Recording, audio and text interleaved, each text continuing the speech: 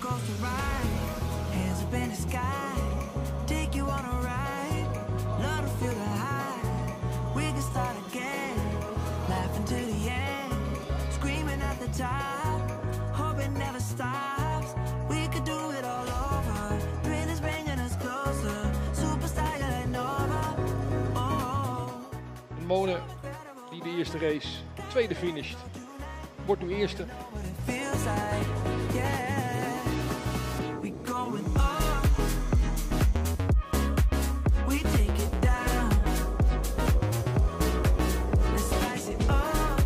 En de start is goed. Nou, kijken wat er gebeurt als zij aankomen zo dadelijk bij die hier, de eerste hairpin.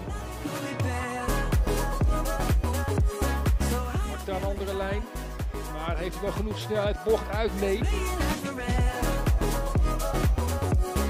Verdedigende actie van Holthausen, waardoor hij heel snel weer de leiding pakte, was natuurlijk prima.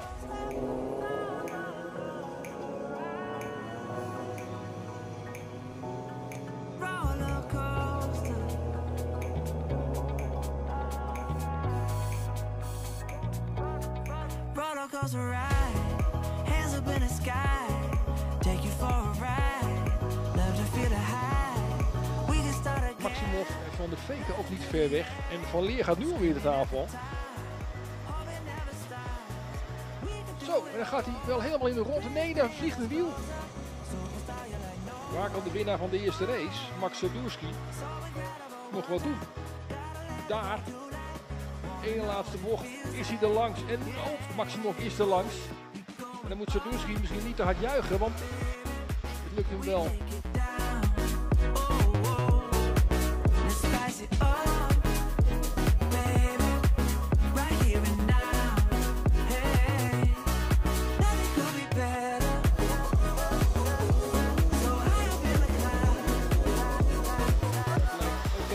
Start is oké. Wat is het recept om Julian Crossman weer weg te laten rijden bij de rest van het veld?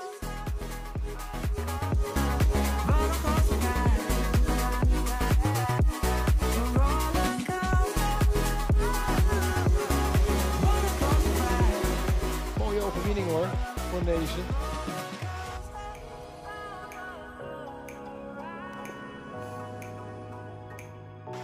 De baan wordt droger en droger, maar niet overal is hij droog, zien we. Ik aan de binnenkant daar bij de hairpin, dus dan maar een beetje aan de buitenkant blijven, dat doen ze allemaal. Oh, op 1.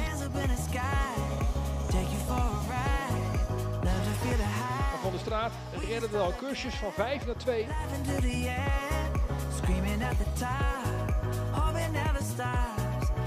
we zijn weg.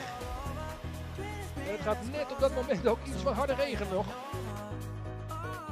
Eerst maar eens naar die nu al beroemde eerste hairpin toe.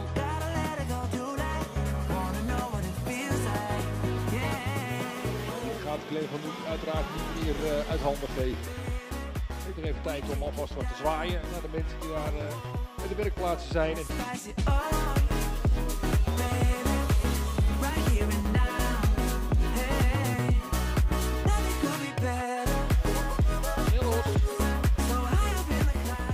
Zij daar de nummers 1 en 2. Maar het is toch wel de Struis die daar de leiding lijkt te pakken.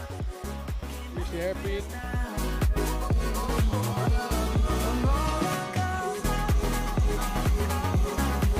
Nu zou je zeggen, is hij versteehouwer.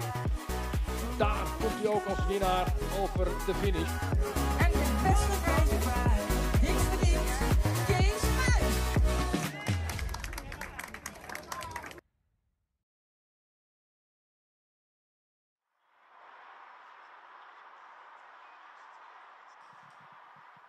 The time has finally come for us to crown our 2025 Chrono Karting Dutch champions here at the iconic home of champions here in Karting Genk in the Limburg region of Belgium. Over the past 6 rounds, last time out where drivers who were competing at Circuit Park Bergen, it now comes to this final moment, this final window of opportunity to etch their names into karting history in their own rights. More to the point, the weather has changed since yesterday, as amidst quite a significant amount of heavy rainfall, there is sun, there is partially blue skies up ahead here in the Limburg region of Belgium, not too far off of both the Dutch and German borders, and this 1,360-metre circuit will provide the final test, the final battleground for all our drivers here this weekend. Hello everybody, it's Alex Goldschmidt making his return to the commentary box, and I have to say a big thank you to the following people: Kieran McGinley, Rick Winkelman and Ron Van Nieuwen, who have also taken their turns in the commentary box over the course of our live stream coverage this season. And more to the point, we are about to get underway with our first of several pre-finals before we go into the business end of the championship season after the lunch break, and thereby we will see who will claim Dutch Championship glory and thereby do the honorary lap of honour with the flag in their hands here at this wonderful circuit that has been in operation since the mid-1980s and continues to be a firm favourite for many a driver across the globe.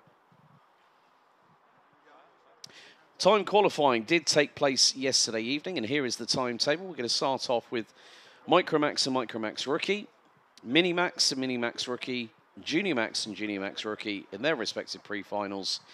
Then Senior, DD2 and Masters running together, KZ2 Masters and KZ2 taking us to effectively the lunch break.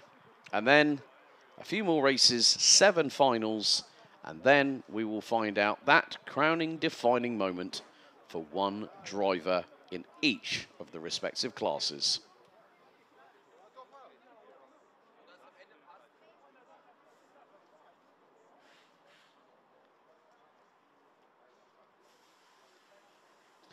So, as you all probably just saw by the aftermovie from Circuit Park Bedhem, the conditions were tricky at that particular part of the circuit, which has hosted the Dutch Grand Prix in CIK FIA karting European circles back in the 1990s. So still has its welcome place and has its own set of challenges.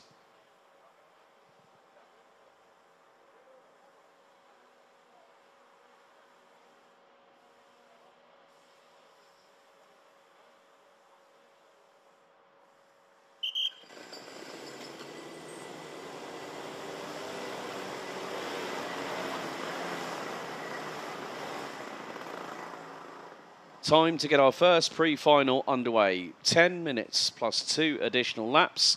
Here is your starting grid. Jesse Moonen will start from pole position. He'll be joined by the 78 of Conor Halfer on the front row.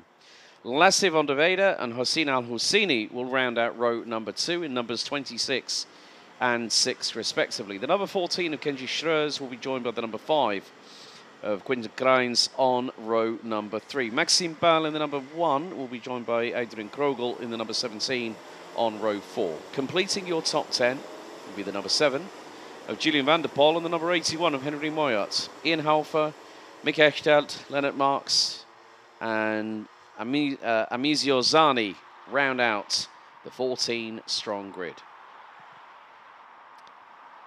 So not that long ago, the Grand Finals tickets were awarded to all our respective top runners. If I remember correctly, it was Circuit de Lansard earlier on this year. And the Grand Finals are not that far away. It heads to the Persian Gulf, to the Kingdom of Bahrain and the Bahrain International Karting Circuit. Oh dear, Maxime Ball has just gone for a 360 spin, coming out of turn number 11. As the drivers will now head onto their formation lap. The Grand Finals will be taking place, if I remember correctly, between November the 27th and December the 6th this year. And it'll be the 3rd time in 5 years that the Rotax Max Challenge Grand Finals will have been hosted by that particular location in the Middle East. It was a wonderful facility.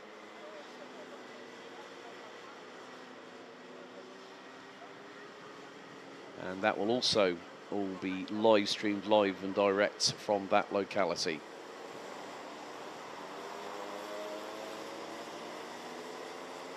Air temperature currently 11 degrees Celsius.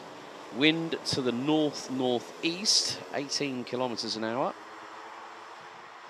And more to the point, well, there's something always different about particular championships. And one of the big things is, if people might not remember, if we have 2 full starts, the counter starts ticking down, and we will have that on every single race here today. So for all the Rotax racing classes, including DD2 and DD2 Masters, it will be a rolling start. KZ2 and KZ2 Masters will be Formula 1 styles, so from a standing start due to the severe amount of torque that is produced through the rear axles with the 6-speed shifter karts. So Jesse Moonen on pole position, Connor Halfer alongside on the front row. The red lights are on the gantry here on Championship Sunday. We'll concentrate on the points in the finals a little bit later on.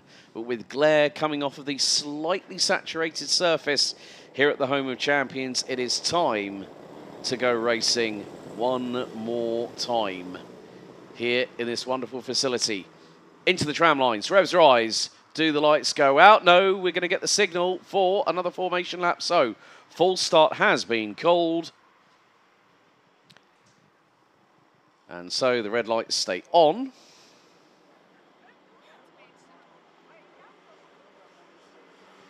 And the drivers have got to be very, very careful they don't start trading sidewall rubber at this point, because they're not even racing yet.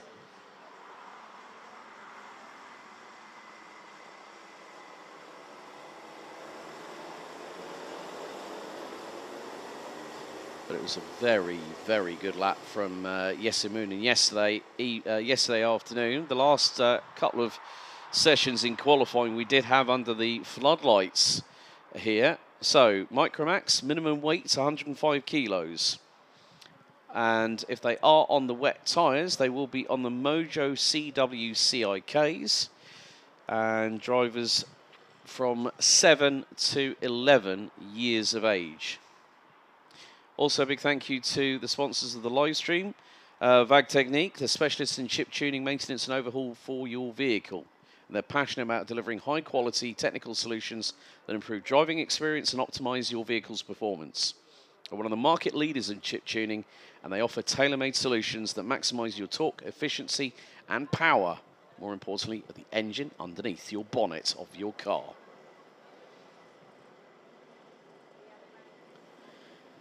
So with the sun blazing down from the Sunday skies above, it is the second time of asking for these 14 young, hopeful superstars of the future. We've had many a driver come through the ranks here at Chrono Karting that have gone on to bigger and better things. And this is the class where it all starts.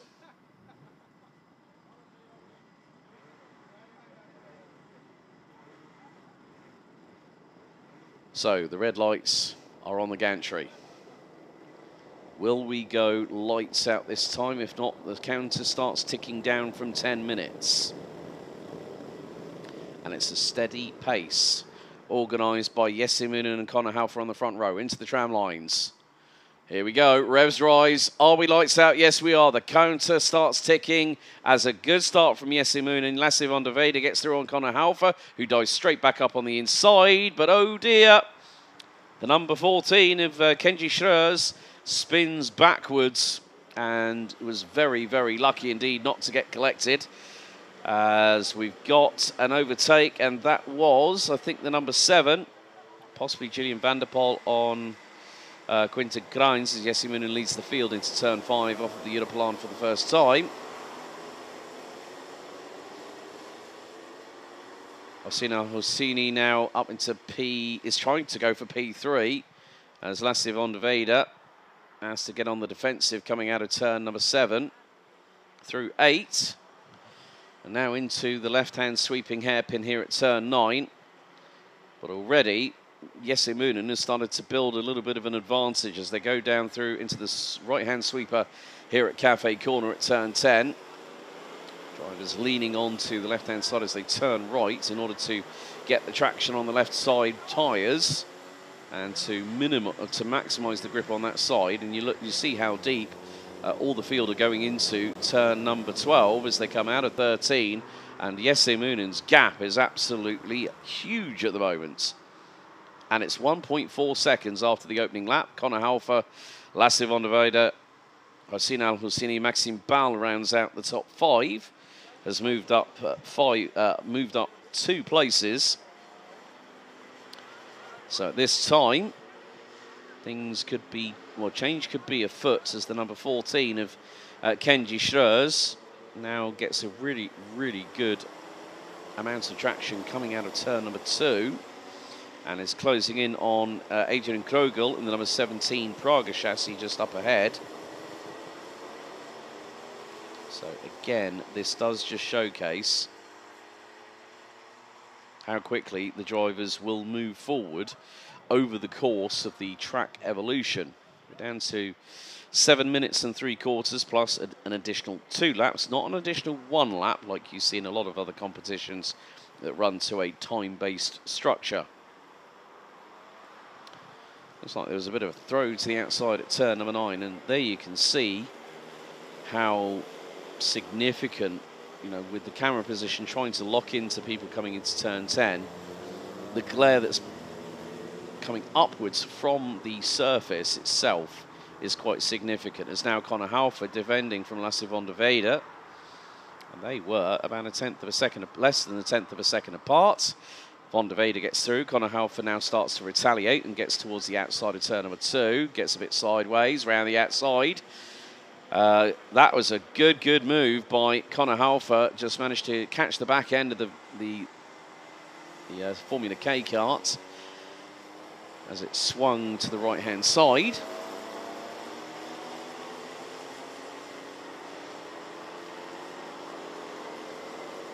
But now, Al Hosseini now makes it 2's company goes to 3 a crowd in the battle for second position. As Jesse Moonen is clearing off into the distance, a gap now of 3.1 seconds. Al Hosseini going tight to the apex into turn number 9 on Van der Weide, who keeps it pinned to the outside, gets the traction down, puts the throttle down as well at the same point. Al Hosseini up the inside through at turn 10, and Van der Weide still able to keep that traction and stay ahead of the number 6, who's really wrestling with the steering wheel at the moment. Lennart Marx, in the meantime, started 13th on the grid and now is currently running P8. But the gap that Jesse Moonen has got is quite significant now. And that gap is 3.8 seconds and climbing.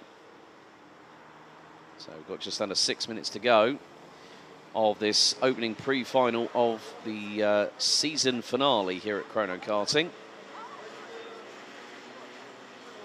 Van der Weide really closing in on Conor Haufer through turn 3, now into 4. Can the number 26 on the CS55 chassis. It's the brand endorsed by none other than current Atlassian Williams F1 driver Carlos Sainz. Al Hosseini dives the inside of Van der Weide through at turn 6 off the Europelan, and Van der Weide and Al Hosseini, I think, just tussled wheels, and the number 26 stays ahead still. I have to give Al Hosseini a lot of credit here. Just go constantly on the offensive and trying everything that he can to get through on Lasse van der Weide. But Van der Weide really putting the elbows out and keeping that 3rd position at the moment. But whilst this is happening, it's now allowing Conor Haufer to pull away into the distance. Not by much, I might add, as the number 81 of Henry Meyer coming out of turn number 11 had the back end completely sideways to the right and then turned right to counteract it and caught the slide rather nicely. With 4.5 minutes to go, Jesse Moonen has just put in a 1 minute 20.086. That was over a second quicker than Haufer, Van der Weide and Al Hosseini, who are running in the between a 121.2 and a 121.4. Mick Echtelt, in the meantime, in the number 11, who started 12th on the grid, is down to 14th and is about half a second behind Ian Haufer in the number 28. Meantime, as there's a battle for P5, Maxime Ball defending against Julian van der Poel on the Sodi kart. Maxime Ball, the back end steps out to the left-hand side. Van der Poel nearly dives through at turn number 8. But at this point through turn 9, decides to stay in the wheel tracks of the number 1 from Belgium as they go down the short run into turn 10 at Cafe Corner. And can Van der Poel on the Sodi kart try and find a way through? Meantime, Yesimunu now completes lap number 5. Van der Poel might have just gotten the over-under done on Maxime Ball, not quite. Conor Halfer now 6 seconds behind Yesimunu in the battle for P2 as we have 3 minutes on the timer. Oh, a little bit of a touch from behind by the 26. Halfer bumps over the curves through turn 2. And Van der Velde trying to see if he could get the launch around the outside through at turn 3. Halfer shut the door very, very quickly. Moved across just to anticipate that from happening. And Van der Velde goes deep, comes out of turn 5 onto the European and gets to the whole shot. And now he's going to look to the inside of Conor Halfer through into turn number 6. And Van der Velde gets through, but runs a little bit deep. This now brings Al Hosseini into the battle for P2 once again. And once more, Van der Velde goes wide at turn 8. And Halfer's going to get the inside line here for turn 9. Van der Velde, is he going to be on the power early enough? Yes, he is. That's a great move, and Al Hosseini might get the run on Conor Halfer through into turn 10. Dives to the inside and is through. Great little exchange between these 3 young drivers as, again, that gap is still extending further. It's probably going to be the best part of 6.5 seconds plus at the moment as Yesimunu completes lap number 6. We're on to lap 7 with just under 2 minutes to go. And it's 7.2 seconds. Oh, that's 3 tussles between Al Hosseini, who's already had an official warning yesterday in qualifying and is diving to the inside of Conor Halfer, who is, I'm sure, very, very frustrated with the number 6. And it wasn't just once there was a little bit of contact between the two.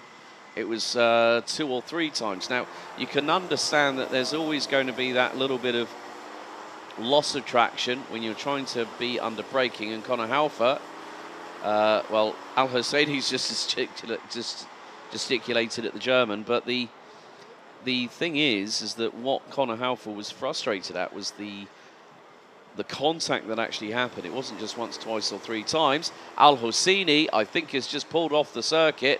Now, was there a technical drama for the number 6 on the Birolart? And that is now P3 gone, I'm afraid, for the number 6.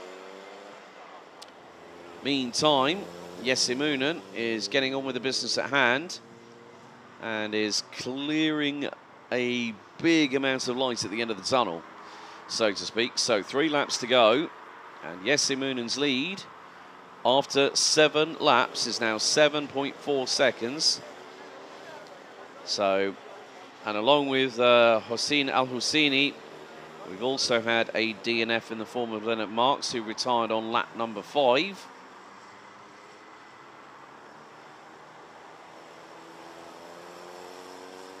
But Yesimunu has controlled every single moment of this race. Started from pole position and has done exactly what is needed to do. Right, time has expired. So we have 2 more laps remaining of this 1.36 kilometre circuit.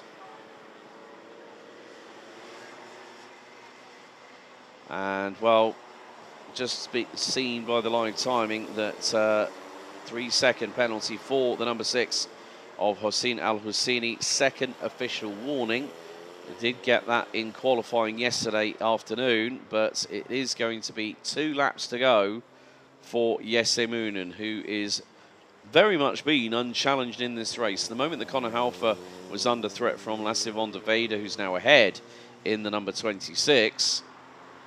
Well, 2 laps remaining. Yesimunu just puts in a 1 minute 19.865. The gap was 7.4 seconds after 7 laps. After 8 laps, it's 7.8 seconds and climbing. Good solid run by the number 10, the younger sibling of Yesimunu. You can just see how calm, yes, it is behind the wheel.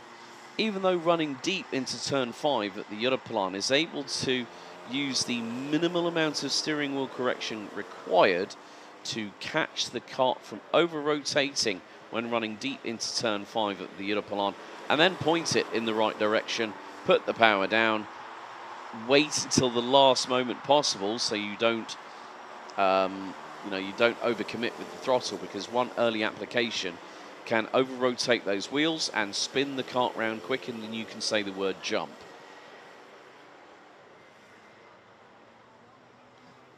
But what a run it has been for the number 10 from Belgium, and a nice little casual drift coming through turn number 12 out of turn 13. Final lap underway for Jesse Moonen.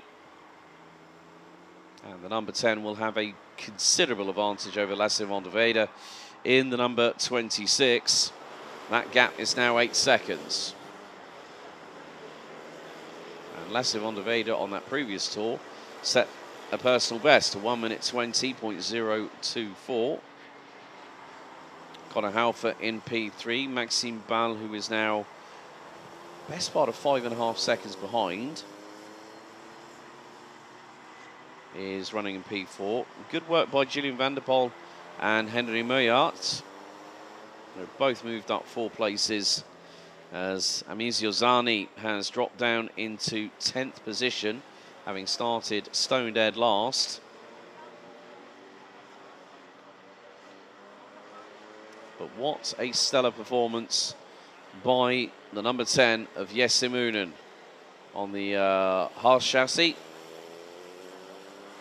Out of turn number 11 for the final time. 2 more corners to negotiate, turns 12 and 13, and it will be the checkered flag this time around. Jesse Moonen casually drifting through turn number 12, comes out of the final corner and will commandingly take the win here in this last pre-final for Micromax and Micromax rookie Lasse van der Weyde in the number 26, top rookie, and more to the point, P2, 8.5 seconds behind Connor Halfer, P3. Maxime Ball takes 4th, having fended off and put a bit of distance between himself and the number 7 of James van der Poel. Henry Meujert in 6th. Kenji Schreers will be the 4th highest placed rookie in this division, ahead of the fast-charging number 17 Praga of Adrian Krogel, and then Quinten Krains. Well, it's Amisio Zani that takes 9th. So Quinten Krains having a bit of a drama, I believe, in the number 5 towards the end. Ian Halford takes 10th, and Mick Echtelt rounds out your top 12, and with Hossein Al-Husseini now unfortunately retiring on lap 6. Leonard Marks completes the finishing order, retiring on lap number 5, but an 8.5 second winning margin shows domination by Belgium's Jesse Moonen in the Micromax and Micromax rookie pre-final.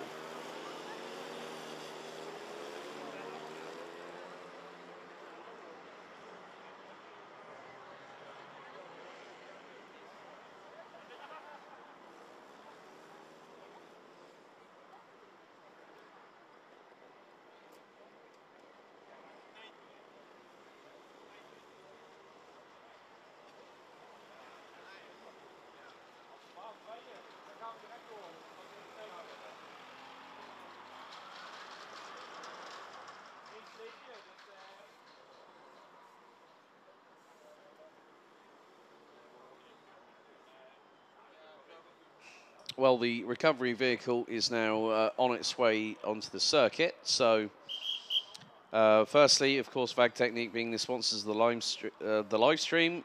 And also a big thank you to Van Denen Coffee Machines. So, the supplier from Zeeland, who provide a nice cup of coffee. They've been the coffee supplier par excellence for almost 40 years. So, for the right coffee machine, good service, and a tasty cup of coffee each morning, well, visit their website, www.vantenen.nl. So a big thank you to those particular companies that have come on board. Of course, this is the last round of the Micromax Open, which actually, funny enough, started back at this very circuit in May of this year. Then headed to the F-Landring in Western Germany, of course, Karting. Then Circuit de Lansard, Circuit Berghem, first weekend of October was the penultimate round. So the two worst results can be deleted, or basically classed as drop scores. And also everyone in the Micromax Open has an opportunity to win the ticket, but obviously tickets were handed out back at Circuit de Lansart on the 14th of September.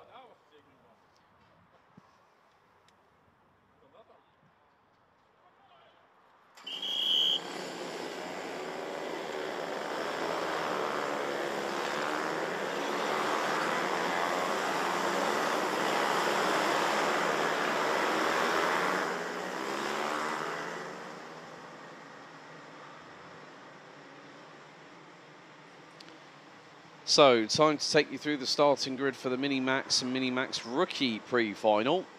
On pole position, it will be the 118 of Tran van Melk, and he'll be joined by Mick Klinkers in the 104 on the front row. Gage Moyes and Julian Dummer on row 2, Sasha Algebrail and Milano Shiphorst ran at row 3, ahead of Niki Naruhito Tomase and Dimitar Lazarov, who ran at the top 4 rows. Good comeback in the latter stages of qualifying by the 129 of Tiger Holthausen, who along with the 124 of Jim Darnan complete your top 10. Pelle van Echtelt and Lawrence van Vlaanderen ran out the top 12, ahead of Noah Steyhouder and Julius Cabal on row 7. Row 8, Max van der Meer and Julian Janssen, Matthias Clever and Mika Vonk on row 9, with Leon Kamrad and Arno Hardstra rounding out the top 20. Theo Freher from Ireland, Yara Kivitsbosch and Ruiz Mays round out your 23 strong Mini-Max and Mini-Rookie grid.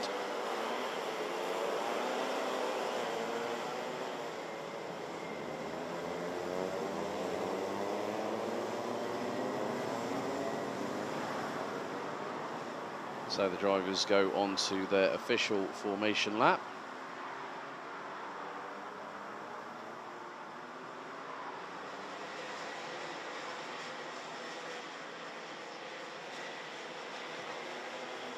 And then once all 23 drivers have passed start-finish line, the red lights now ignite on the gantry.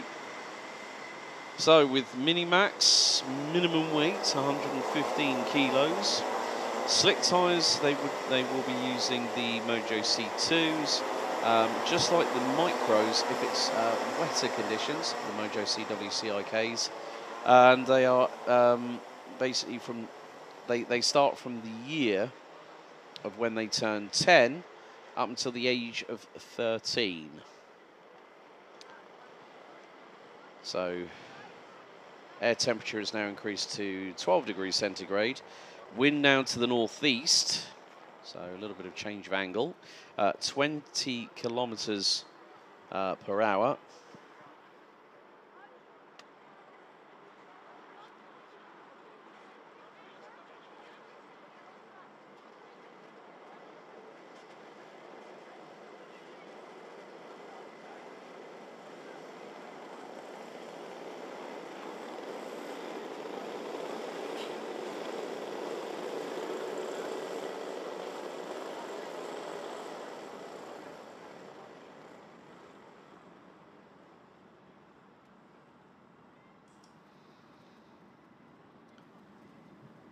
So 23 Mini and Mini Rookie drivers ready to go here at the home of champions for their 10-minute plus 2 additional lap pre-final. Van Melk and Klinkers on the front row, ahead of Moyes, Dummer, Algebra, Shiphorst, Naruhito Tomase, Lazarov, Holthausen and Dunn, and that is your top 10. Into the tram lines we go, revs rise, lights go not out on the gantry.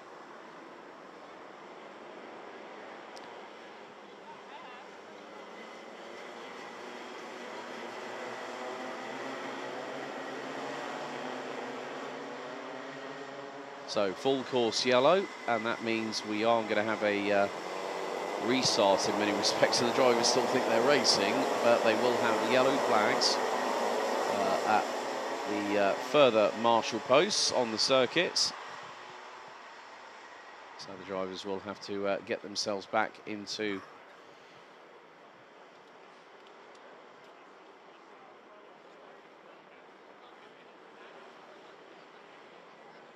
some semblance of order.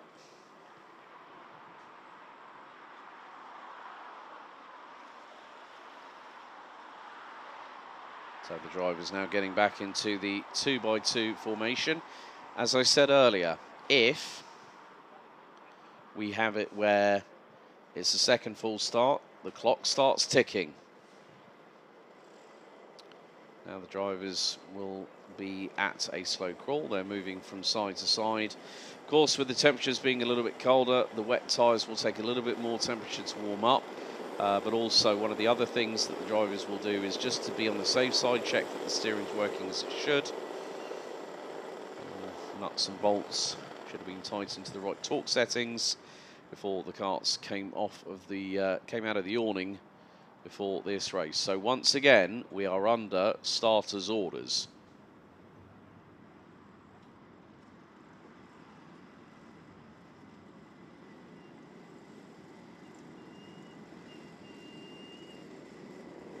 We'll be down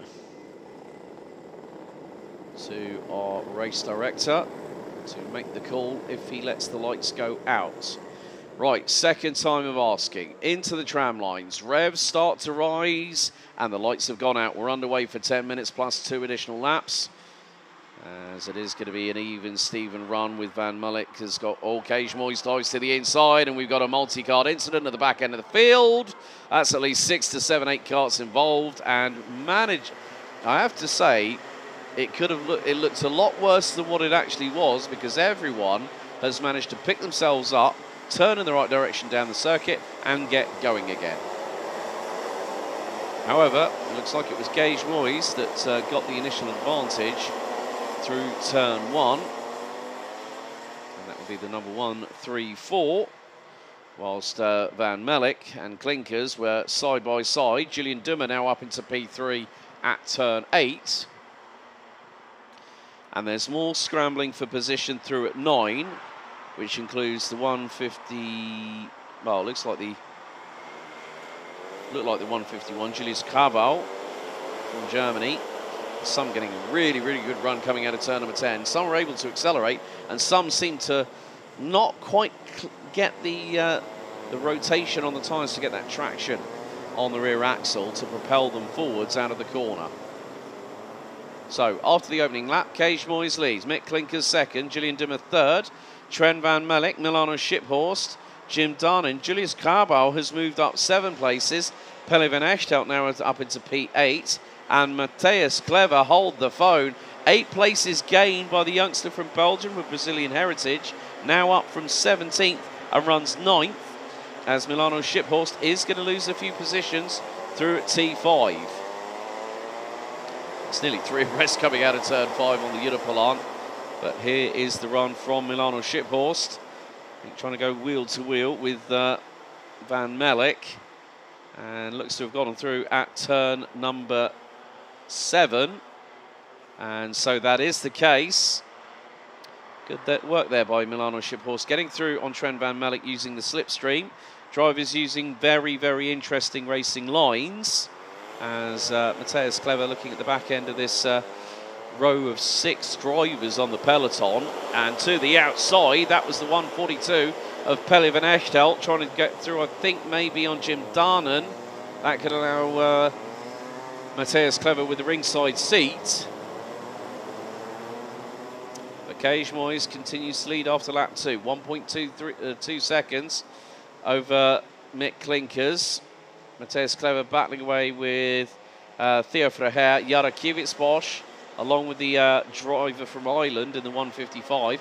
They've both made up 11 places, as there was an attempt there by Julius Kabal to get through on Trent Van Mullick through at turn 2. But the German on the CRG unable to get through on the 118 on the Tony Kart, but dives to the inside. at turn 5, manages to get it stopped, but is going to lose the traction, and then all of a sudden, Trent van Melk able to put the accelerator down hard out of turn number 5, slingshot his way past the German, and through he goes on the run down to turn 6.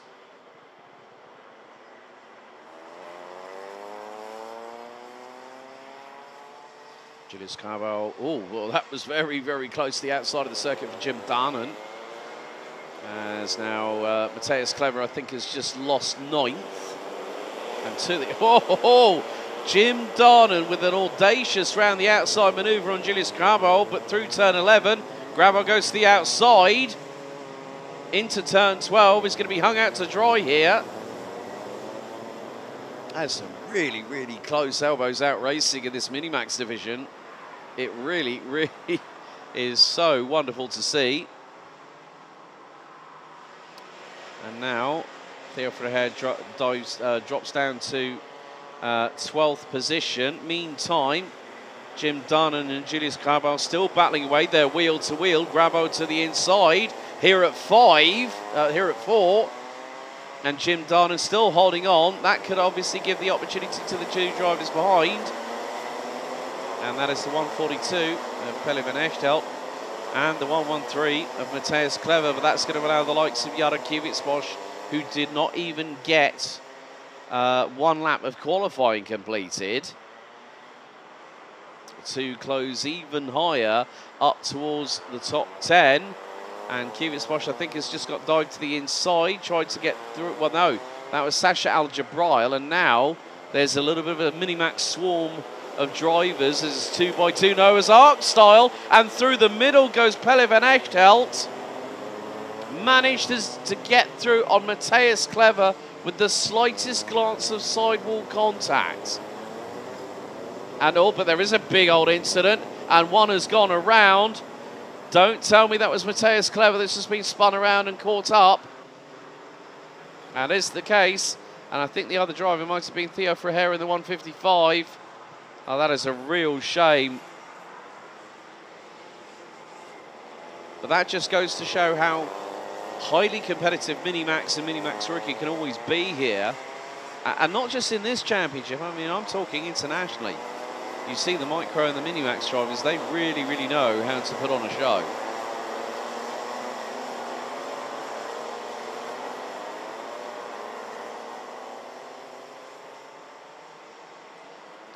But in the meantime, well, Kees Moyes is not quite out of the wilderness yet. He's got a closing driver behind him, Mick Klinkers in the 104, who last time round was 3/4 of a second behind.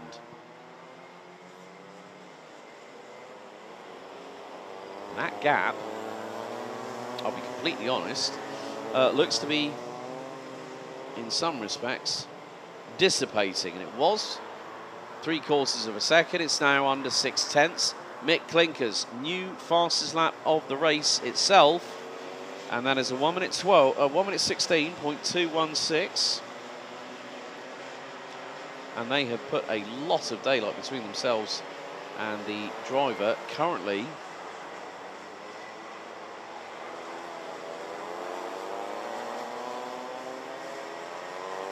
Bit, yeah, that puts them about 2.5 seconds back. So that's the gap between Mick Klinkers and Gillian Dimmer at the moment. But Dimmer looks to be closing the gap ever so slightly, corner by corner, as we head into the final 3 minutes, plus the additional 2 laps of this race, as Kees Moyes getting inventive with the curbing there through 9, trying to use it to rotate the kart as Mick Klinkers sweeps a little bit towards the left-hand side on the approach into turn number 10 at Cafe Corner.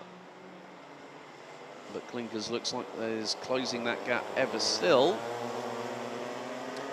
But coming through turn 12, Kees Moyes able to put the power down. Looks over the right shoulder, gap now under 4.5 tenths.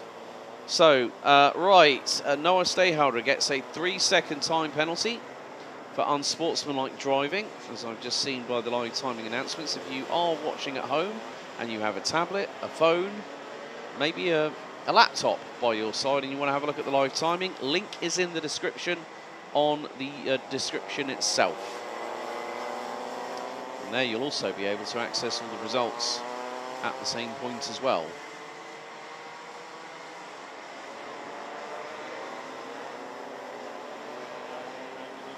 Gage Moyes at the minute having taken the lead from third on the grid through the opening corner is still leading.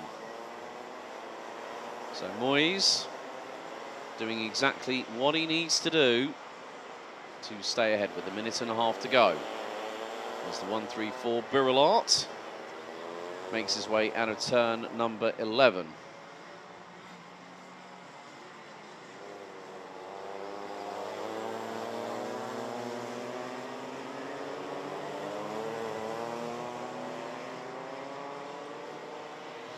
So coming up to what is now this and 2 more laps remaining.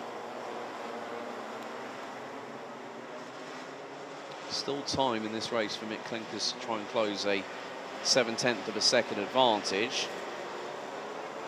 So a couple of changes up here, there and everywhere. As a real scrap. I think that's Tygo Holthausen who's through on Jim Darnan for 8th place, as drivers looking one way then the other to the inside, as Dimitar Lazarov has lost a couple of positions.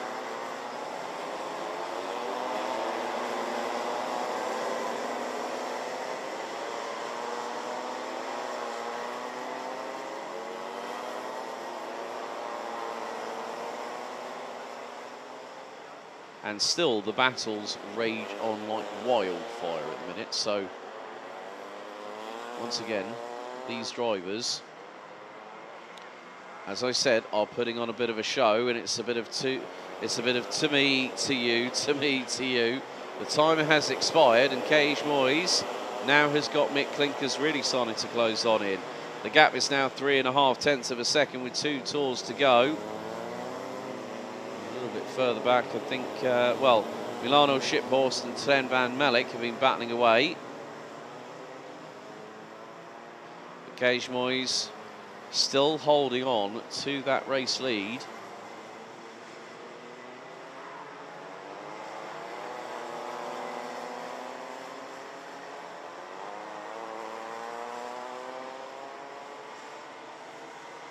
But then you've got the likes of Julian Dummer, Milano Shiphorst et al. There's Julian Grabo that went a little bit deep into turn number 5 off of the Europlan.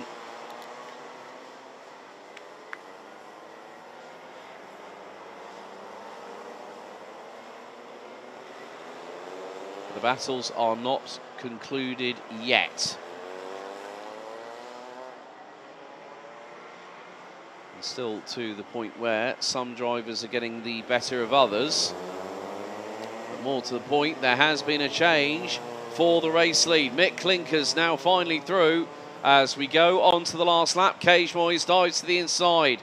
Here at turn number 1, Klinkers responds with the crossover, and it happens again. Who's going to get through at turn 2 as the race leader? It's going to be a great switchback from Gage Moyes on Mick Klinkers. This is what you want. You want a final lap between the 2 race leaders, as deep into turn 5 goes Mick Klinkers. Moyes back through for the race lead.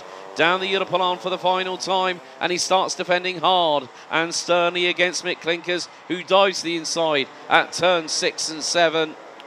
But there's still an opportunity here for Gage Moyes. Switch back again through at turn number 8, and the 134 Birillart retakes the race lead, heading into turn 9 for the final time. Now it's the drag race down into Cafe Corner. Klinkers to the outside. He's going to find room here at turn 10, but once more, can Moyes get the traction through into 11? Not quite. 2 more corners to go, and this is what you want for a race finish. And swinging wide to the outside goes Gage Moyes. Mick Klinkers goes slow coming out of turn 12, and Gage Moyes, there will be frustration, but Mick Klinkers wins it by 96 thousandths of a second. Ho, ho, ho, ho, ho. That is what you call a nigh-on photo finish. Mick Clinkers takes the win in the Minimax and Minimax Rookie Pre-Final by 96 thousandths ahead of Gage Moyes. Julian Dummer close to within 1.6 seconds. Well, just under 1.7 seconds from the race winner after 10 laps. Milano Shiphorst, Trent Van Melk and Jim Darnan round out your top 6. Jim Darnan with the fastest lap of the race at 1 minute 15.239. Daigo Holdhausen, Sasha Aljabral, Dimitar Lazarov and Niki Naruhito Tomase round out your top 10. Julius Cabral, Max van der Meer, Mika Vonk, Pelle van Echthout, Jara Kiewicz-Bosch, Laurens van Vlaanderen, Noah Steyhouder, Theo Verheer, Matthias Clever and Julian Janssen round out your top 20. Arno Hardstra, Ruiz Reis and Leon Kamhad round out your 23 strong field. Everyone making it to the end of the 10-lap race, but a very, very close battle that sees Mick Clinkers wins the Minimax and Minimax Rookie Pre-Final by 96 thousandths with Trent Van Melk, the top rookie in that encounter.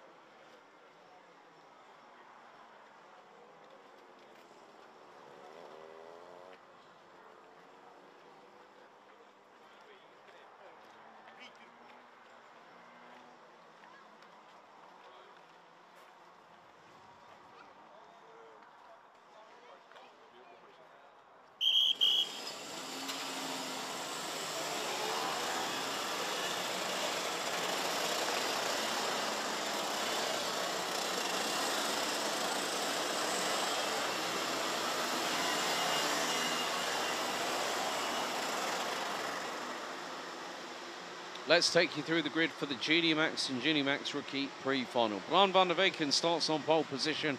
We'll have Boris Maximov alongside on the front row. Lars Lambers and Luca van Leer, row 2. Row 3, Max Sadurski and leading rookie after qualifying yesterday, Vince van der Holle. Kimi Mai and Emily Sietkowska make it an all-German row 4 with Mohamed El Bouzaki and AJ Bergraf completing your top 10. Norden Engelsman, Storm van Rossum ran at row 6, head of Boris Verhagen and Mickey van Berkel.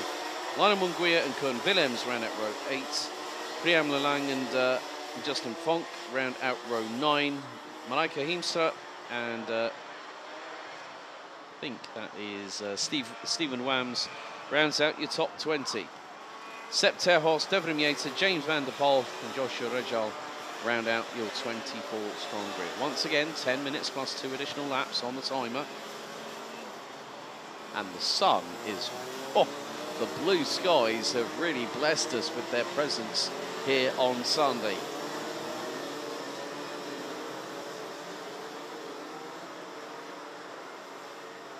So what that is also going to help with is track evolution over the course of the remainder of the day. And our last race is due to start at 3:45 p.m. today, which will be the final for KZ2.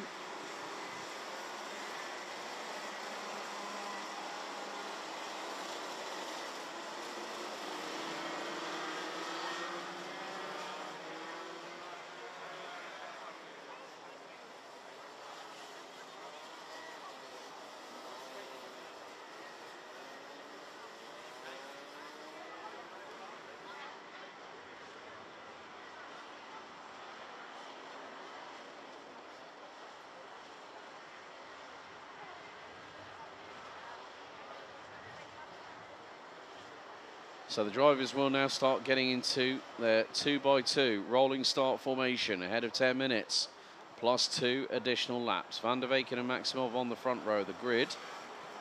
So Maximov will now have to pull alongside the number 296 from Belgium. Of course, this is probably the last time before the Grand Finals that we see Boris Maximov in a junior before he heads to senior next year. Now the game's afoot.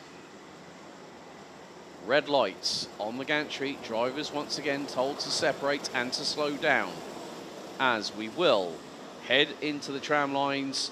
Revs rise. The pre-final for juniors does not get going because the lights did not go out. It's another formation lap.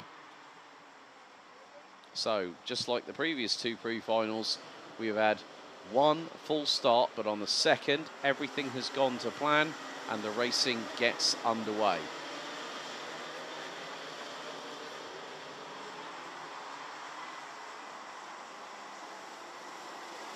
With a significant dry line starting to show on the circuit, it is going to be the case now of, is it at that point where, you know, earlier on in the day when the conditions were a little bit colder, you could understand them deciding to go for the, what would be the Mojo W5 CIKs, but if they are on the slicks, it is the Mojo D2 XX. And drivers aged between 12 to 15. So it's the year of their 12th birthday. But normally you'll see juniors do 2, maybe 3 years, then move up into our next class, which will be senior Rotax.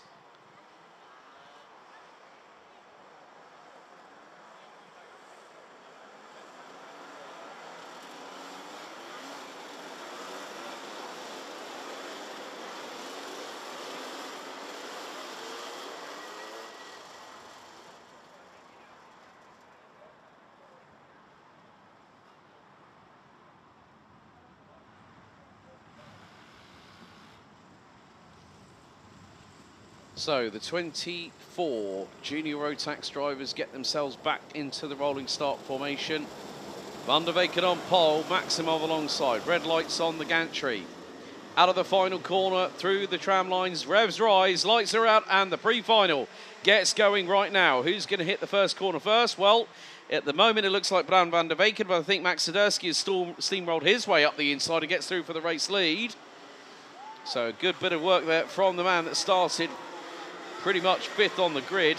On row 3 is a multi-cart pile-up coming out of 2.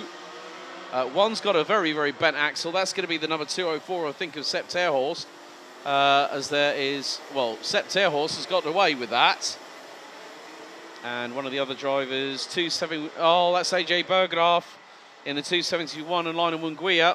And you can see that AJ Berggraaf was hopping mad up and down in the seat, as if to say, oh, I don't need this. That's very much the case.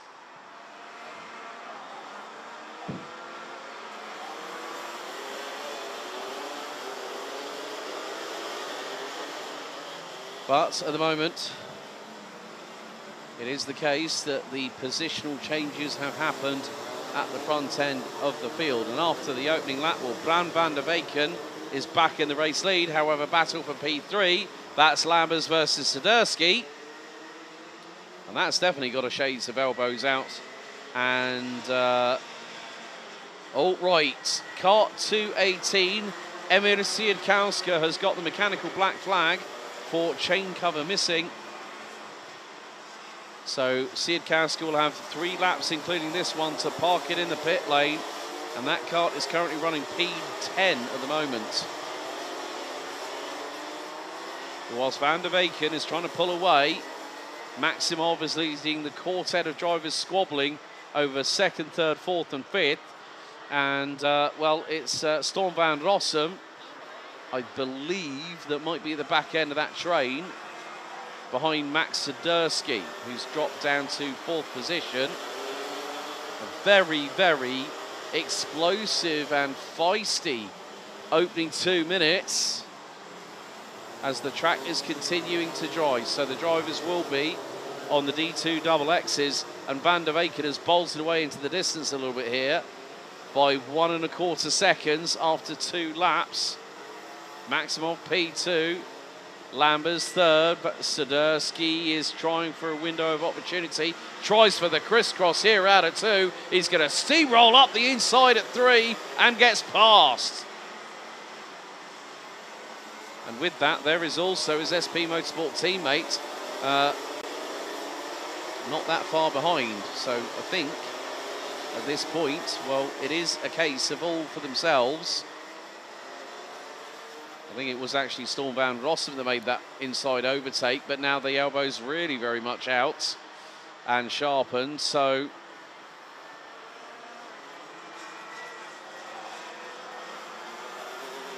yeah, so Swiderski was the one that made the move. Lieke van Berkel looking rather racy in her own right in the 285. And is looking to the outside of Storm van Rossum. Gets for the undercut there. Beautifully timed move by Lieke van Berkel. And Storm van Rossum has no answer. Here comes Kimi Mai in the 250. Up the inside he goes. And, well, just about lucks in going through turn 1. But now, is he going to get the run through at turn 2? No. Unfortunately, Storm van Rossum had enough traction and enough pace coming out of that second corner that Kimi Mai was left standing. And to the inside goes Koen Willems. For the briefest of moments, runs way too deep into the Europalaan. And now, Storm van Rossum going back into battle with Lieke van Berkel. Van Berkel just a little bit wide coming through turn 8. Van Rossum back through.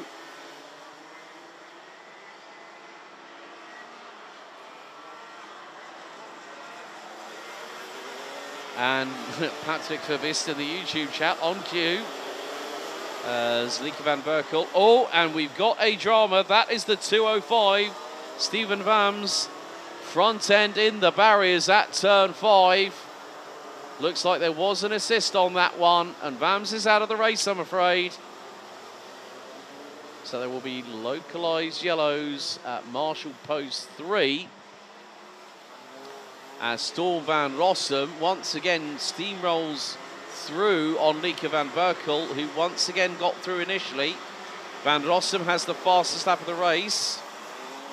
1 minute 7.375, and now is going to hunting after Swiderski. Oh, and Koen Willems makes a bit of a misstep.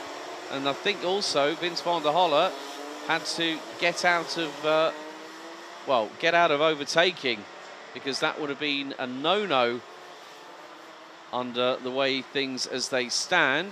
Storm van Rossum, I think, has just got back through on Max Swiderski for position. And the 2SP Motorsports teammates are side by side. Van Berkel to the outside of turn 10 on Swiderski. As the wind is really, really picking up, the flags flapping around in the breeze. And Van Berkel and Swiderski. Oh, well, this just goes to show. Lieke van Berkel, I remember seeing that young lady as a as a Micromax driver, I think, a couple of years ago. Then halfway through one season, went from Micro to Mini, and has really started finding her feet as a junior, and especially when you have SV Motorsport in your corner as well at the same point. So now, Ryan van der Weken continues to lead. Emily Siedkowska out, Steven Vams out. And 22 karts rounded out by the number 271 of AJ Bergeraff in the meantime. It's been a race for Bergeraff and Munguia, unfortunately, to forget. There's now this train that we're seeing through at turn number 9. It's got an OTK leading it at the minute. I think that's probably going to be... It's a little bit further back from what's happening at the front end of the field, because Van der Weken, with about 3 minutes to go, still leads. Oh, a little bit of checking up. Koen Willems, I think, might be one of the drivers involved. That will be with Kimi Mai, Luca van Leer, Boris Verhaag, amongst others. And Kimi Mai trying to get through on Luca van Leer, who has retaken 9th place.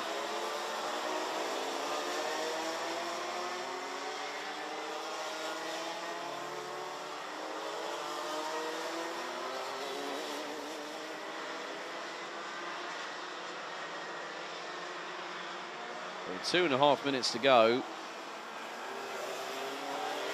Anything is possible. And still, the elbows are out the Stanley knives on the ends of them are well and truly sharpened. However, Boris Maximov is starting to close that gap to Van der Weyken, and he just took 0.3 of a second out of him. Fastest lap of the race, Storm van Rossum in P3, 1 minute 5.308. So Storm van Rossum is really ripping his way around the circuit. That's a great effort from the 238.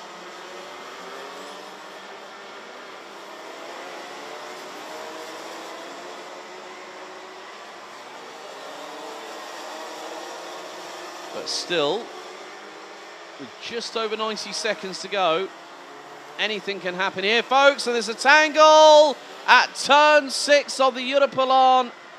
And I'm sure that Luca van Leer is not going to be very, very happy about that. I think that was a tangle, possibly with Koen Willems. They're at breakneck speed into turn 6.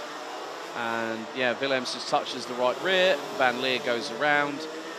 And well, I think the gesture of "what were you thinking" was the way that Van Leer was saying to Willems, no, shouldn't have done that.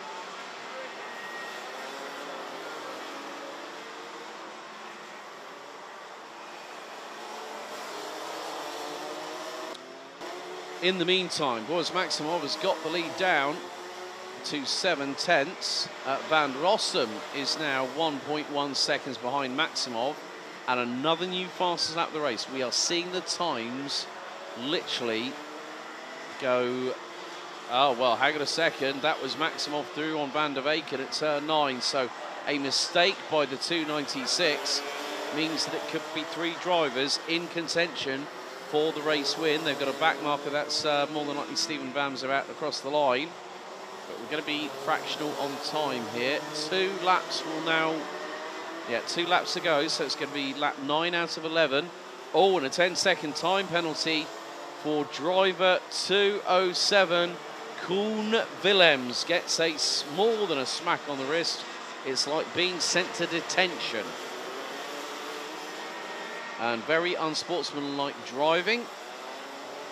Luca van Leer, new fastest lap of the race, 1 minute 4.342. As with this, 1 more lap to go, it's the battle between Van der Weyken.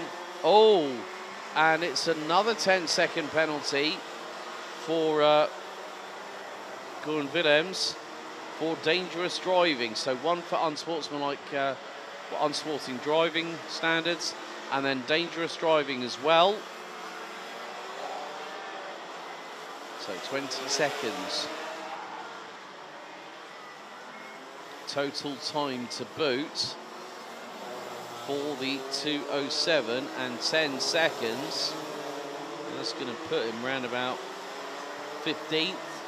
Last lap underway, and the top 3 are 4.5 of a second apart. So Van der Weyken, Maximov and Van Rossum now have about 1,150 metres of this circuit to complete. And more to the point, they have still got the back marker just up ahead.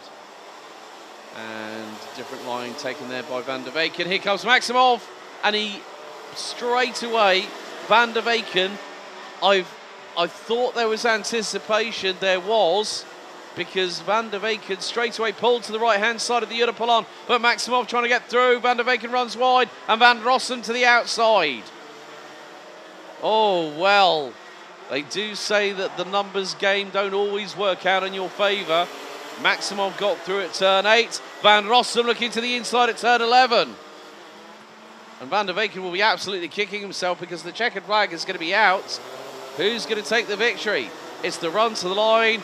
It is Boris Maximov that wins an exciting pre-final, and he wins by 95 thousandths of a second ahead of Storm van Rossum. Van der Weyken did such a great job to keep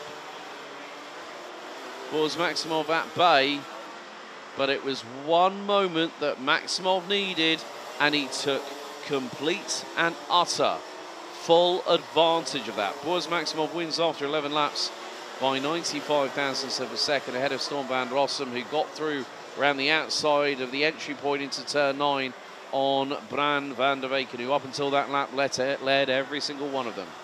Lars Lambers and Lieke van Berkel ran out your top 5 ahead of Vince van der Halle. Korn Willems, Max Swiderski ends up finishing 8th ahead of Boris van Haag. Luca van Leer, Kimi Mai in 11th ahead of Justin Fonk, Nuden Engelsman, Priem Lelang, Mohamed El Bouzaki, James van der Poel, Devon Vieta, Lionel Munguia, Marijke Hiemstra, Joshua Rejal, AJ Bergeraaf, Sepp Terhorst and Steven Vams, unfortunately ending up 2 laps down, with Emir Siedkowska retiring on lap number 3.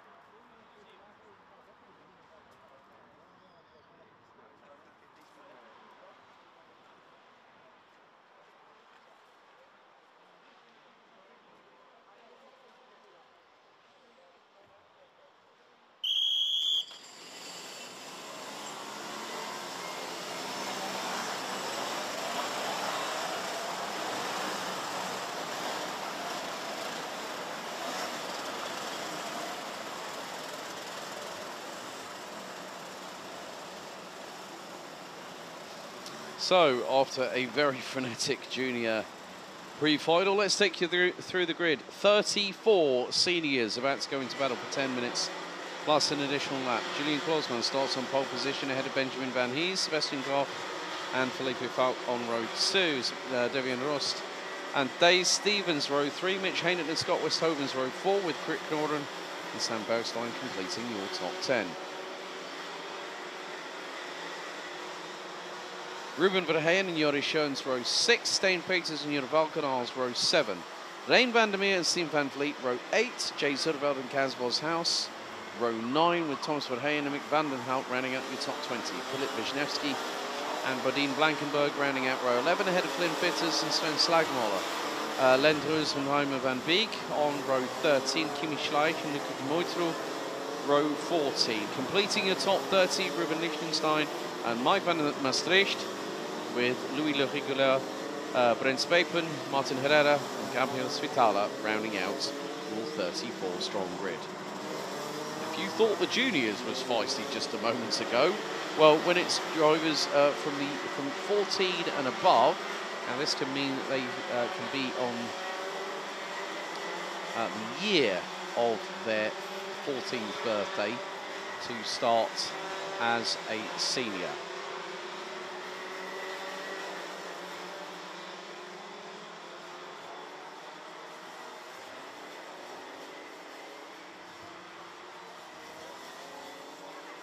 So every single pre-final we've had so far has had a full start. Can the seniors get it right first time? Stick with us and you'll find out in glorious sound and vision. And a big thank you to our friends over at Company GmbH for providing the live stream coverage once again this year. Team led by Mike Wagner.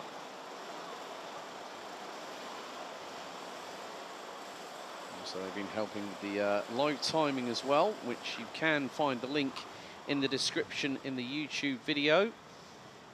If you are currently watching wherever you are in the world, thank you so much for joining us here for Championship Sunday. We'll concentrate more on the championship side of things in the finals after the lunch break, but the pre-finals will set the tone for this afternoon's possible madness in the offing.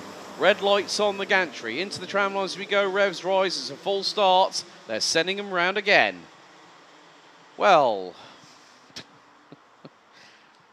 it's kind of funny when I said, yeah, well, we've had 3 full starts already.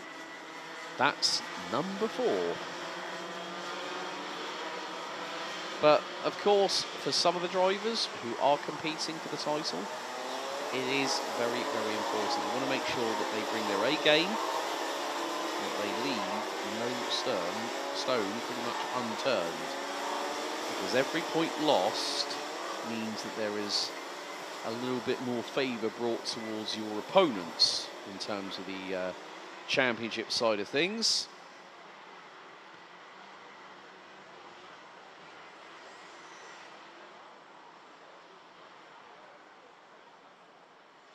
It is going to be down to the pairing of Julian Kloosman and Benjamin Van Hees, who will bring us to the rolling start once again. That is where this could be very, very important indeed, as the sun continues to shine. Air temperature now 13 degrees Celsius and climbing.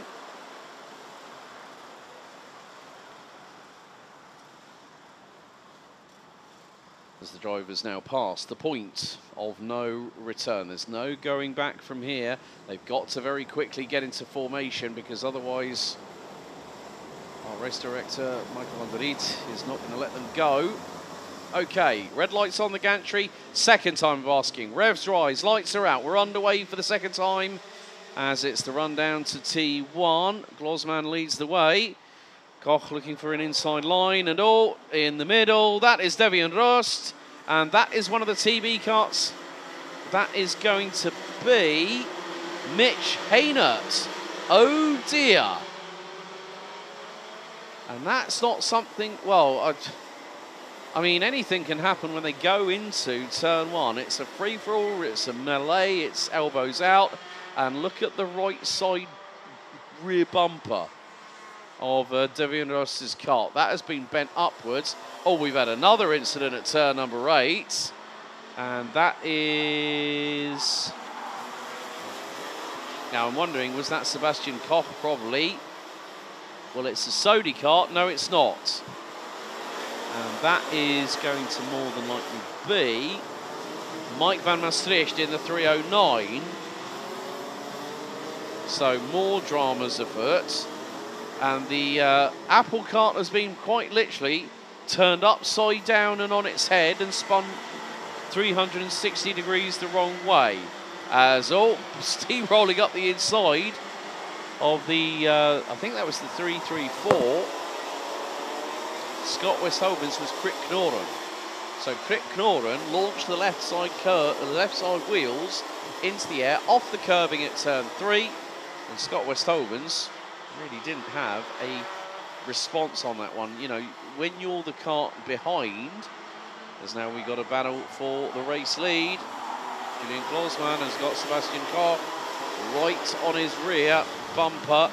Benjamin Van Hees laying in wait. And then we've got a new challenger, in the words of Street Fighter, coming across the line in P4. That will be Rein Vandermeer, who's already up 11 places. Well, Rein Vandermeer has taken complete advantage, and Sebastian Koch now hits the front end of the field in the 380. Klausmann down to P2. Van Hees, Vandermeer. Oh, and Klausmann steamrolls up the inside of Sebastian Koch. This is going to give the opportunity for Van Hees and Vandermeer to try and see if they can force a window of opportunity to get through. But Felipe Falkenstein-Peters now are with them. That's 6 drivers at the front end of the field. We're only 2.5 minutes in, and it's like a powder keg with someone waiting to light the fuse. And Van Hees having to get his elbows out. He's got Vandermeer right on his rear bumper. Oh, hang on a minute. Did Stein-Peters just get through on Felipe Falk, or was that Thomas Verheyen? Verheyen has closed on in the meantime as well. This is really getting hot and heated under the collar, and look at the peloton. Felipe Falk, as there's going to be a change, more than likely. Rein Vandermeer round the outside of Benjamin Van Hees, and Thomas Verheyen just got through at turn 2.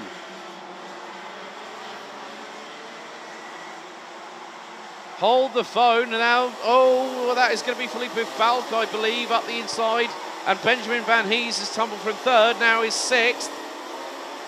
Badine Blankenberg, Krit Knoren, they're all wanting their little chunk of real estate here at the home of champions. There's a change for P3.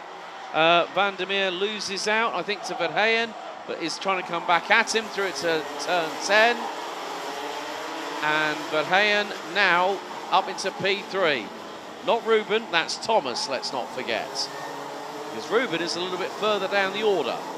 4 minutes in, so Jay Zurveld out, Sam Bergstein out, Mike van Maastricht out. 3 drivers out of 34 now eliminated. As for the lead, Julian Klausmann gets through on Sebastian Koch at turn number 2. And Koch now giving him the hurry up on the Sodi kart. Of course, the Sodi kart now the official chassis partners for this year's Grand Finals for seniors. Senior Rotax E20 Senior and E20 Master. So Koch trying to get in some wheel time before the Grand Finals. Right, kart 312, Bodine Blankenberg. Unsportsmanlike driving penalty, 3 seconds will be added to the Dutch driver's race time post-race itself.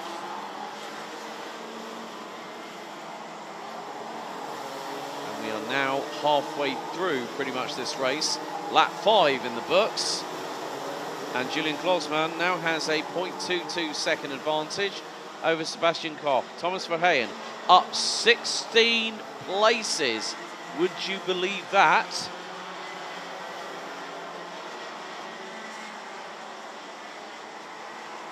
Now rounds out your top 3.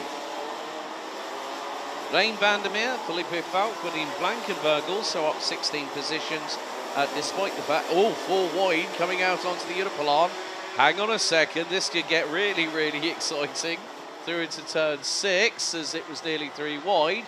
Someone had a bit of a tank slapper. Right, another 3 second unsportsmanlike driving penalty. That is going the way of the 314 Ruben Lichtenstein, who is up 12 spots, now runs 17th.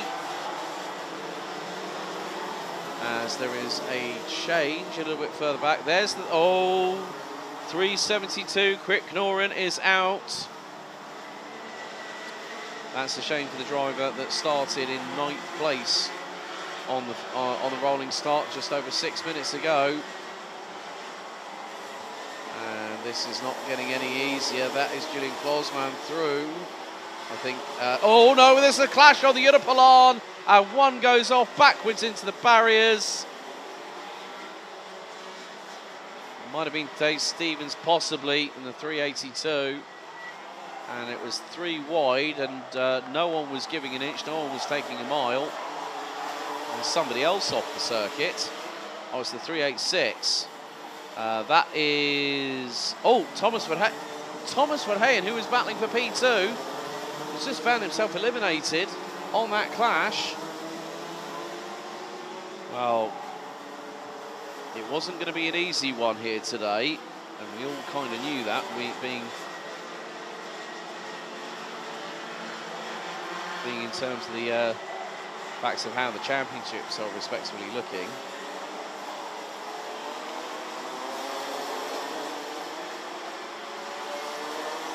So that was very shortly after Chrono retired. So effectively, Thomas Verheyen had Julian Klausmann, and then it was a case of 2 into 1 did not go. Klausmann and Verheyen did clash. So you can only give. Also, Philip Wisniewski has retired on lap 7. And now Sebastian Koch leads the way. Felipe Falk in second. Benjamin Van Hees, Bodine Blankenburg up 18 spots. Ahead of Lane van der Meer, but that 3-second penalty is going to put Bodine Blankenburg at the moment at around about 9th place, despite having gained 18 positions from the start.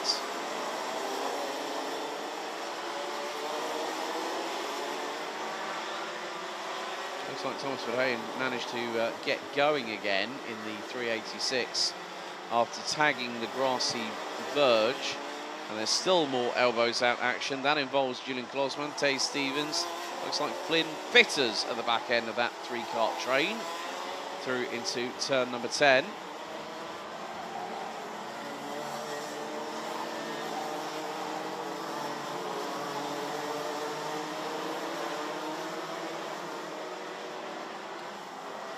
So we're coming down to the last minute and a quarter. Lane van der Meer now in 7th. Martin Herrera, the young man from Colombia for Mountfort Motorsports, I remember, now up 22 places. The Colombian is 0.6 of a second away from getting into that top 10 and has pretty much stayed out of trouble so far.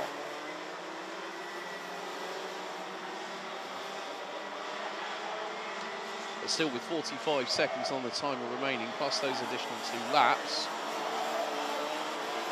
It's not going to be an easy one for these drivers. They'll be battling tooth and nail. The track is pretty dry, so the way things are going, the remaining 3 races that we've got coming up next will be on dry tyres.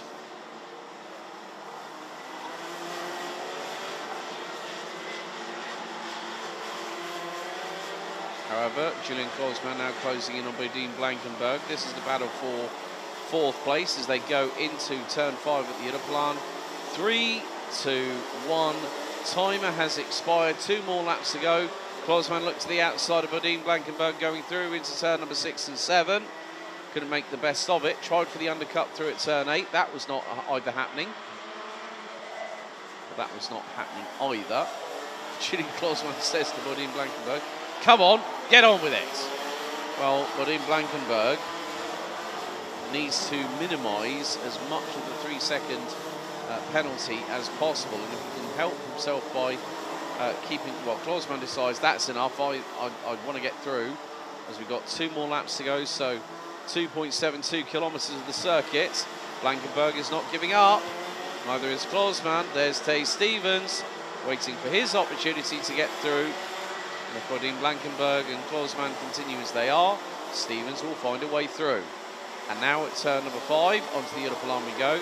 Stevens getting a double-toed slipstream behind Klausmann and Blankenburg into turns 6 and 7.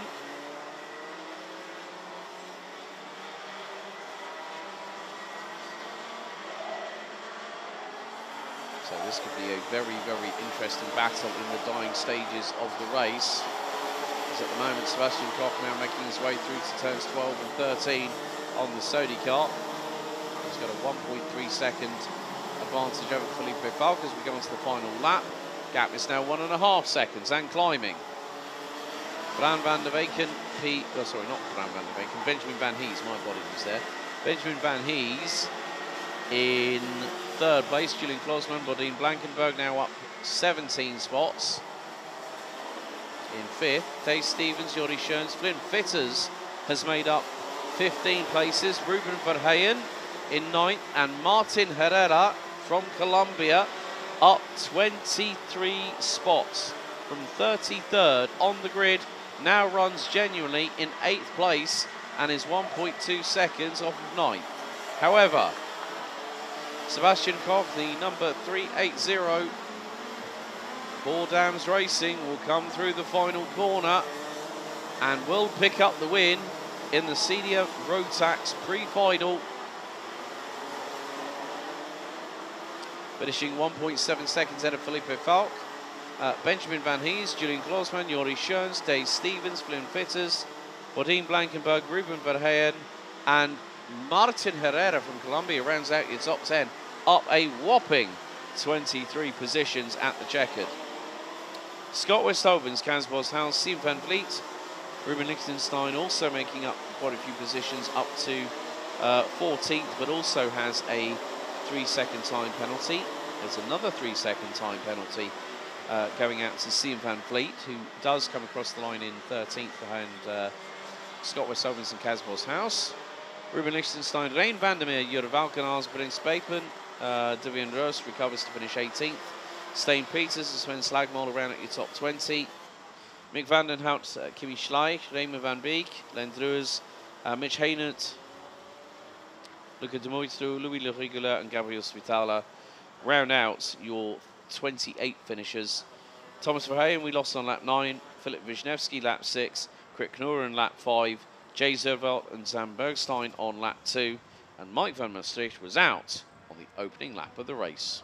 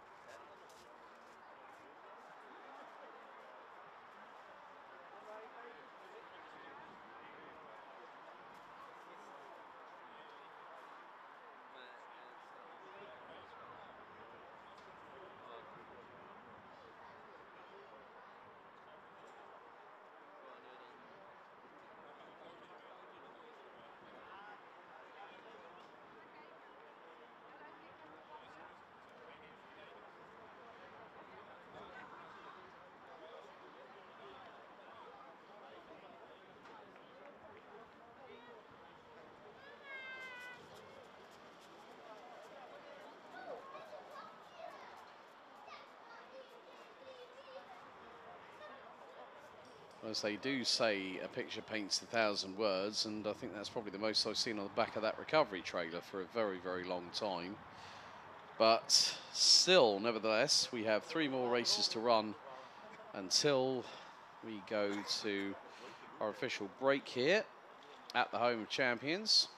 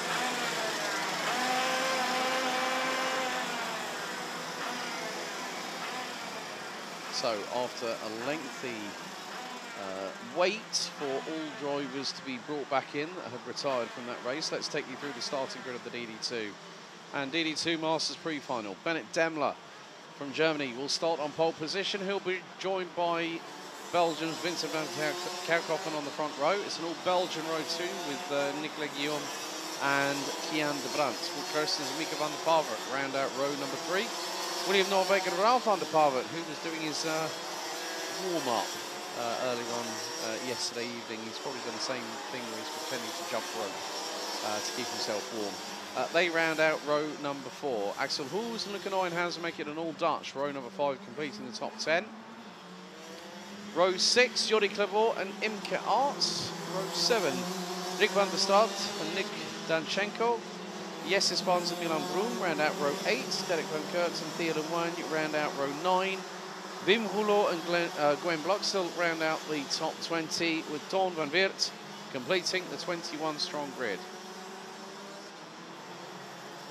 And once again for this race, 10 minutes plus 2 additional laps. After this, we'll have 2 more races to go before we head to the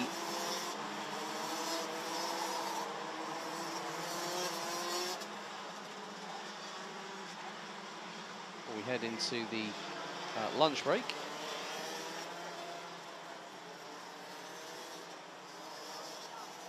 Big thank you to the over 200 plus people that have been watching live on the Chrono Karting YouTube channel.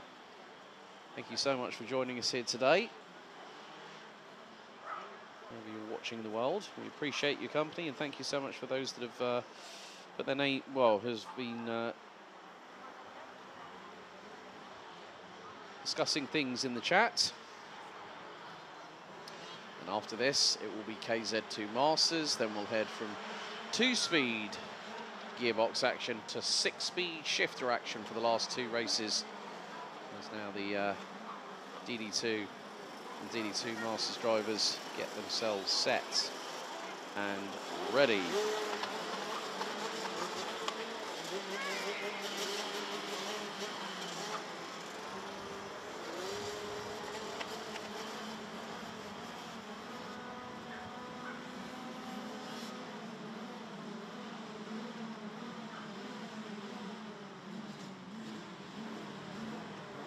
So with regards to the weight, minimum weight, 175 kilograms on the Mojo D5s. DD2s from 15 years and older, DD2 Masters from 32 years old and above. Into the tram lines. We are not going... Every single pre-final this weekend so far, including this one, has now officially had 1 full start. It's like a broken old record you keep on playing, even though you still like hearing it. Whereas no one wants a full start, everyone wants to get going first time of asking. And that is easier said than done.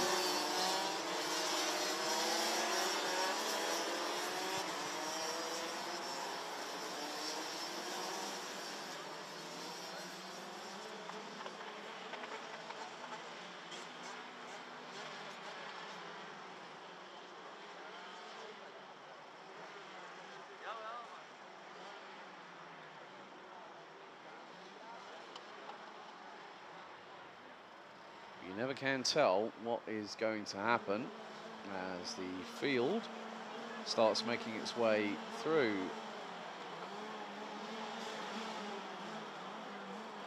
turn number 10. Now at this point, the drivers will leave it until the last possible moment to line up into position. As now a few of them have gone past the red line of no return, which is on the entrance to the pit lane off of turn 11. So, red lights on the gantry once again for 21 combined drivers through DD2 and DD2 Masters.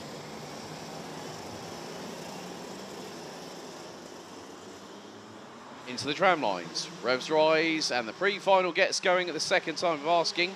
Bennett Demler moves over to the left to cover off Vincent van Kerkhoffen as the field makes its way through into turn 1. And Nicolas Guillaume loses a handful of places, a big amount of places actually. So a few drivers get through, including William Norbeek, amongst others. Into turn 5. And the longish run down the Europalan down into turns 6 and 7. So Guillaume, I would say, is probably going to be more like about 8th or 9th. So some of the drivers trying to make their way through the order. One is doing so, and that is going to be Imke Arts. So he started 12th on the grid, probably will now be in the top 10. Probably make that around about 9th or 10th position. As after the opening lap, Bennett Demler leads the way.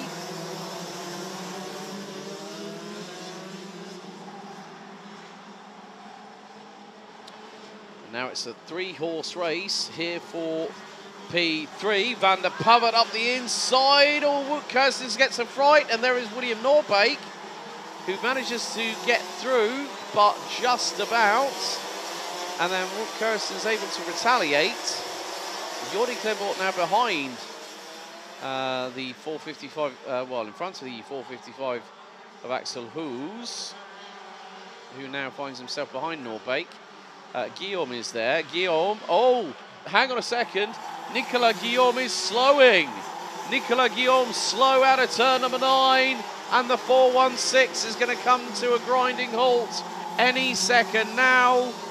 Oh, it hurts when that happens. That's only 2 minutes in. Now, I'm wondering, has he gotten up to speed? Well, he's carrying on. Now, was there a slight technical glitch there? It sometimes can happen. It can be down to the spark plug. It can be down to the HT lead. Meantime, Imke Arts battling away with William Norbeek. They're behind Luca Neuenhausen in the 488, who's battling away with Combi Kart Racing Team's Axel Hoos in the 455. Jordi Kleibort trying to close in on Wout Kerstens in the 466, who's got Mika van der Pavert up in front.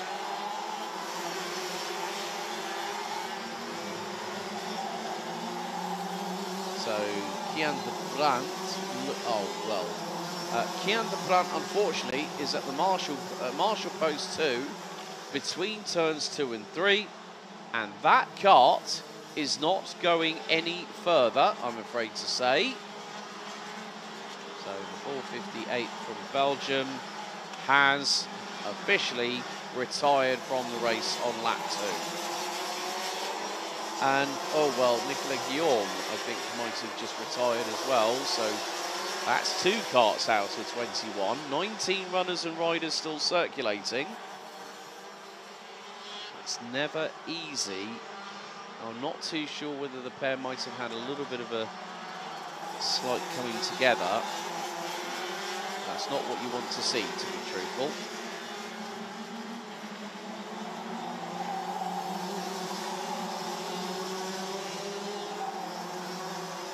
Bennett Demler continues to lead this race by 3.5 tenths ahead of Vincent van Kerkhoffen. Battle for 3rd, 4th and 5th behind behind them, Mika van der Pavert, Wout Kerstens, and the ever closing Jordi Kleibort, the 411, son of Carl. For many a year has been oh, and we've got further dramas at turn 1, and that looks to be another SP Motorsport kart by the sidelines. Now the big question is, who on earth was that? I can't see the... just have a quick check. So we got the yellow at Marshall post 1.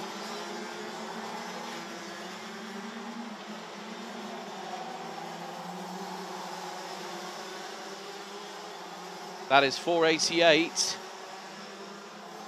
I'm afraid to say Luca Neuenhausen, who was running 7th, is now out of the race. Oh, we've got some real attrition numbers here today on the pre-final side of things. So Luca Neuenhausen is out. Meantime, Someone's firmly getting their elbows out, coming out of turn number 2. William Norbeek has dropped all the way down into 17th, so the Dane has had a fall from grace, let's say. Meantime, things are getting a bit very, very frisky at the front end of the field. I mean, Bennett Demler is... Oh, there's the drone in shot there. Get out of the way of the camera. We know that there are members of the media, but look, Bennett Demler has got Vincent van Kerkhoven to the inside. Here goes Mika van der Pavet. Demler goes way offline, loses 5 well, he lost the lead. He's now down in 5th. Vincent van Kerkhoven now leads the race. Van der Pavet, Clevo and Kirstens. Your top 4 line astern.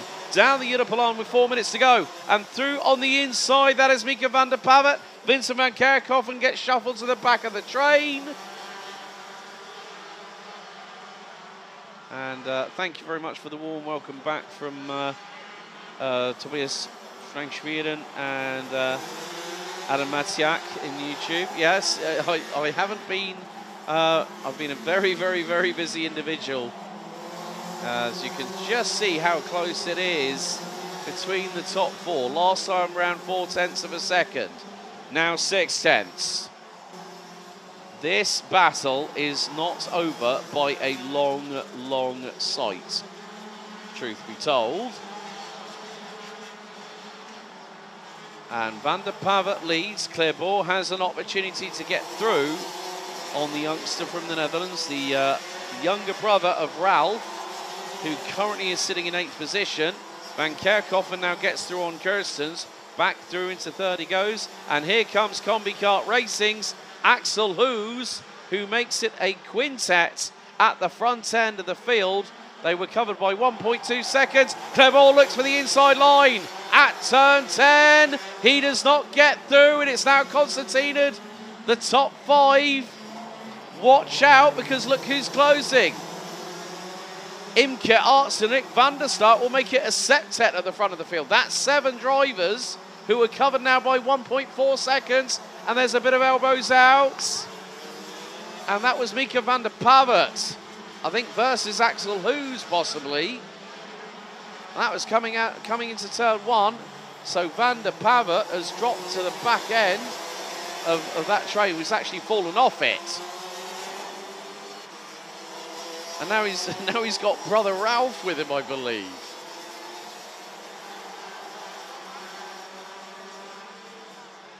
But, well, if you might remember last year, Joop Briefeld, who has been at the Porsche Sportscup Deutschland presentation awards here this weekend, which is nice.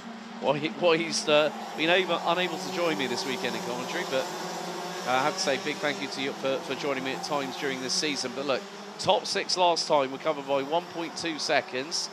So it is Jordi Clearbourg, Vincent van Kerkhoven, Wout Kirstens, Axel Hoos, Imke Arts, now up 7 spots.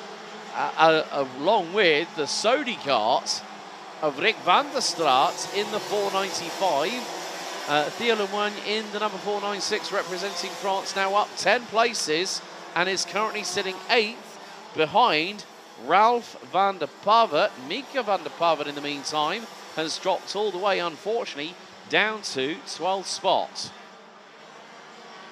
So we've had 3 retirements, Guillain de Brandt, Nicolas Guillaume, and unfortunately now Luca Neuenhausen, laps 1, 2 and 4 respectively. So this time around 3 tours to go, and Jordi Clearbourg leads the way in the 411, and the gap between him and Vincent van Kerkhoven now stretches to 0.6 of a second.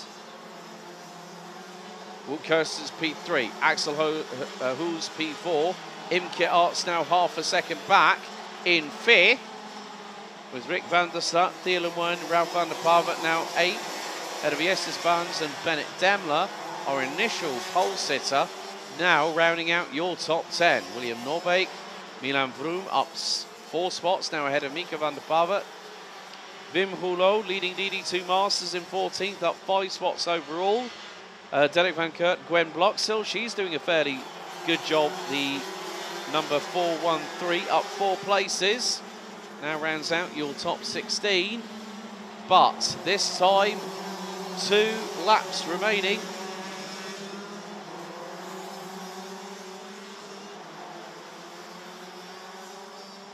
And Nordbeck was, well, Wout Kirstens was looking very, very racy behind.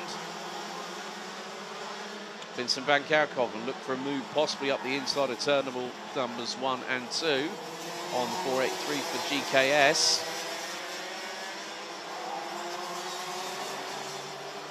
But there goes Axel Hoos up the inside. Neat move by the 455 on the 466 through at turn 6 off of the Europalan.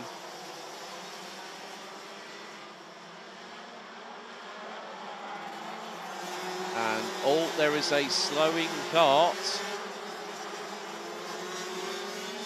Not too sure who that was. Might have been Jessis Spans possibly. But 1 more lap remains. Jordi Clebot now has a clear lead. It's nearly 7/10 of a second.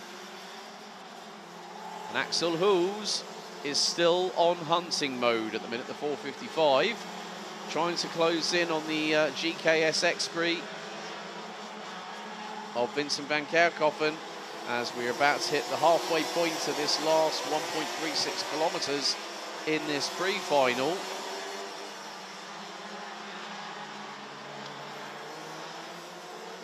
But at the minute, Jordi Clebot has been controlling things and has managed to keep his head over troubled water.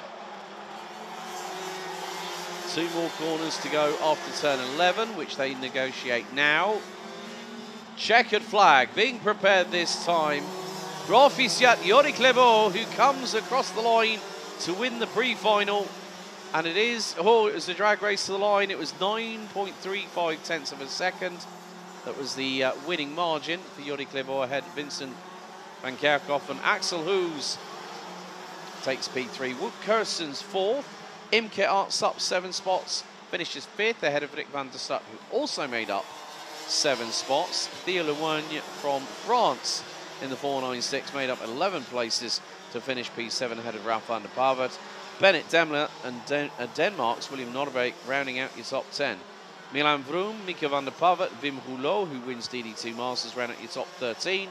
Derek Van Kurt, Gwen Bloxhill, Nick Danchenko and Ton van Weert in the Masters classification rounds out your 17 finishers. Jessis Spans, Luca Neuenhausen, Nicolas Guillaume and Kian de Brandt would unfortunately all retire from the race itself.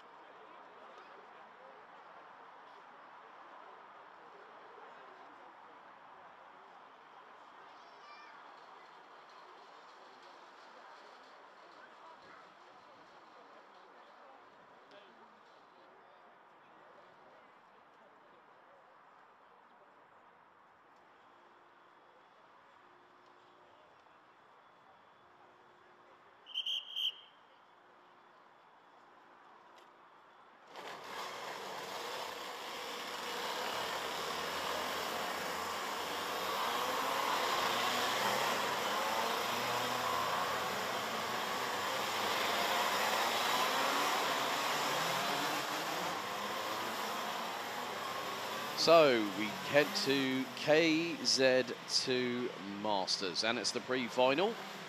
Here is your starting grid. On pole position, Jeroen Bos, and alongside him, current reigning and defending champion Glenn Vandenhoek on the front row. Nicky Berhene and Benno Ridder round out row 2. Mark Verhoeven and Sam Claes round out row 3. Erwin Jalving and Alexander Homerson round out row 4, with Mick Bertram and Alan Kenyon rounding out your top 10. Anders Elkier will be joined by William van der Kaaij on row 6, Bas Schultz and William Klooster on row 7, Edgar Oosting, who only completed 2 laps in qualifying before retiring from the session. He's going to start from the mid-pack. He'll be joined on row 8 by Sebastian Koppenhol. Hans Pedersen, Martin Versteeg round out row 9, Bas Steen and Mike Hendricks round out your top 20 with Niels Böhler, Leon Kaldijk, Etienne Stoller, Wesley de Waal, Chris van der Broek, Jarek Quirainen and Rickard Kaunzims, who did place higher up in qualifying but got a penalty post-race. So, for this and for the next race, all drivers will be running on the LeConte LMP Prime tyre. KZ2 Masters, it's 30 years and older. Minimum weight 190 kilos. For KZ2, that's 175 kilograms minimum weight, plus also the fact that it's they'll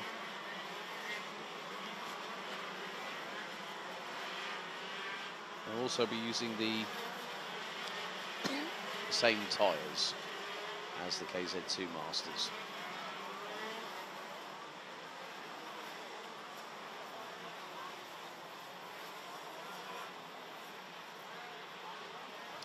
So, want to see a rocket ship rocket off the line.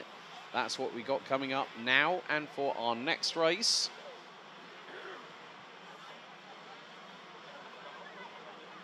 So we are running about 20 minutes behind schedule, obviously, with the recoveries that have needed to be done over the course of this morning here at the home of champions.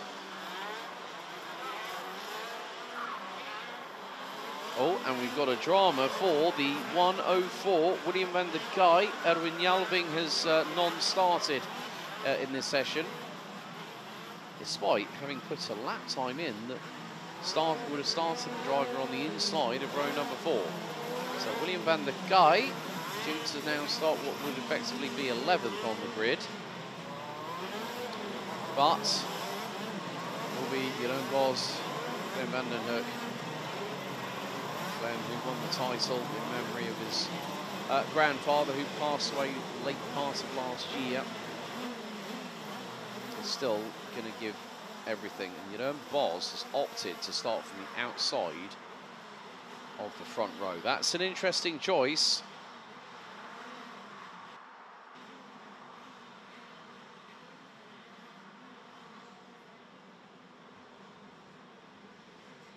Jeroen Bos leads this championship. Glenn Vandenhoek still, depending on what happens now, still has a chance of winning back-to-back KZ2 Masters crowns. We'll concentrate on that later on. Green flag waves at the back. Drivers instructed to look at the lights, and here we go, the starting procedure. Red lights are on. Revs rise, lights are out, and a great start from Glenn Vandenhoek. Jeroen Bos did not get a good start off the line as they head into turn 1, 2, go rally crossing straight off the bat. I think one of them was William van der Kaaij. There's been a little bit of a madness at the back. Someone else has just gone off. William van der Kaaij spinning up the LeConte rear tyres. That kart is stuck in the mud. And, well, he's put it all on himself as well at the same point. So William van der Kaaij not going any further in the race as the leaders go through into turn 6. And it is being led by Glenn Vandenhoek. And there is an absolute scrap and a free-for-all from 6th place backwards. So, right, okay. Oh, right. Oh, dear. Kart 104, William van der Kaaij gets insult to injury because he gets a further 10 seconds added to his race time, even though it was nigh on non-existent, for overtaking past the red line, which is a big, big no-no. But Glenn Vandenhoek is away and clear. Second, Mark Verhoeven 1 second back, who's just gone a bit deep into turn one. Jeroen Bos, the current championship leader, now back up into second.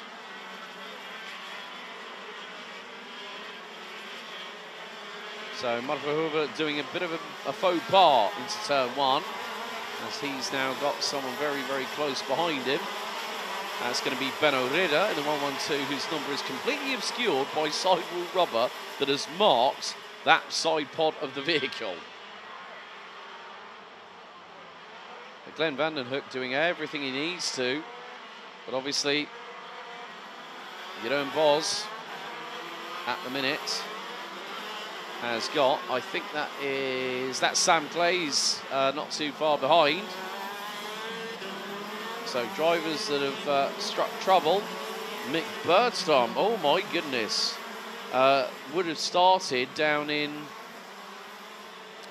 9th place. There are changes up and down the field. So at the moment, Glenn Vandenhoek does still have that opportunity to close a little bit of that gap between himself and Jeroen Bos, which is at the minute 27 points. Now, back at Circuit Park Werhem, well, Wesley de Waal had a bit of a shocker. And where is Wesley at the moment in terms of the live timing? Let's have a look, see. Wesley de Waal now 19th and climbing up the order.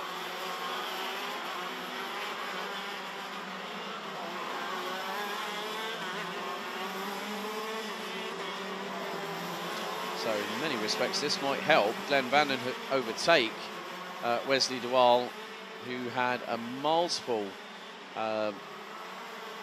clean sweep weekends, but it came down to the final race day of the season, and de Waal didn't really have that much to say in the offing. Anders Elkier is now closing in on Mark Verhoeven on the 162 Birla, who comes flying out of turn 5, closing in.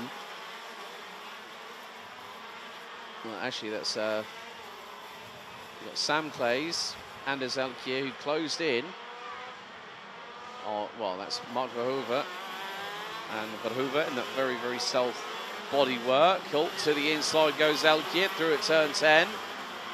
And just about tries to make it move, but make him move past. But at that point Verhoeven had actually held station. Blue flags are being waved. Oh, this is not a good thing. Oh, and Mark Verhoeven gets the tag from Anders Elkier whilst trying to get through. That was the 142 of Martin Versteeg on the outside. And, well, that's not proved to be very fruitful at all. It's dumped Mark Verhoeven down the order as a direct correlation.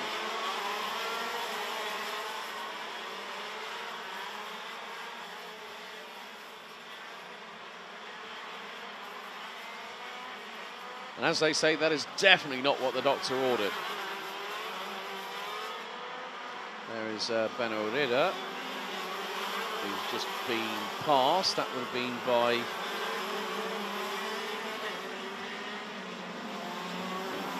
well, didn't quite catch the number on that.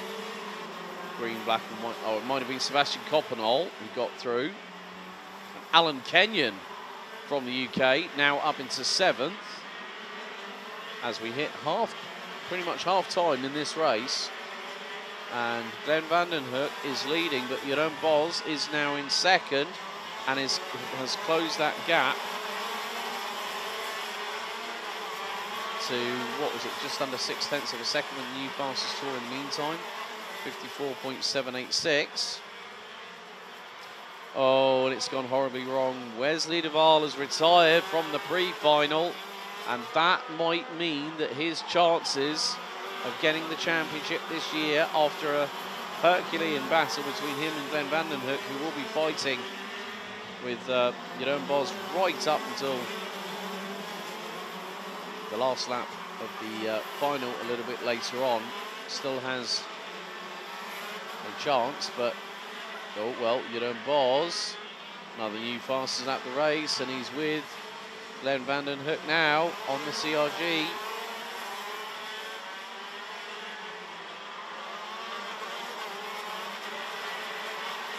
Van den Hoek trying to defend at the moment through into turn number 8.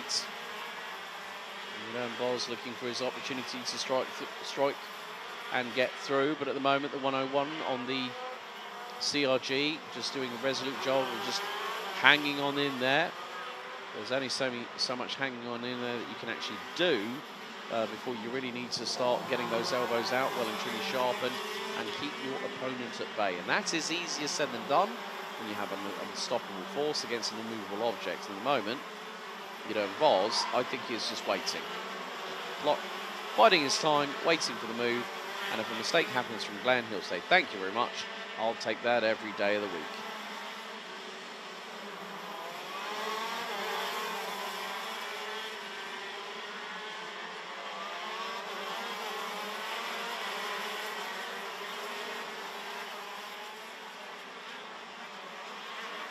Still with just under 3 minutes to go, plus the additional 2 laps.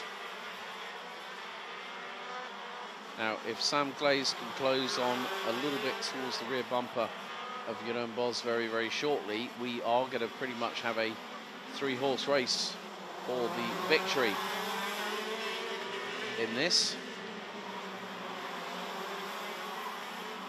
The top 3 were covered by 8 tenths. It's now just over 4.5 tenths.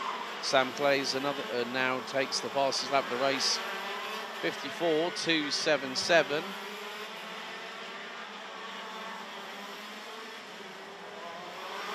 As the top 3 make their way out onto the Europlan once again. Edgar Oosting, in the meantime, has managed to get himself up from 15th on the grid, now runs 9th. Sebastian Coppenol now, along with Alan Kenyon getting through on Mark Verhoeven, up 10 and 3 places respectively. And Verhoeven finding himself down in 8th position as things stand. And now here goes Sam Glaze up the inside. That puts a cart between Glenn Van den Hoek and Jeroen Bos, and I'm sure that Van den Hoek was going to be very, very pleased if someone was able to assist, so to speak.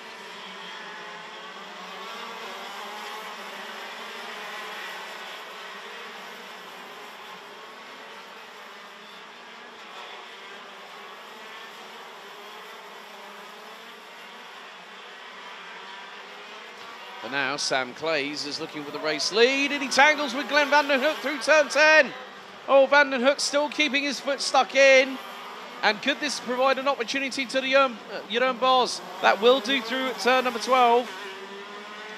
Now Sam Glaze is not involved in the championship fight, whereas Jeroen Bos and Glenn Van den Hoek are.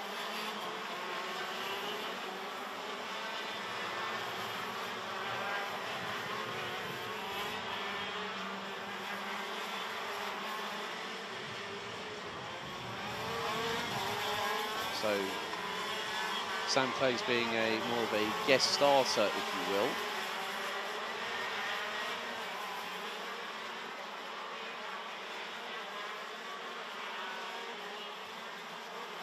But can there be a little bit of fight back? That's the key point, because the timer is now going to count down. We hit 0. 2 more laps to go.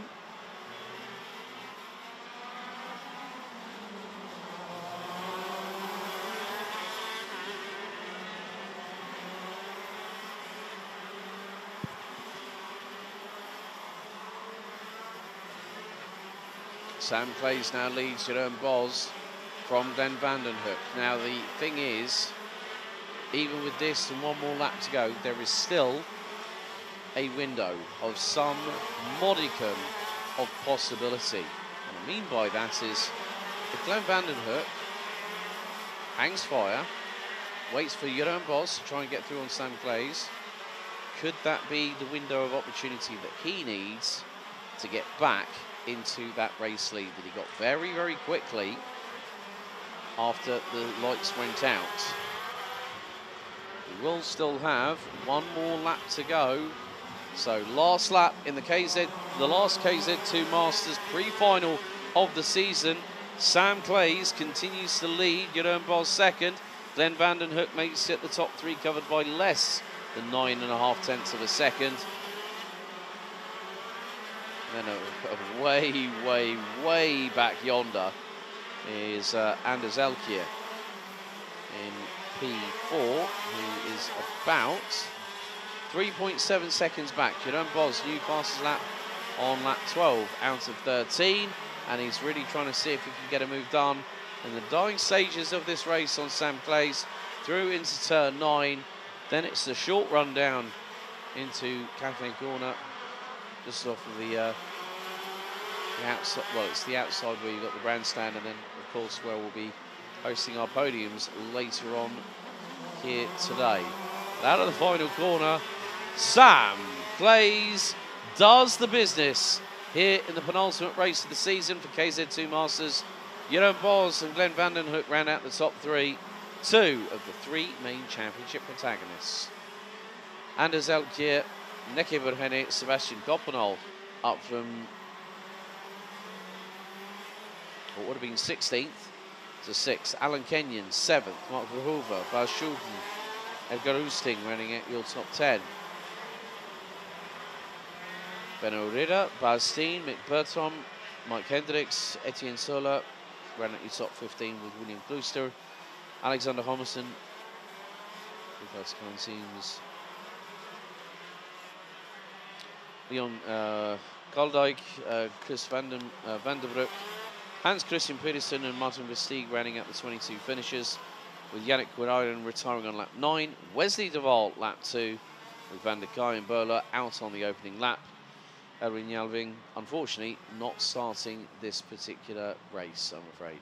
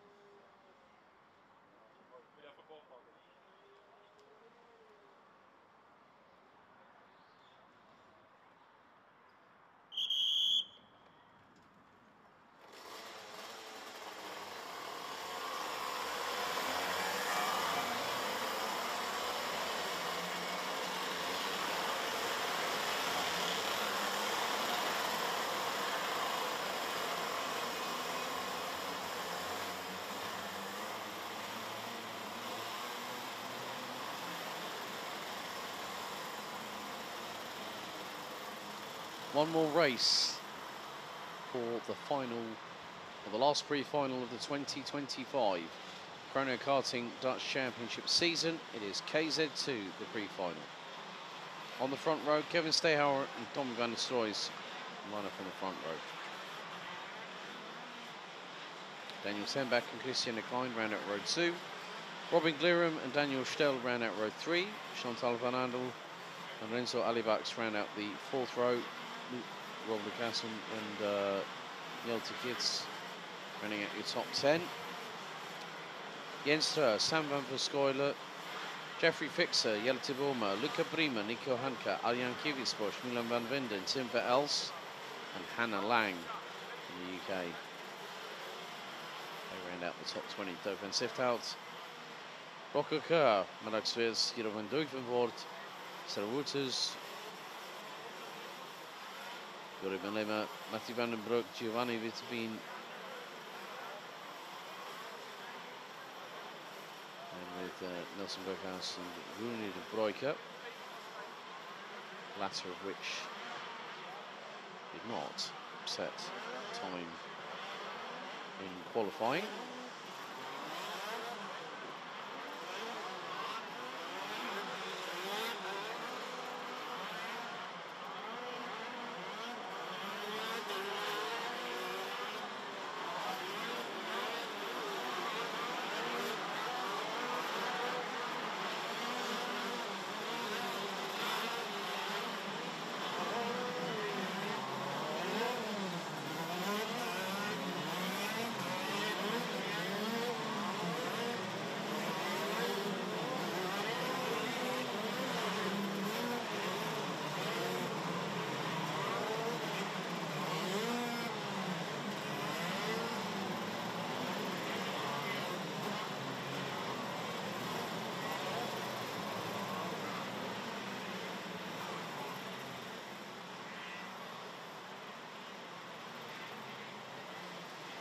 At this point, the focus is to get the tyres and the brakes warmed up, and then centre yourself, focus with one goal in mind, and that is to get a perfect start.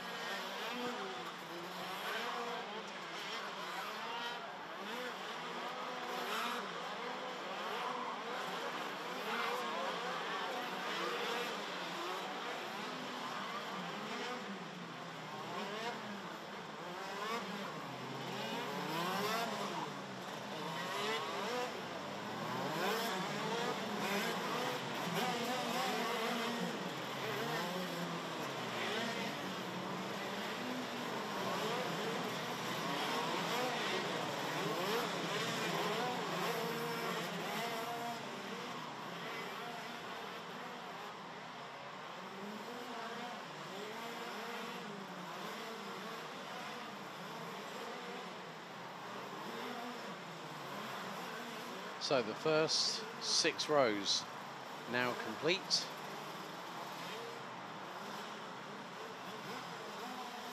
What is going to be 15 rows of competitors, 30 drivers in total.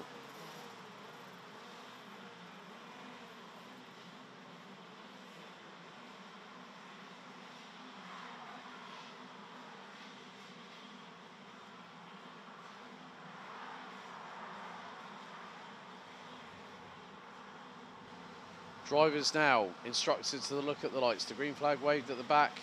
Everyone's set. The revs start to build. The red lights are on and the lights are out. Good even start by the front row, but initial good start by Kartsport hires Kevin Stayhauer. Oh dear. Someone's definitely not having a fun time at the back end of the field. That is more than likely going to be the possibly 205 maybe, not 100% sure if that was Jeffrey Fixer. That kart was not very compliant at all. Down the back straightaway into the uniform for the first time.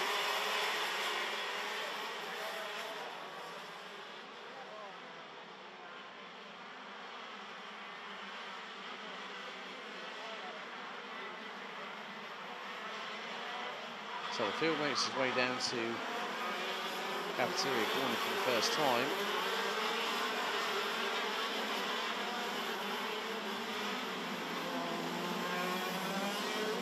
However, all 3 wide coming out of the final corner. That's got a little bit too close for comfort. That would have been between the likes of Tenbach, Alibax and Decline. Has changed for second.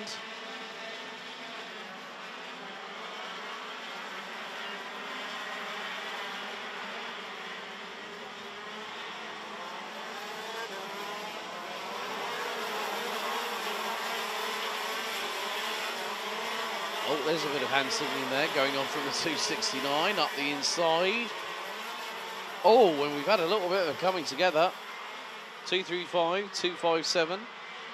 Tim for Elst. 235. Yuri Malema, I'm afraid.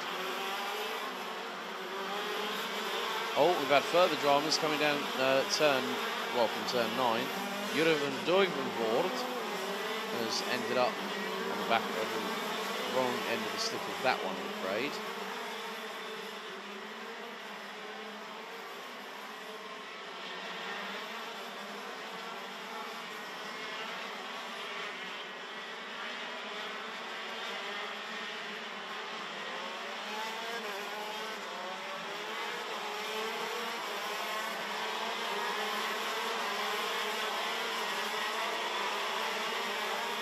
So this battle for P3 really starting to heat up.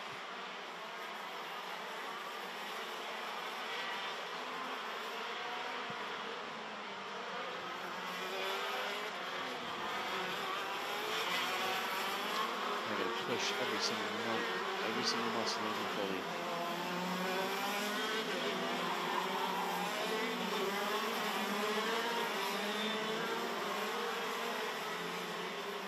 Three minutes down, 7 to go. Daniel Stell is coming under increased firepower. Warning shots across the brown by Kevin Stayhauer. So, you don't want to do it in order. Out. Tolver Elst. Timber Elst out. So Timber Elst, Univan Duvenvoort, Yuri Milima, and also got here Nelson Berghaus is retired from this race early. As in,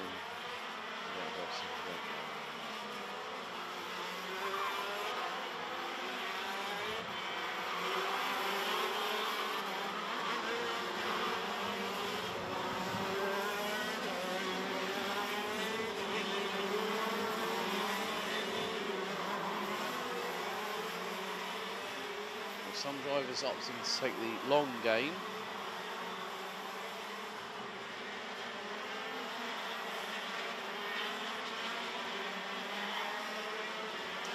Stayhauer still that call from the bottom for the quartet, revealing himself just behind him.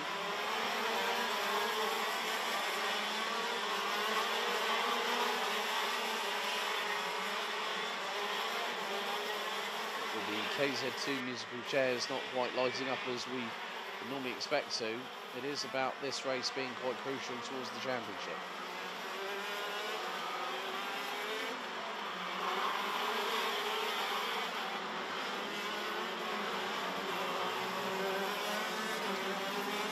So Tim for Elst, yeah, so we've got 4 retirees out of the 26.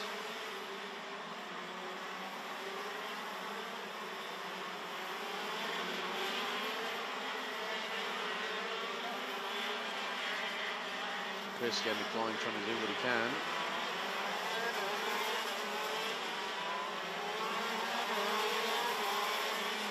Just to attempt to close in on those in front. One thing to pass is another thing completely different to overtake. As we have seen here in all the Rotax racing classes, there are more than enough. And it's more, how can I say this? When you're well, it's effectively that you're at that point where you need to be. You're at the peak of this completeness. So, Christian Klein now goes top of the timesheets, 53.380 by the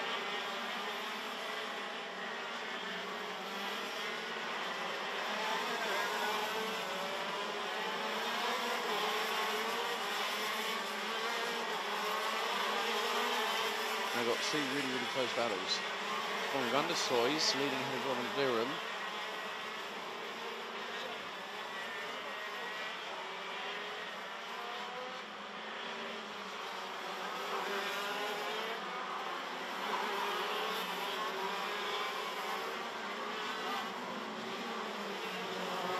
And still,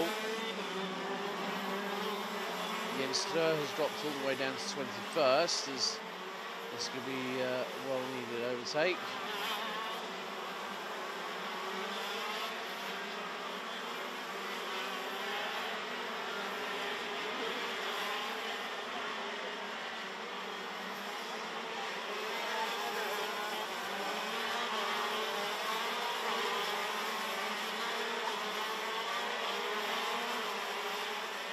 So out of the 30 drivers that did start, we now have 26 runners and riders. We head into the final 3 minutes plus 2 additional laps.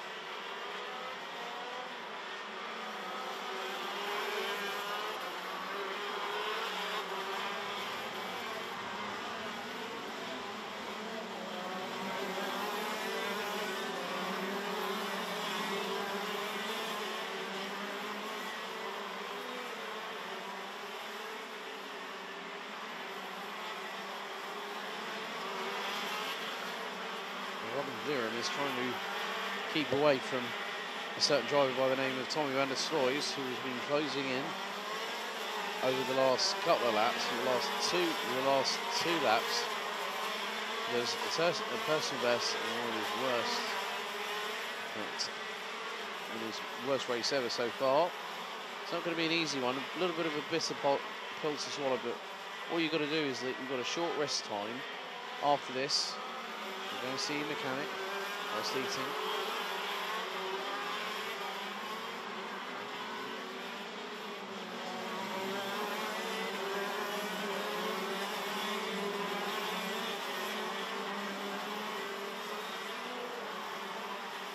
Now, after 9 laps, Robin Glirum leads Tommy van der Sloijs by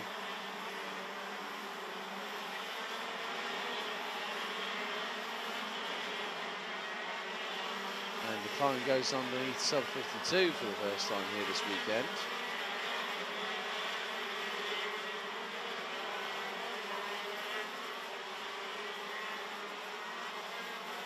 But for Glirum, this race has been,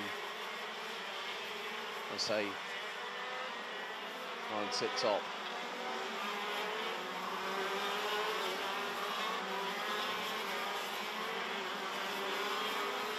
There's the 219, Sam van der Skylen.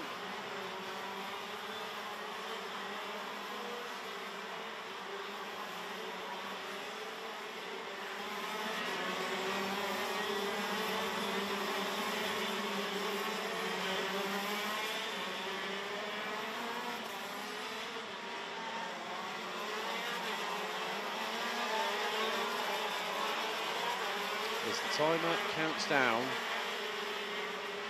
25 out of the 30 are still running.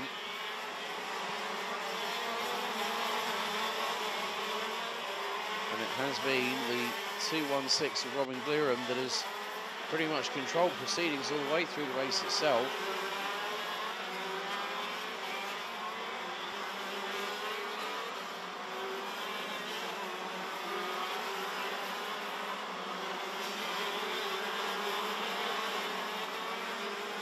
is just 2 laps remaining.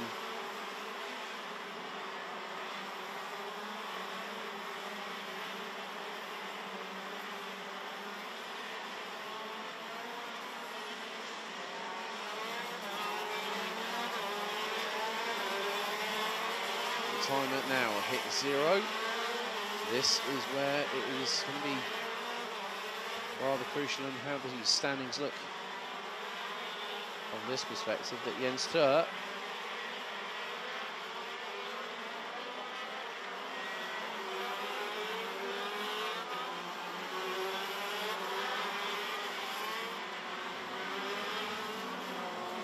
but more to the point, Clearum is keeping things under control. Van der Sloys has got going Stayhauer to the inside, tries the outside, closes the door rather rapidly, I found out. Once again, Stayhauer versus Halifax. Stayhauer versus Van der Sloys. So Van der Sloys really trying to put the elbows out, make the back bumper wider than the width of an articulated lorry, like the STX, well, or like the STX home. Caravan home that I can see across from our way on the commentary side of the tower. And with that said,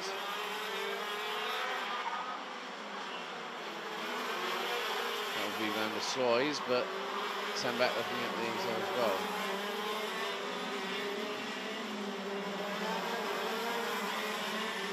Okay.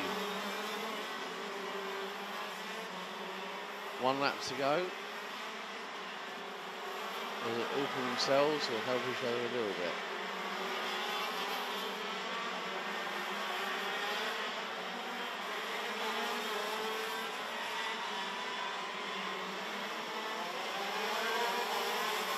Well, this generally fine.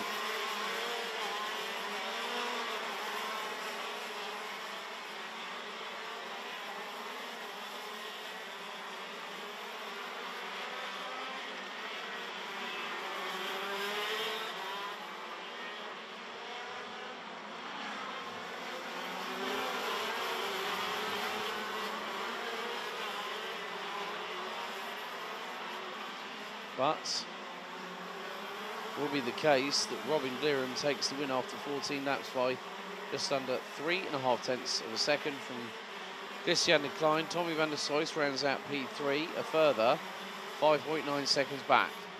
Kevin Stayhauer P4 ahead of Daniel Stell. Daniel Turnback 6th ahead of Renzo Halifax. Jeffrey Fixer, Malik Lias.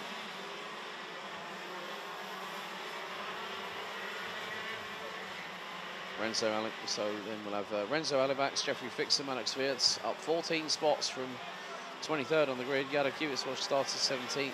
Arjen Kivitsbosch started 17th, ended up 7th. Jelte Kits, Chantal van Andel, Sam van Verskoylen, Derek van Siftout, Milan van Winden, Jelte Boemer, Rune de Broeke, Nico Handke, Jens Stroh, and Rob Lucassen round out your top 20. Rune de Broeke made up 13 places in that race. Well done to the 225.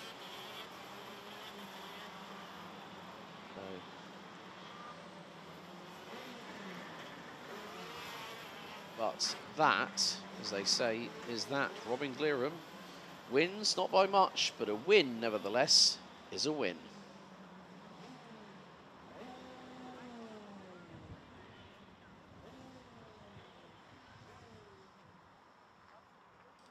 Well, that now concludes our morning action here for the final day of the championship season for Chrono Karting.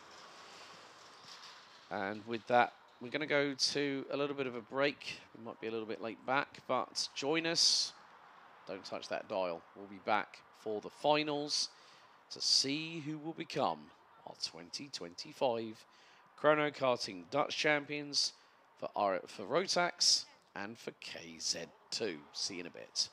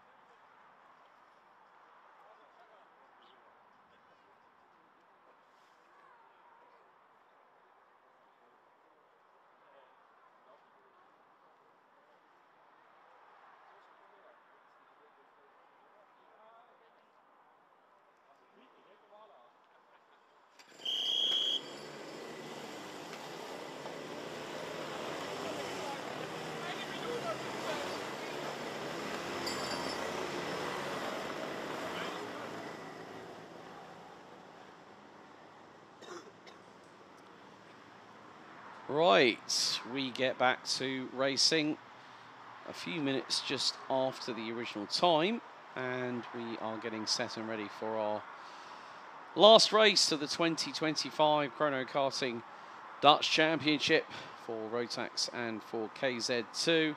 And here is your starting order for our Micromax and Micromax Rookie Final. Both titles still up for grabs at this moment. So the starting grid is as follows: Jesse Moonen and Lasse van der Weide on the front row of the grid. Connor Halfer, who is 3 points behind Jesse Moonen for the Micromax title, rounds out the top three. Maxime Bal, Julian van der Poel, Kenji Schreers, Adrian Krogel, Amazio Zani, Ian Halfer, Quinten Kreins, Mick Echtelt, Hossein Al-Husseini, Leonard Marks and Henry Moya round out the field. In terms of the Micromax rookie side of things, Leonard Marks leads away by 6 points ahead of Kenji Schreers, a further point ahead of the number 17 of Adrian Krogel. Ian Halfer then a further 12 points adrift, with the top 5 rounded out by the number 11 of Mick Echtelt, completing the top 5 by 27 points, which means if, and I say it this way, if it is the case that Jesse Moonen finishes ahead of Connor Halfer, the Micromax title is done. But if Connor Halfer wins the race and Jesse Moonen finishes third, then it goes the way of the German.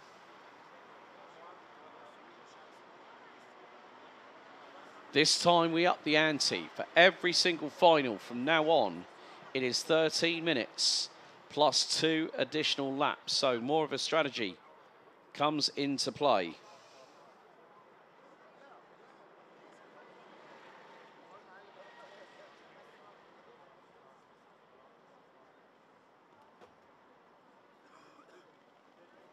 And the drivers will have to bring their A game for this final encounter.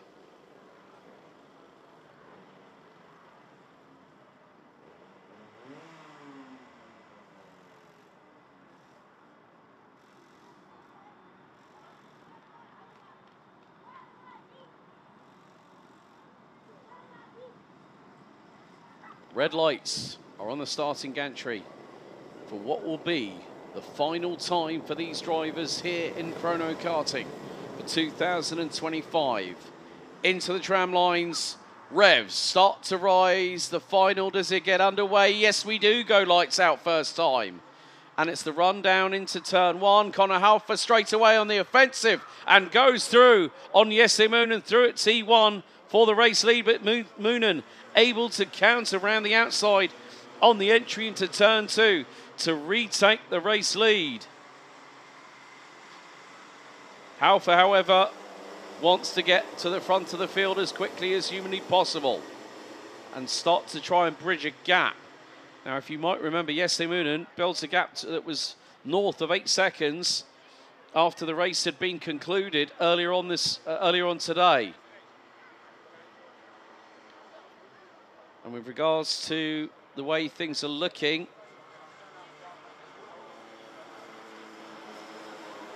Kenji Schreers might be in that window early of being at the head of the rookie division. Some of the titles have already been decided, but we'll talk you through that a little bit later on.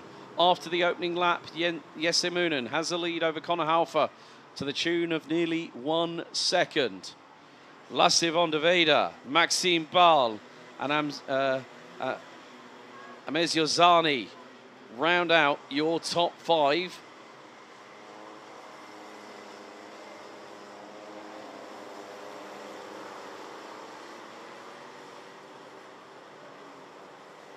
Maxime Bal looking to the outside of van der Weide into turn 6.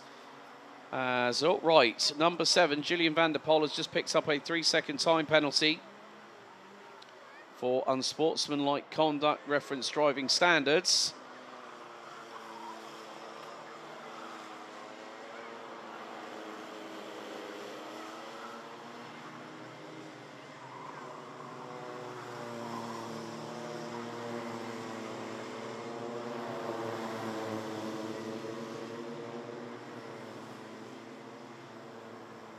But Yesimunen is pulling away into the distance. This is going to help the number 10. And that will mean that Yesimunen will win the title by effectively 6 points.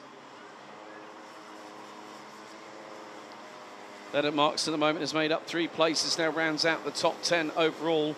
But in terms of the rookie side of things, is all the way down in 7th.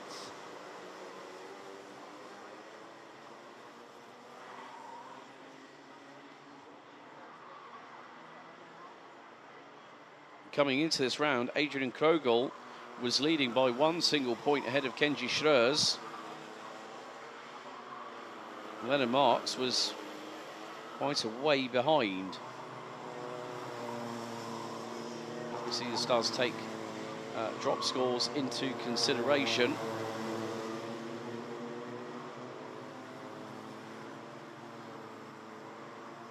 Yesimunen is trying to make it without a shadow of a doubt that it will be a perfect weekend for the number 10 in the office here at the home of champions.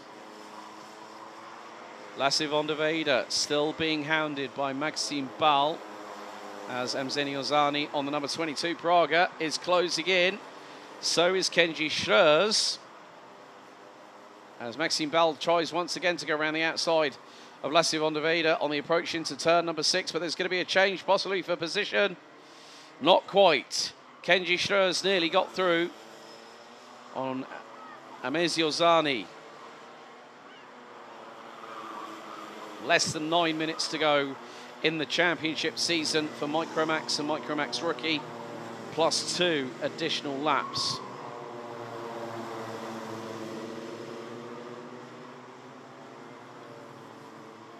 And once again, Maxime Bal versus Lasse van der Weide is not abating in any way, shape or form. Zani is right with them.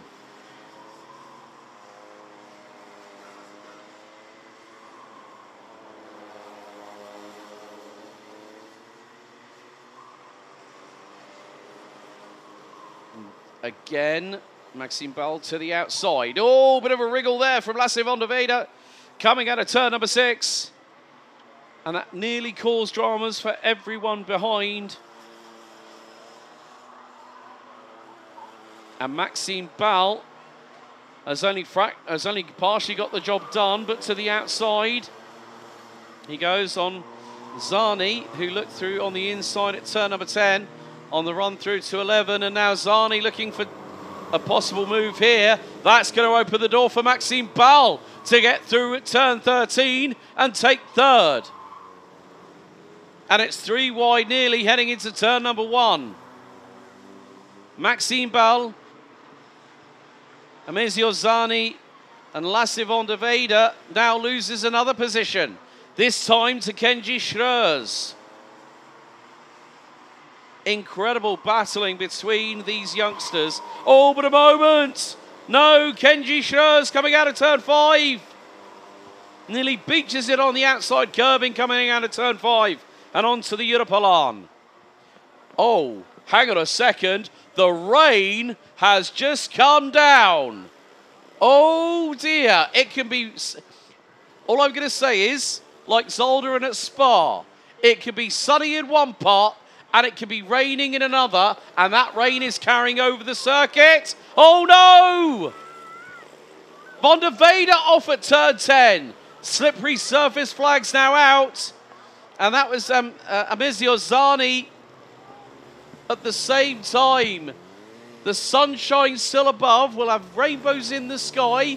And there is one just overlooking the position from live timing and commentary. But dramas has hit the field with over half of the race still to run. And they are all on the Mojo C2 tyres. It is going to be like skating on an ice rink. That rain, whew, that is still coming down. I mean, half the circuit's pretty, I think half the circuit could be dry, or if the rain is coming all the way across, well, it's hit the majority of the control tower here. You can just see how treacherous it can be for a young driver to get through around this 1.36 kilometer circuit on slick tyres. And you can see there are a little, look how much understeer that Jesse Moonen is having to deal with.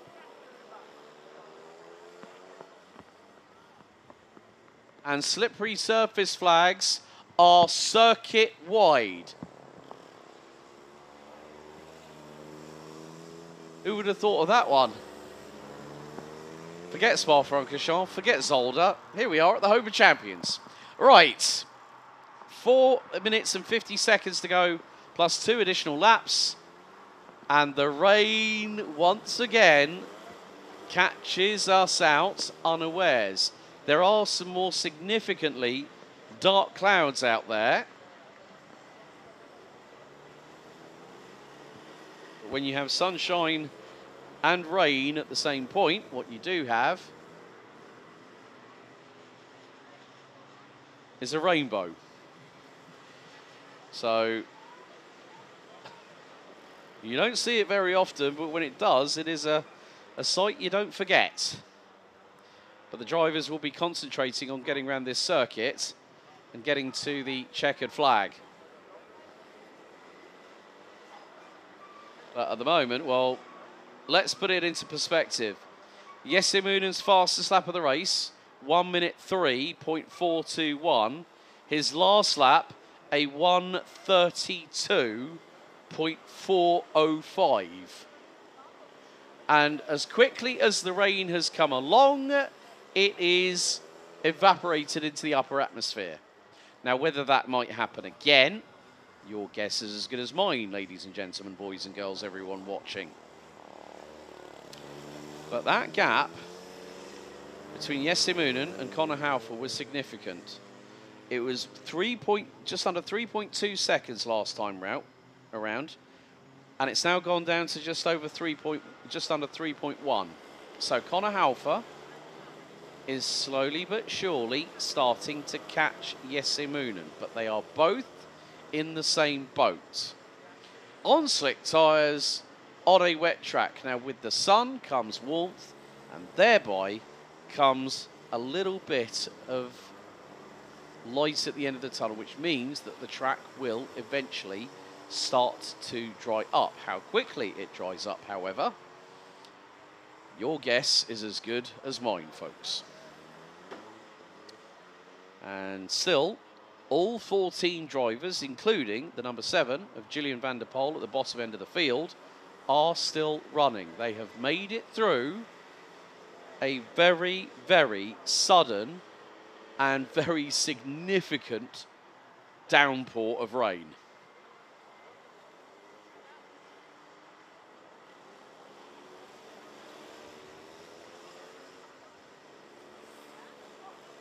But these drivers have done a very, very credible job of keeping their vehicles on the black stuff.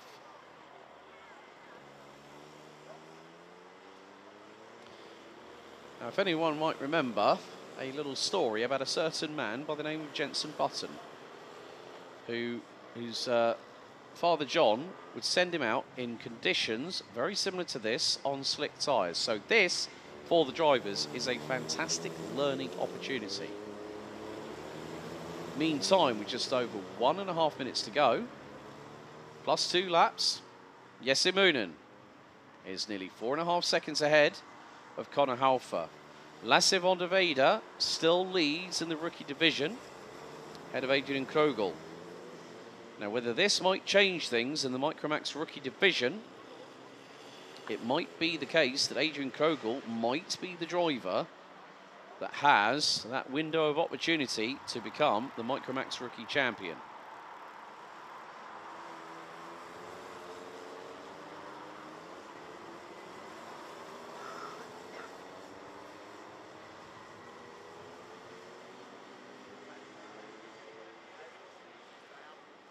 So with less than a minute remaining, Some drivers are finding it easier than others.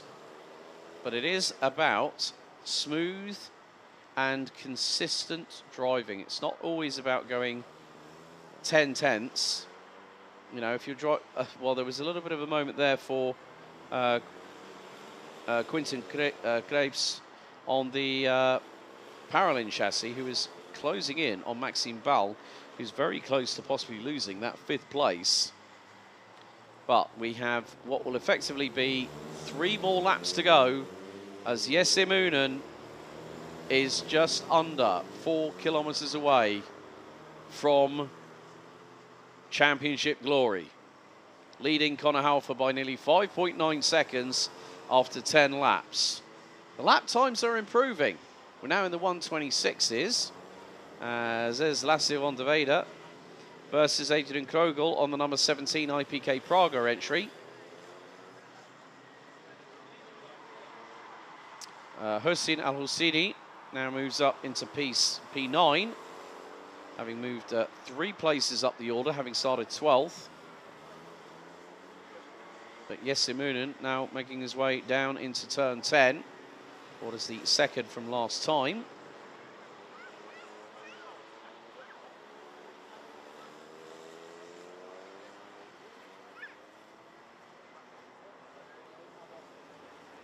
And the wind has really picked up again. 22 kilometers an hour to the northeast. The Rotax Mojo banners and the XPS banners just off the start-finish straight are flapping in the breeze, and they're angled to one side, basically because of the way that the wind is blowing. 2 tours remaining. And Jesse Moonen now has a 6.3 second advantage over Conor Halfer. It is Moonen's race to lose at this point.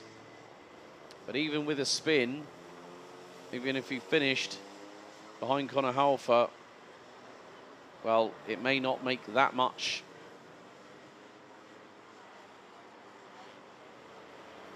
But when you think about it, Jesse Moonen has had 5 wins. Conor Halfer, 4 wins. And this second one here will make all the difference for the number 10.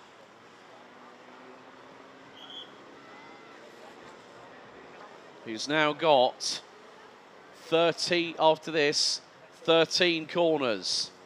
1,360 meters, because we go onto the final lap of the season.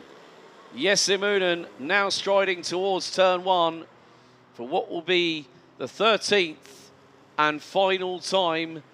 The number 13, unlucky for some, lucky for one individual.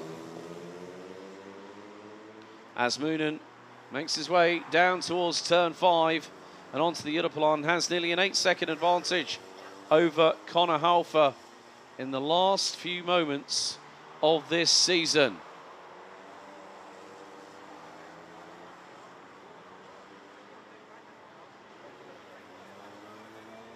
And still, the youngster in the number 10 looking very calm, very composed. Smooth is fast, they say. And as the track begins once again to evolve, Jesse Moonen's previous lap was a 1 minute 19.169. An improvement over 2 laps before that of over 7.3 seconds.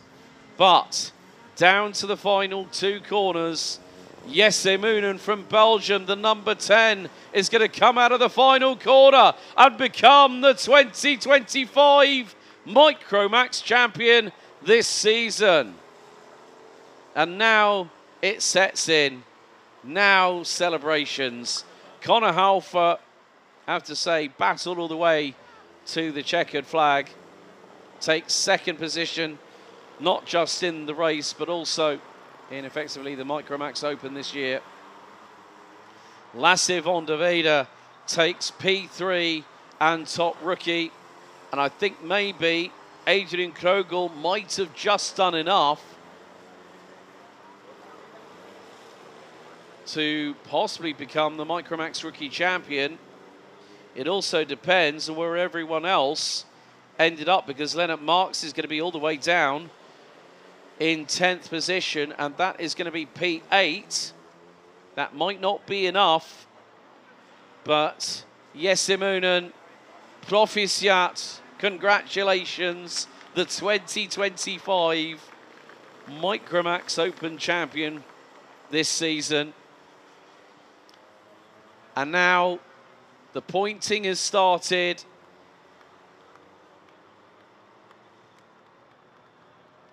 We've got 2 flags to give out. Yesemunen takes the win. Conor Halfer in second. Lasse van der Weide, P3. Adrian Krogel, Maxime Ball, Quinten Kleins, Amizio Zani, Kenji Schreurs, Hossein Al-Hosseini, Leonard Marks, Henry Moya, Ian Halfer, Mick Echtelt and Julian van der Poel round out the top 14. And here is what we call the customary lap of honour. And when the pointing, let's see who is going to get, who's going to be directed to come out. Well, look at this. Conor Halfer. No, it's not Conor Halfer. That's Leonard Marks. Gratuliere der junge deutsche Pilot, der Nummer 73, who does get... So this is what we do every single final race of the season. So there is Ton from Chrono Karting handing 1 flag to Yesemunen, the other to Germany's Leonard Marks, and now they will do a lap of honour and bring it back into the pit lane. So congratulations to these 2 drivers, Yesemunen, Micromax champion, and Leonard Marks, Micromax Rookie 2025 Chrono Karting champion.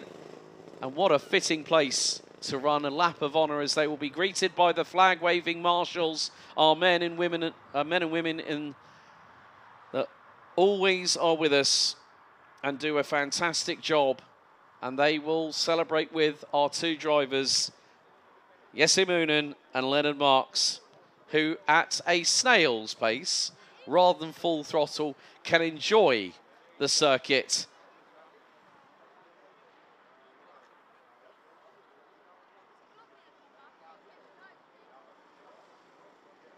And the visors open, and I'm sure that there are Cheshire Cat smiles on both their faces. Well and truly earned by anyone that gets the opportunity to take this ceremonial lap of honour here at Karting Genk.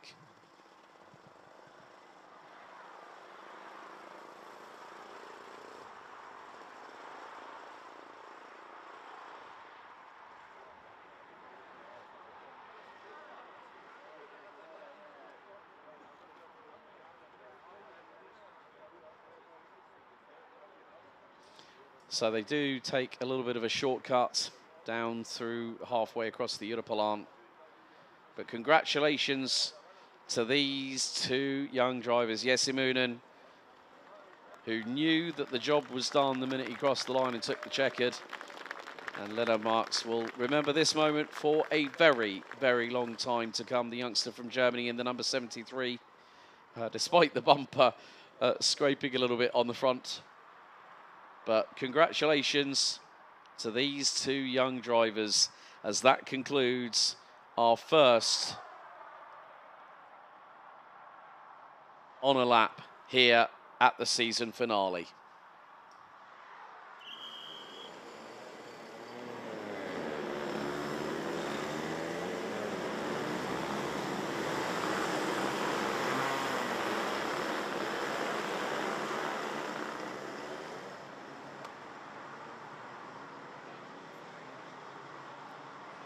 Now time to decide who will be our Minimax champion for well, not just Minimax, but Minimax Rookie.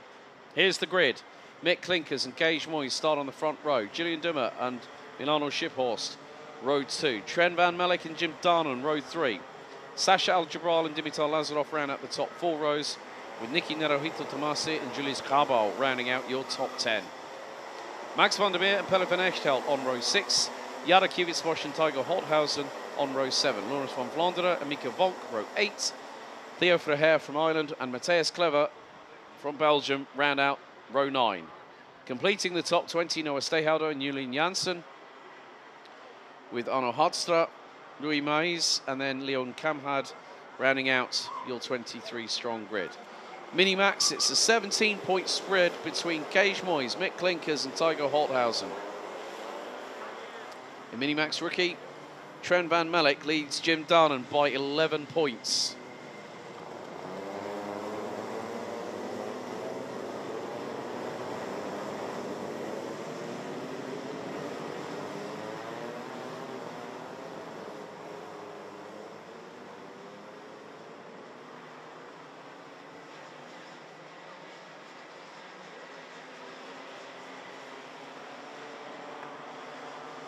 So with these drivers, once again, it is 13 minutes plus 2 additional laps that will decide the fate of one, well, not just one individual, but several individuals. And as we saw in the Minimax Pre-Final earlier on today, what a race that was. Battling here, battling there, up and down the order. As now these drivers want to get underway, first time of asking. As they say, there is no time than the present.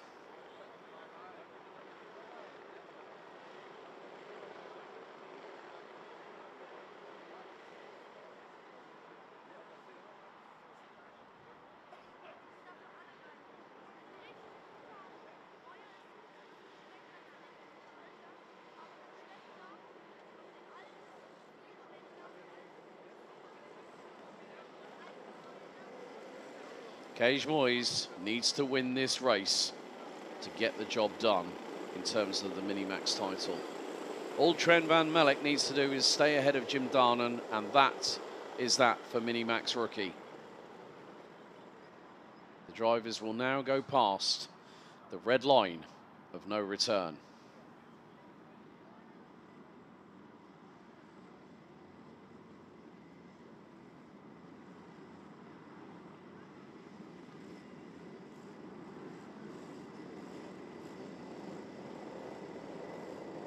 Red lights on the gantry for one final time to decide our 2025 Minimax and Minimax Rookie Champions. Into the tram lines we go. Revs rise. Lights are not out. Not sure what happened there. Okay, looks like the full start flag has been shown, but the lights did not go out. There was a little bit of a flicker. So it is going to be another formation lap.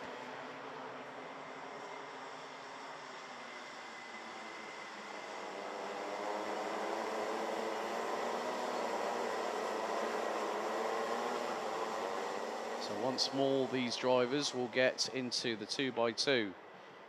Indianapolis, well, what would be known in what we know in karting as a rolling start, in more like, say, sports car categories, they would call it an Indianapolis style start. So it is 2x2, it is side by side, but more to the point,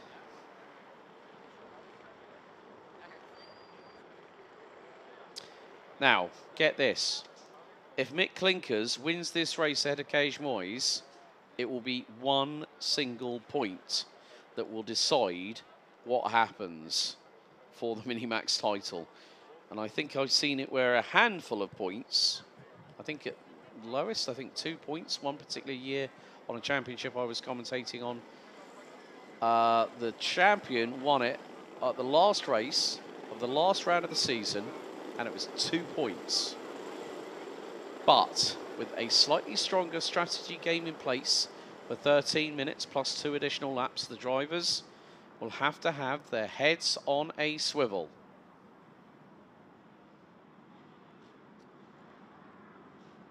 So it's Klinkers, Moyes, Duma, Shiphorst, Van Melk, Darnen, Al-Jabral, Lazarov, Naruhito Tomasi and Kabal that round out your top 10. Lights ignited on the starting gantry once again, ahead of 13 minutes plus an additional lap of racing. Out of the final corner come the drivers. They split, head into the tram lines, revs rise, lights are out, and the final is go. Let's see what happens on the run down to turn 1. Cage Moyes is very much in danger of losing that second place, but able to use the runoff area, which they're able to use on lap 1. It's only that runoff area and that alone that they can use. So Cage Moyes, at the meantime, has kept with Mick Klinkers. Now as they go into turn number 5, as Julian Duma finds himself down into what is third place. Trent Van Melk a little bit further back. And that will be in 6 as all. Julian Duma to the inside of Mick Klinkers, and that might be another driver. Milano Shiphorst trying to muscle in on what is happening in front, and Cage Moyes hits the front end of the field. That's exactly what he needed at this early point of the race. And now it's a squabble over P3. And it looks to be Julian Duma has got a hold of that position. It's 4 wide. Oh my goodness me. That is not going to go well. And they just about get away with it. Jim Darnan, I think, was one of the drivers to the outside. Trent Van Melk losing a handful of places as it's nearly 3 wide going through turn 4. And now into turn 5, 4 wide coming out of the corner. Oh no, but Cage Moyes is stopped on the left-hand side of the exit of turn 5. And Cage Moyes, mechanical drama, strikes the Birlart driver and he knows it's all over. Cage Moyes, all he had to do was finish ahead of Mick Klinkers, and Klinkers now has a clear road. I cannot believe it. Heartbreak for Moyes. He tried to restart the engine, but it was to no avail. As Cage Moyes now moving over to what will be Marshall Post 3. And now one of the more heartbreaking things is that Cage Moyes is going to have to watch this race from the sidelines. And also, Arno Hodster has also retired from the race, but meantime, Julian Duma ahead of Jim Darnan, so there has been a change for second position, but more importantly, Cage Moyes on lap 2, coming out of turn 5, the cart broke down on him suddenly and without warning.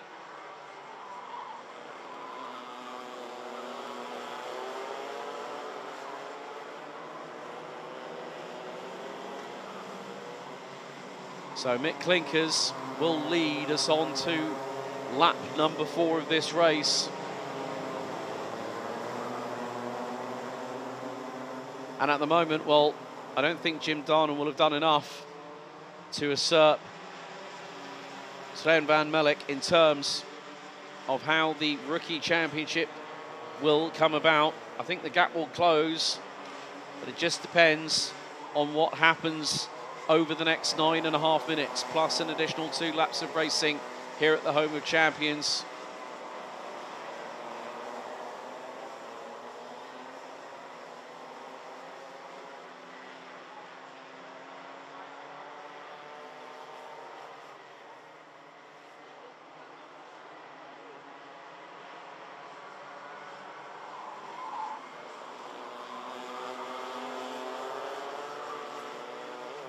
Now, after 3 laps, the lead between Mick Klinkers and Julian Duma was exactly 1 second. We now will complete lap number 4. And Julian Duma has closed that gap by nearly 2 tenths. There's an absolute free-for-all in the mid-pack. So with the likes of Niki Naruhito Tomase, Julius Grabau, Yara Kivitsbosch has moved up 3 places, now currently 10th, ahead of Noah Stehauder, who's made up 8 places from 19th at the start.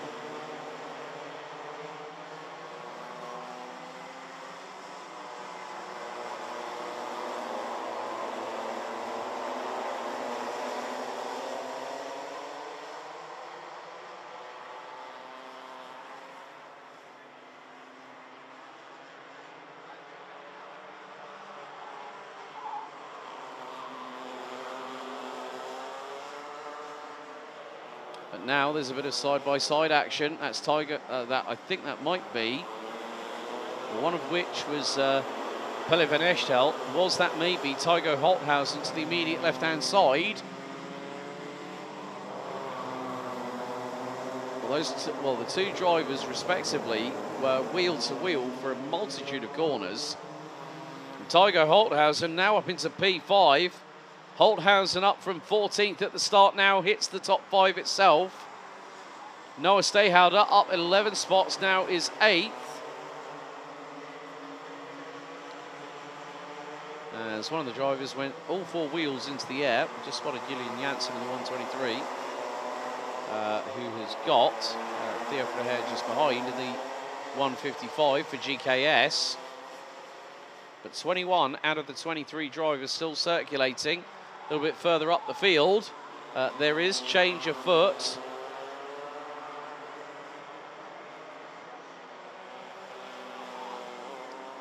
And I would imagine that's now 2 going side by side into turn 10. I think that might be the battle between Noah Stehauder and Pelle van Echtel, I believe.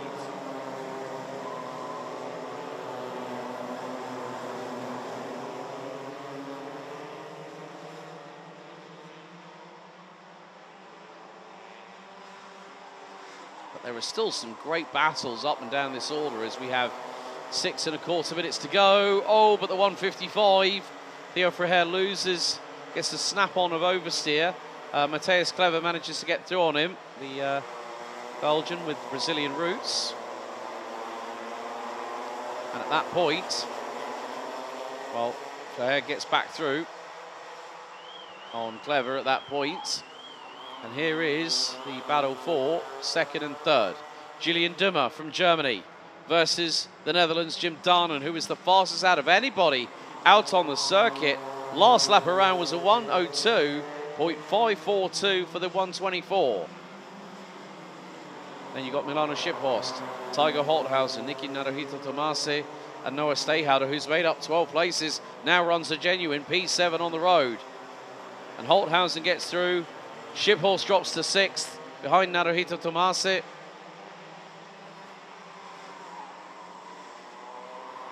But look at how quickly Julian Dummer and Jim Darnan are closing in on Mick Klinkers.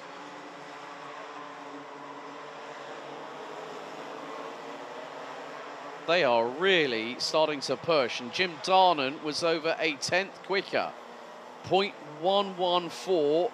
And Noah Stehauder's just gone quickest of anybody. Down in 7th at 1:02.219. And I think Milano Schipphorst might either have lost P6 or is very close to losing it. Top 3 last time round after 7 laps were covered by just over 8.5 tenths of a second. After lap 8, that gap is now 0.883. Sven van Melk, oh right, now there's some developments happening. Niki Naruhito Tomase is 2nd in rookie. Noah Stehauder now up into P7, 3rd in rookie. Dimitar Lazarov, Sasha Al-Jabrail and Pelle van Echtel round out the top 10. They are all rookie drivers, so that is Sven van Melk is 7th. So that could be, well, Jim Darnan at the moment has showed the pace. So whether that might be, we've already had Gage Moyes lose out by a technical drama. But the big thing is, Trent van Melk last time round did a 1:05.3.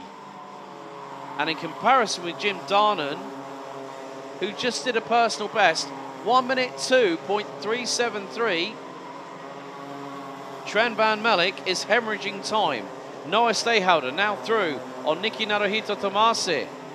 Noah Stayhouder is absolutely flying and is closing in on Tygo Holthausen for 4th place. Meantime, in the middle of that picture, Leon Kamrad, who's made up 9 spots from 23rd and last on the grid, is really starting to push forward as well. And that's Julian Janssen, and just in front of them they have got... That's Trent van Melk! Trent van Melk is being assaulted from both sides going into turn number 6. And Trent van Melk still holds on to 7th.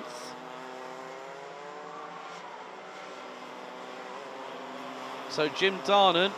Oh, that was shades of Callum Bradshaw at Kart Masters from a couple of years ago. Leon Kamrad saying, hello there to Trent van Melk going down into turn number 10.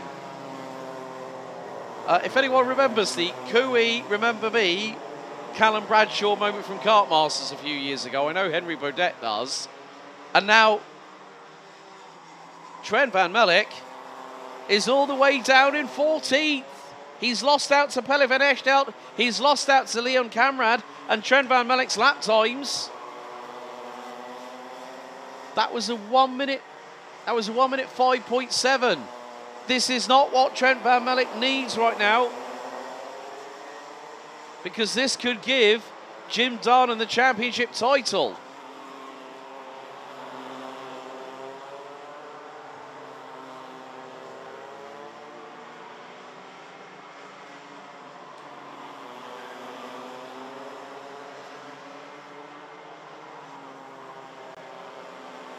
And in the meantime, well, it depends on obviously how far down.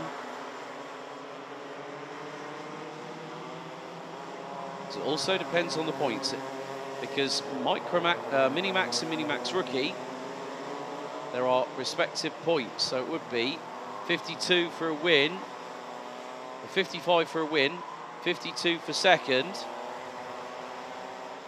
50 for third. So Trent van Melk knows that there needs to be a bit of fight at this point.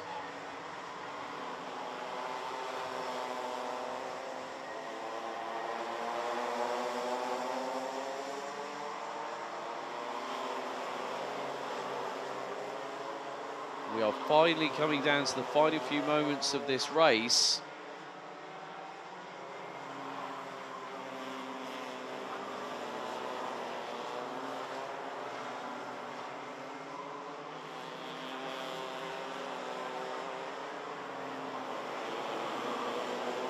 And whilst this is all happening, oh, bit of a robust move happening from Max van der Meer. I think possibly in Julian Janssen.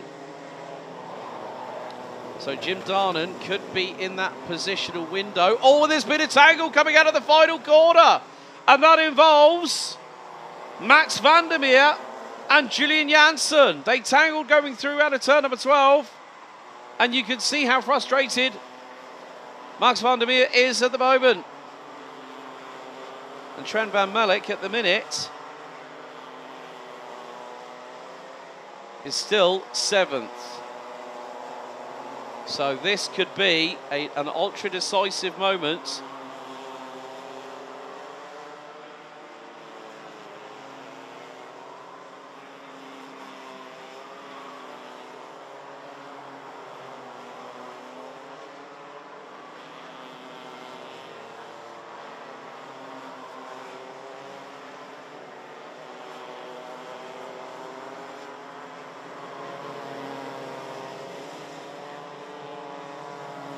But Mick Klinkers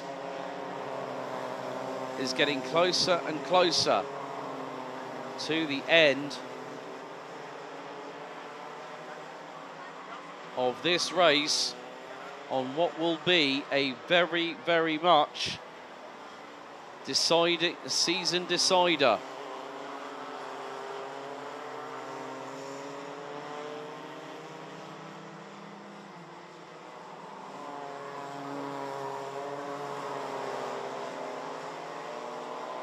And it is now the final lap of the season.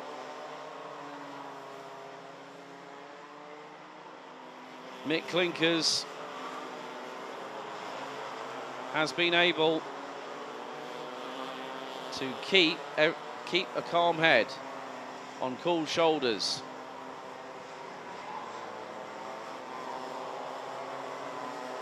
So I'm not too sure whether Jim Darner might have just done enough, because he's kept with, for as long as he can,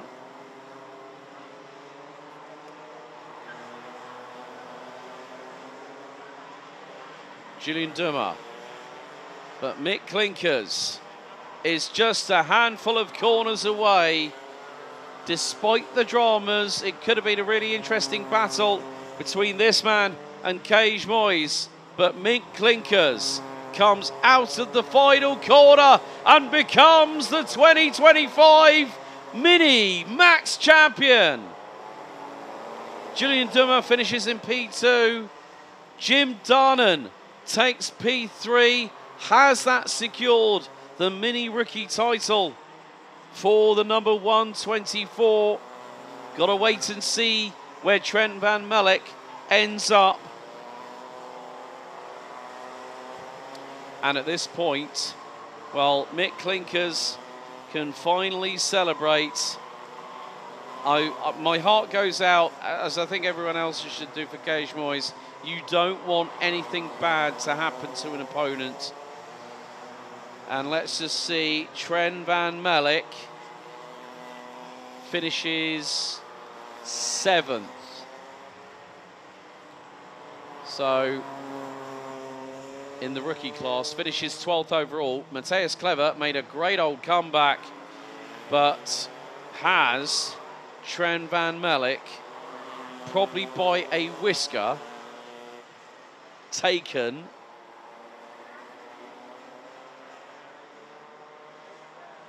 the title. There are your provisional results in the final, but congratulations to Mick Clinkers, 2025 Chrono Karting Dutch Mini Max Champion.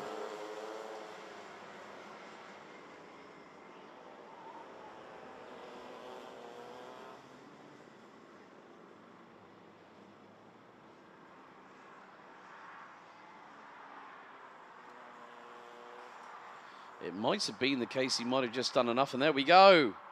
Now it sets in, Trent Van Melk.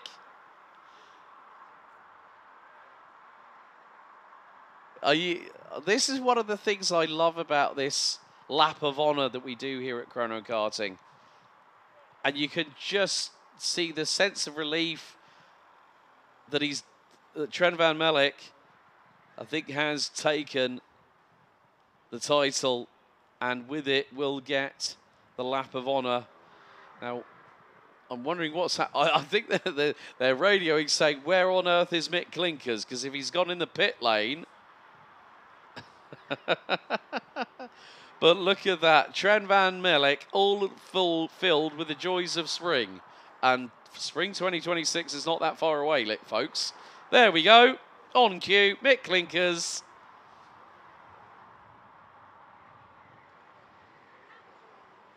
But there is...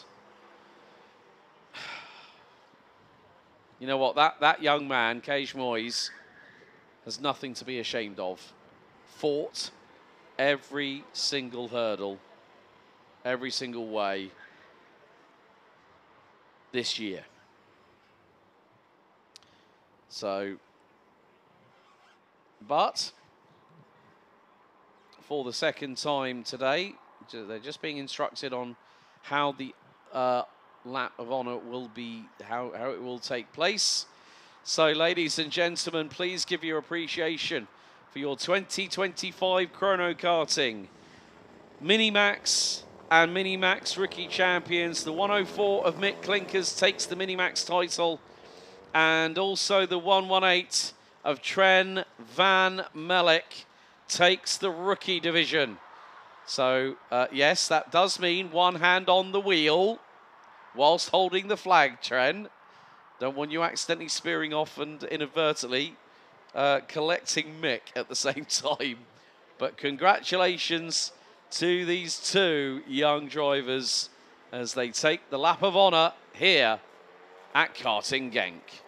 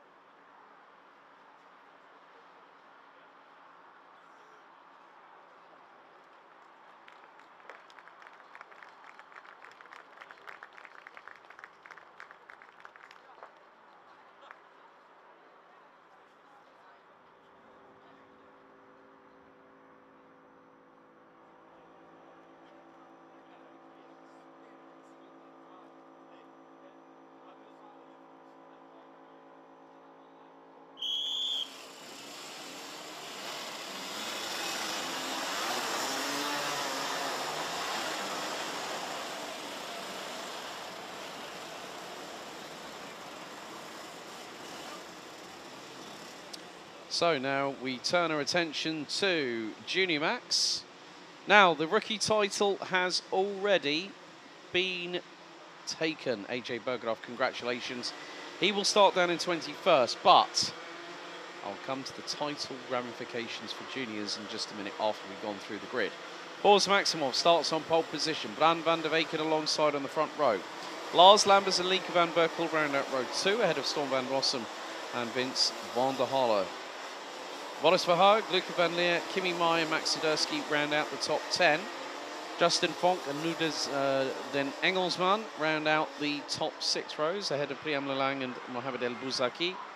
James van der Poel, Devremieta, Korn Willems, Lionel Mugria, Marika Heimstra, Joshua Rejal, AJ Bergeraff, Stephen Wams, Seb Terhorst and Emir Siedkowska round out your 24 strong. So, in terms of the juniors, Boris Maximov has a 5-point advantage ahead of Max Sidursky. If Maximov finishes ahead of Sidursky, then that is it. Game over. If Max Sidursky, however, manages to go, well, I mean, effectively, you would need that Max Sidursky would, the first port of call, you look at the point of winning. So, effectively, if Max Sidursky wins the race, he needs Boris Maximov to finish 4th or lower. A lot could happen. Looks like Monica Heemster not out on the grid, well, and is a non-starter. Oh dear. Joshua Rejal in the number 221 Birillart. That kart has stopped on the circuit, and that is heading on to the Europolan, so got to get that kart started very, very quickly indeed. And if that does not happen, then let's see. Yes, okay, well done, Josh. Good job there. Manages to get the kart sorted out.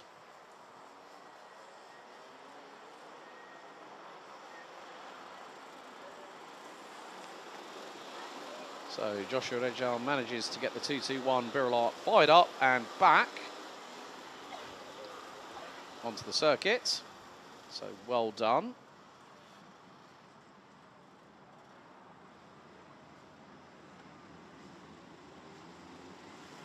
Red lights, however, are on the gantry. It's Maximov versus Sidursky.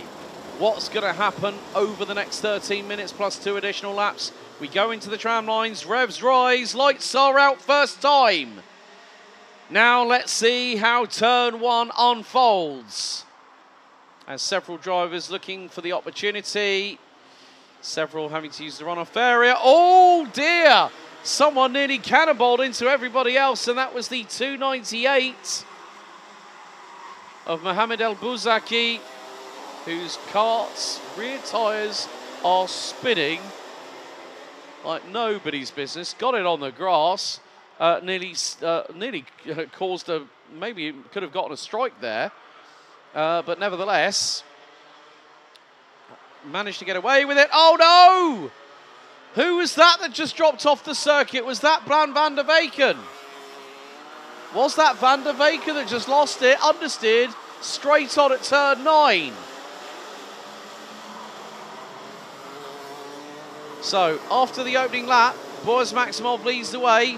Second it is Lars Lambers, so it was Bran van der Weyken that lost it completely, went straight on at turn 9.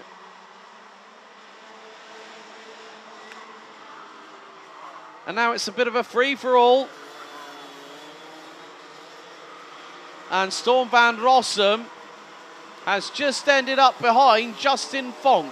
From 3rd, drops to 7th by making one big old mistake through a corner.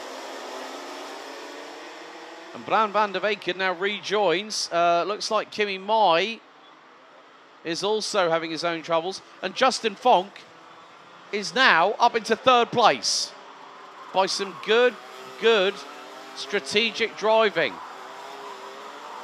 But in the meantime, Boris Maximov now will be more than a second and a half up the road in terms of the lead battle. But that depends on Lars Lambers.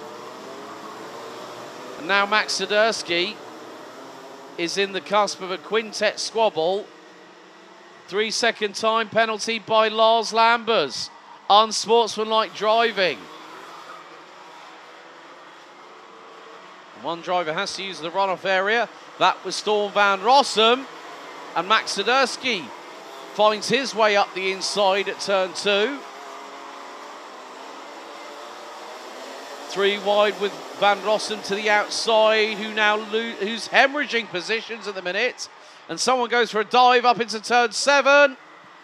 That never works out well because the person on the outside is always compromised.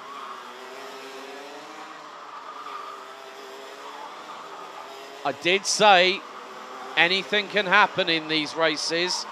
And well, Max Sidursky has just proved that all you've got to do is keep your head down, play it smart, keep your nose clean.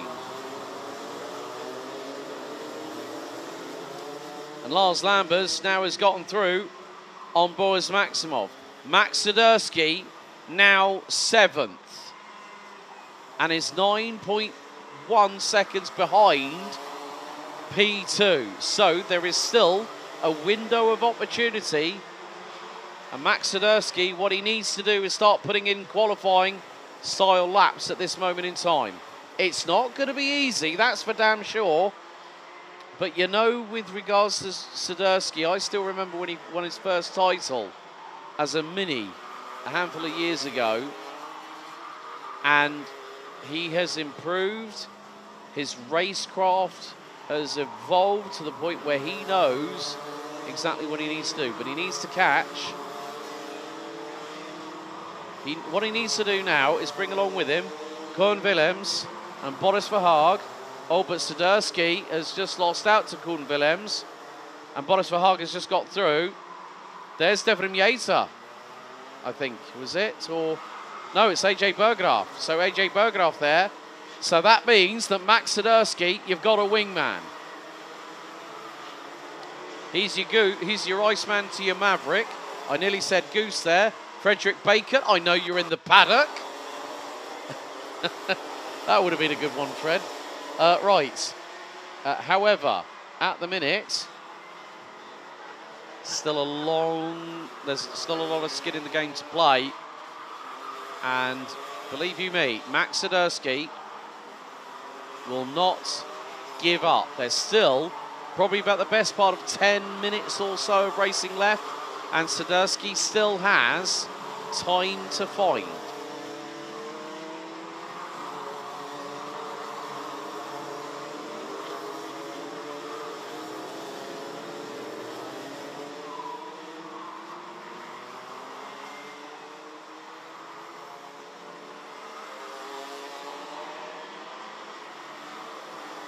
Now, in the meantime, along with Lars Lambers, Bran van der Weken has just been handed a, well, it's been smacked pretty much on the wrist with a 3-second time penalty for unsportsmanlike driving. Same infraction that we've had thrown at our current race leader, who is, looking at it from this perspective, if you add 3 seconds, it puts Lambers effectively 2 tenths ahead of Vince van der Holle.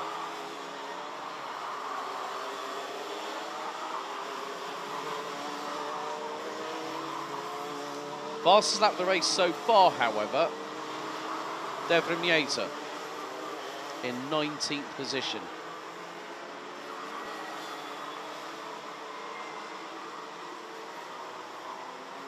So there is still that modicum, that window of opportunity whereby these drivers can still keep on pushing. So between Boris Maximov and Max Sidursky, I'm a bit fearful of this, and the reason why I say that is the gap has expanded to 13.3 seconds, and that is between Sidursky in 8th and Maximov in P2.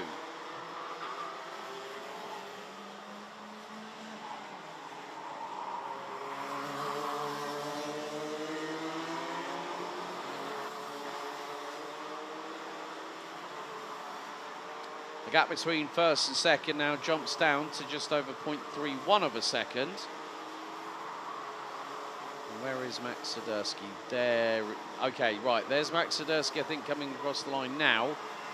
And that gap has, oh, that's further extended. That's another second added on. So the way things are going, it is Boris Maximov's race to lose. If anything happens in the next 5.5 minutes, plus an additional 2 laps, it is, as I say, it is not just Boris Maximov's race to lose, but it's also potentially the fact that a title might come out of his grasp through no fault of his own if rain comes into play. If weather, and it also, you've got to look at it from this perspective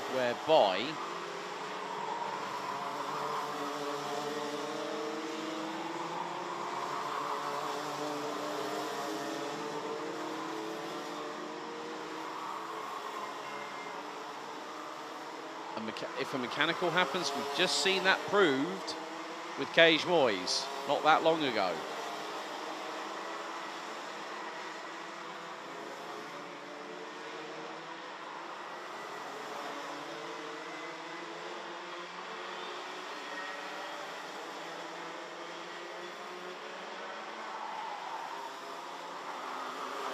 But the thing is that Boris Maximov at the moment is in the right place at the right time.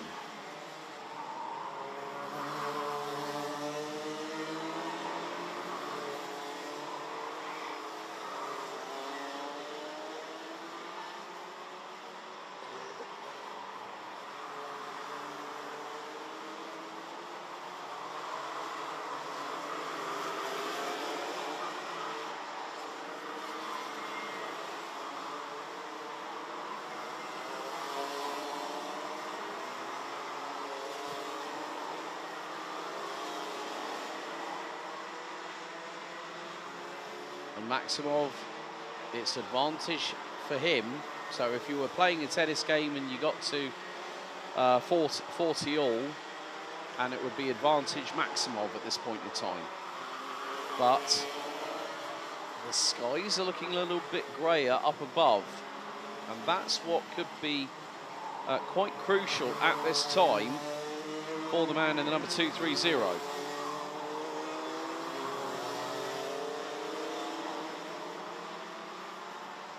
3 minutes and 10 seconds still to go. There is an opportunity for Boris Maximov to seal the deal with a victory out on the circuit, which at the moment is on course for happening. So actually, I've just noticed there has been a change. It was actually Emil Siedkowska that has had a is now the one, not as I thought it was, Bran van der Weyken. It's actually Emil Siedkowska that has received a 3-second time penalty for unsportsmanlike driving. So at the moment, Lambers leads on the road, but Maximov will inherit the victory. So all he's got to do is stay in the wheel tracks. He does not need to pass Lars Lambers. But a driver's pride, being a driver's pride, is that if he got the opportunity to go through on Lambers, he would not take a second invitation. He would take that hook, line and sinker without a second thought. But they are teammates, let's not forget. They are under the same awning at Bouvin Power.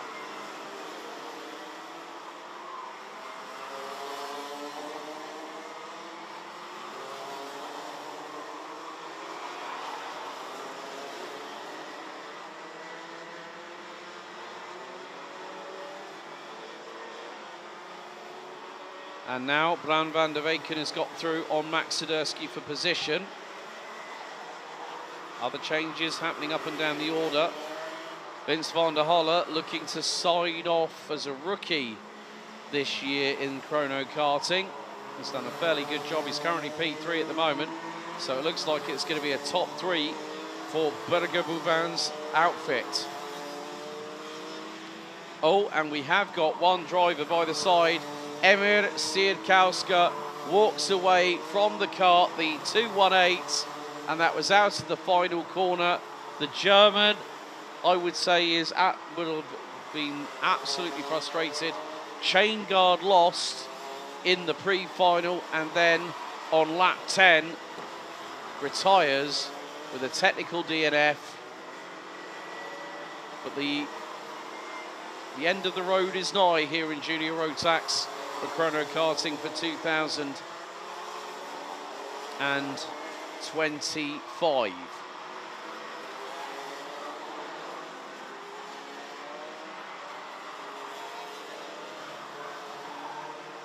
No matter what you say about this season, it is always going to be the case that one drive. Oh, there we go. It's happened.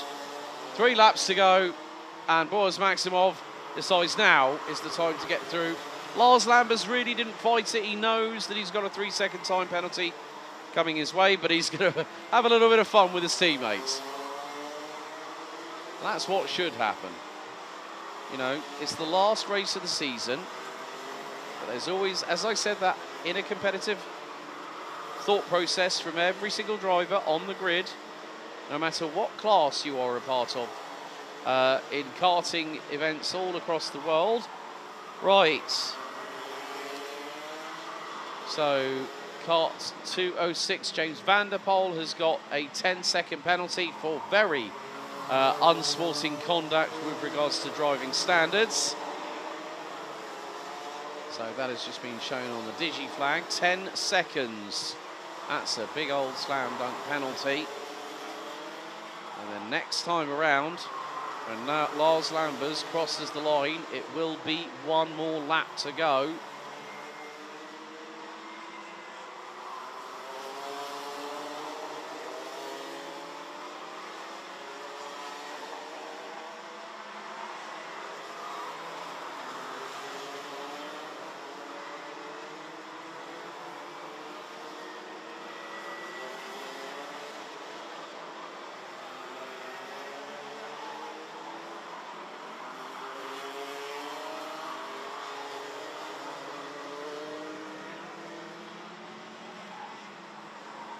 Now we come down to the final 1.36 kilometres of the 2025 Chrono Karting Junior Rotax season. Lars Lambers on the road is leading by 2 tenths. But Boris Maximov, I'll make that now nearly 4 tenths. Boris Maximov due to inherit the win in the right way possible. Sepp Terhorst, I believe, might have just called time on the race and also on the season itself. Max Sadursky has just put in the fastest lap of the race, a 56.351. But even though down in 8th position, that's a big, big gap between him and the man that is going to now come across the line in just a couple of seconds' time.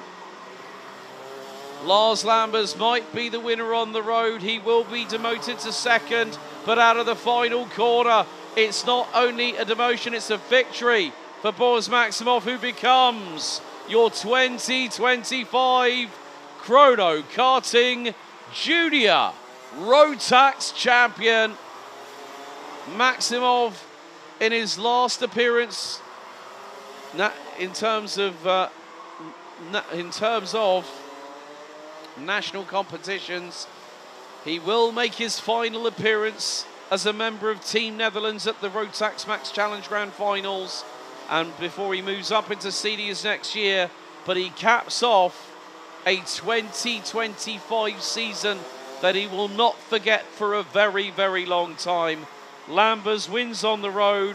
The win goes to Boris Maximov, and he will take with it the 2025 championship title. Vince van der Halle will end up second, as Lars Lambers will be demoted post-race to P3. Van der Halle top rookie, Luca van Leer, Justin Fonk, Boris Verhaag, Bran van der Weken.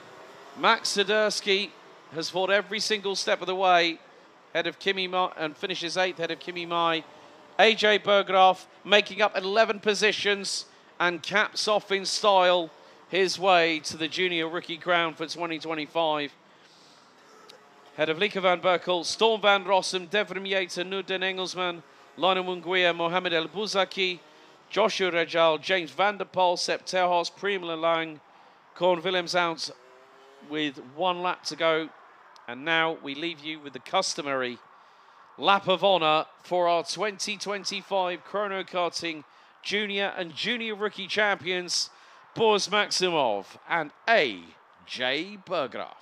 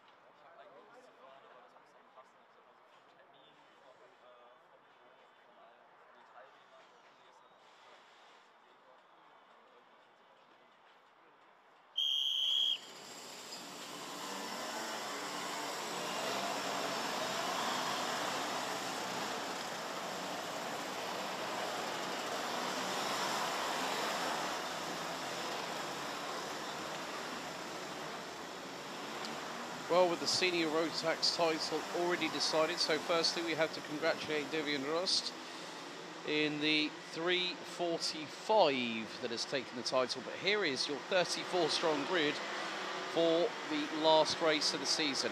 Sebastian Koch and Felipe Falk will line up on the front row of the grid. And of Jori Schoens, Taze Stevens, Flynn Fitters, Ruben Verheyen, Bodine Blankenberg, Scott Westhovens, Benjamin Van Hees, Kaz Boshouse, Ruben Lichtenstein, Jur Valkenars, Prins Spapen, and Siem van Vliet rounding out the top 15. After that, Steen Peters, Sven Slagmolen, Mick Vandenhout, Kimi Schleich, and Rein van der Meer round out the top 20. Devian Rust, Raymond van Beek, Glenn Druers, Luca de Moitru, and Mitch Hainert round out the top 25, completing the top 30 are Louis Lefigoleur, Thomas Verheyen, Gabriel Svitala, Philip Wisniewski, and Krik Knoren. Completing the 34-strong grid will be Jay Zurveld, Sam Bergstein, Mike van Maastricht, and Martin Herrera. Interesting, because I would imagine that after the pre-final,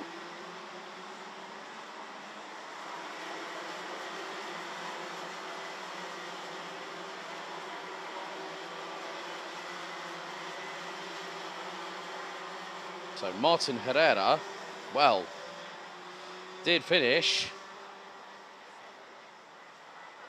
in a roundabout what would have been 8th position, was found to be classed underweight post the pre-final, and thereby was put down to last position as a direct correlation.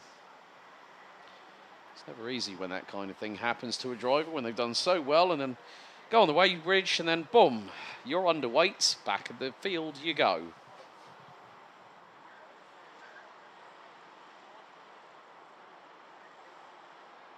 So, at this point,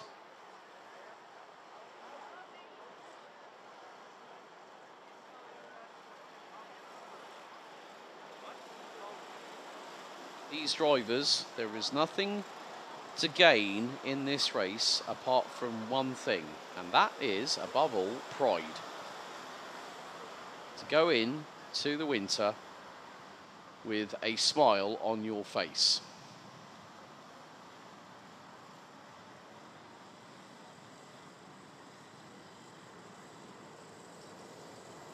So, red lights ignite on the gantry ahead of our last senior Rotax race of the 2025 Chrono Karting Dutch Championship season. Into the tram lines, revs rise, lights go out first time of asking. And straight away, Sebastian Koch leads the field on the Sodi Kart chassis as they head into turn number 1. And a lot of the drivers using the runoff area, some of them flirting very, very dangerously with the grass on the left-hand side of the runoff area. But everyone so far has made it through, just about. Got the stragglers at the rear of the field, but Sebastian Koch in that Sodi Kart absolutely launched it. Meantime, oh, there's a couple of drivers that are going to be running wide going through into turn 6, and there's been a pile-up that's correspondingly accordingly happened. Oh dear, 3 on top of another, 1 on top of another. Devian Rust is at the top of that. It's like the Leaning Tower of karts. Forget the Leaning Tower of Pisa. Yeah, 3 of them. One of which, Siem van Vliet. And the third kart sandwich in the middle is Steen Peters. And look at the front bumper on Devian Rust's kart, as well as the Nassau panel. That's not exactly how it should be on an OTK, but Steen Peters was the worst off. It was crumpled in so many different ways. It was like someone had made front bumper origami out of it. But still, the battles do continue onwards. There's Taze Stevens. Oh, and I think that was Felipe Falk trying to get through on Kaz Boshouse. Through at turn 6. But that, yeah, the Leaning Tower of Genk, I'm going to nickname that now. But that's not a nice thing to see. Especially when the person in the middle is sandwiched in between the 2 karts, one underneath, one above.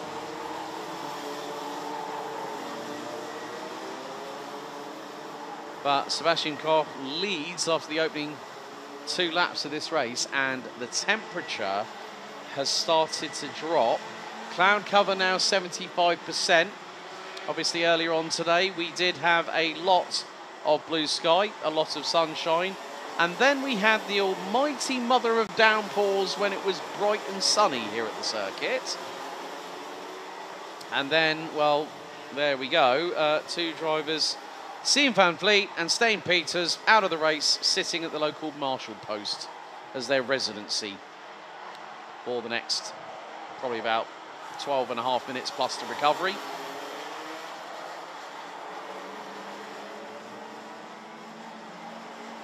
Julian Klausmann, however, is closing the gap to second place driver Ruben Verheyen. And Verheyen just said to Klausmann, no, don't fight me, work with me. Klausmann straight away, by the way that kart was moving behind, that said otherwise to me, which means that Klausmann will want to get past Ruben Verheyen, and he's like, come on, man, stop it. Let's go after the race leader.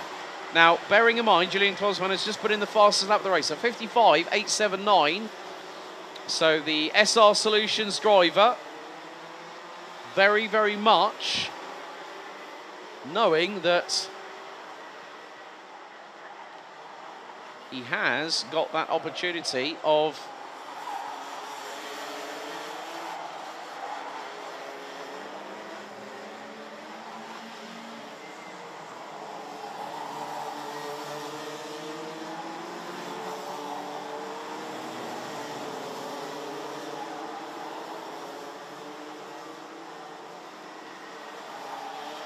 getting through, but at the moment, well, with the way things are going, they are catching Sebastian Koch on the Sodi kart.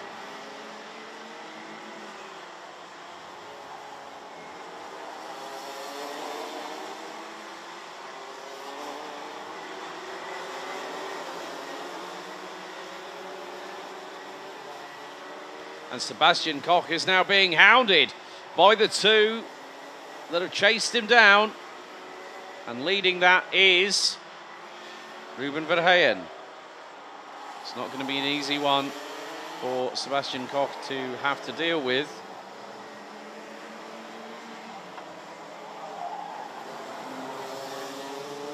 They said that it's never easy. It's never easy at all.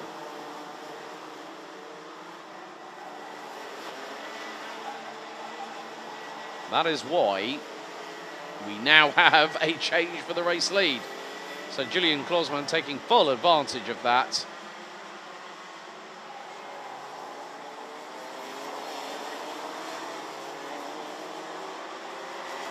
Making sure that he is going to stay at that, stay ahead. That's quite crucial at this particular point. So what you don't want to have happen is someone to get the upper hand, and that's exactly what he's got. So we have 4 retirees at this point in the race, and that includes Jur Valkenaars, Raymer van Beek, and of course on the opening lap, Siem Van Vliet and Steen Peters. As Sebastian Koch now tries to get through on Ruben Verheyen, the number 348 for the NL Trommelke team. And there has been a... Oh, Crit Knorr has just been hit with another penalty. It's not going well for Crit at the minute, I'm afraid. And that is now the case of...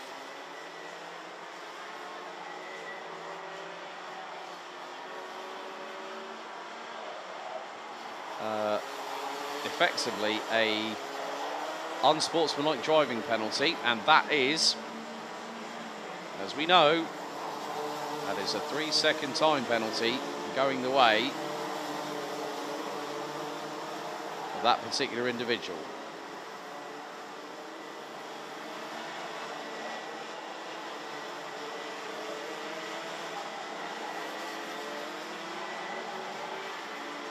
It's not going to stop some drivers moving up the order. And there are a few that are trying to attempt to do so at this late stage. And I'm just keeping an eye outside of the commentary box window Now we are over the halfway point of this race, but those clouds spell one word. Danger. That's all I'm saying on that one.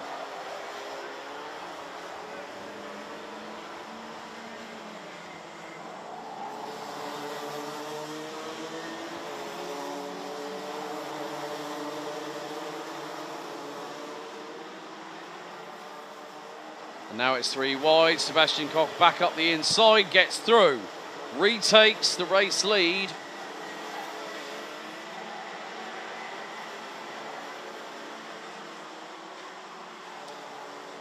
And Ruben Verheyen staying with, so is Julian Klausmann. This battle is not over by a damn long sight. 3 drivers, very, very much equally matched.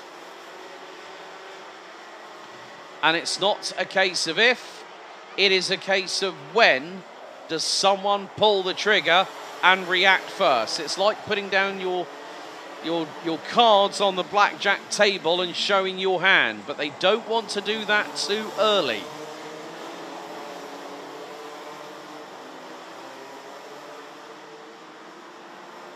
Now, whilst this is happening, Scott Westhovens is up to 4th place as Ruben Verheyen gets through on Sebastian Koch at turn 1. Scott Westhovens now up into P4, started 9th. Now, get this. Krit Knorren might have a 3-second time penalty post-race, but he's made up 18 positions. Started 30th. Now 12th. Sam Bergstein, eliminated early in the pre-final. Started 32nd.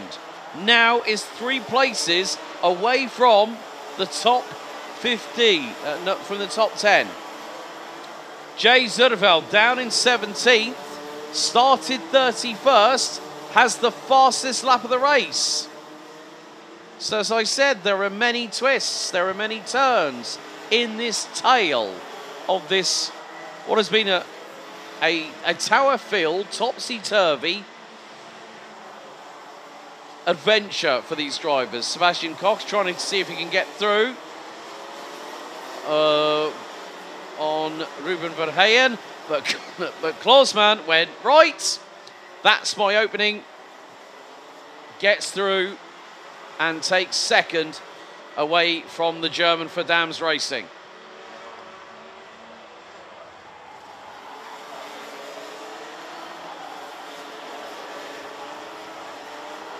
However,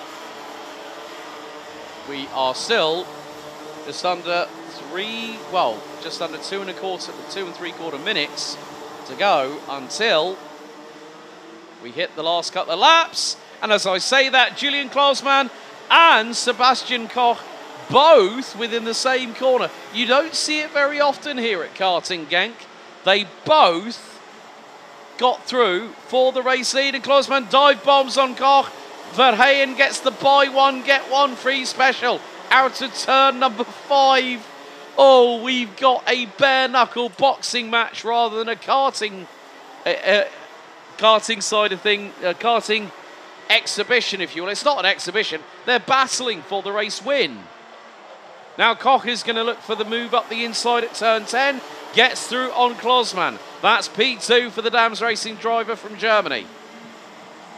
But now, whilst that has happened, Ruben Verheyen is trying to clock out and get away. I would say we've got 4 more laps to go, including this one, so we could be 16 laps in total. And Ruben Verheyen for the NR Trommelke team leads the way, and look at that menacing dark cloud over turn 6. Oh, that's very dark and gruesome, I'm afraid.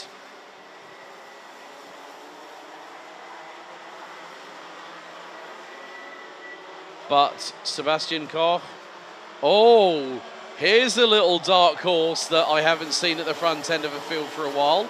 Ah, good afternoon, Jori Schoens.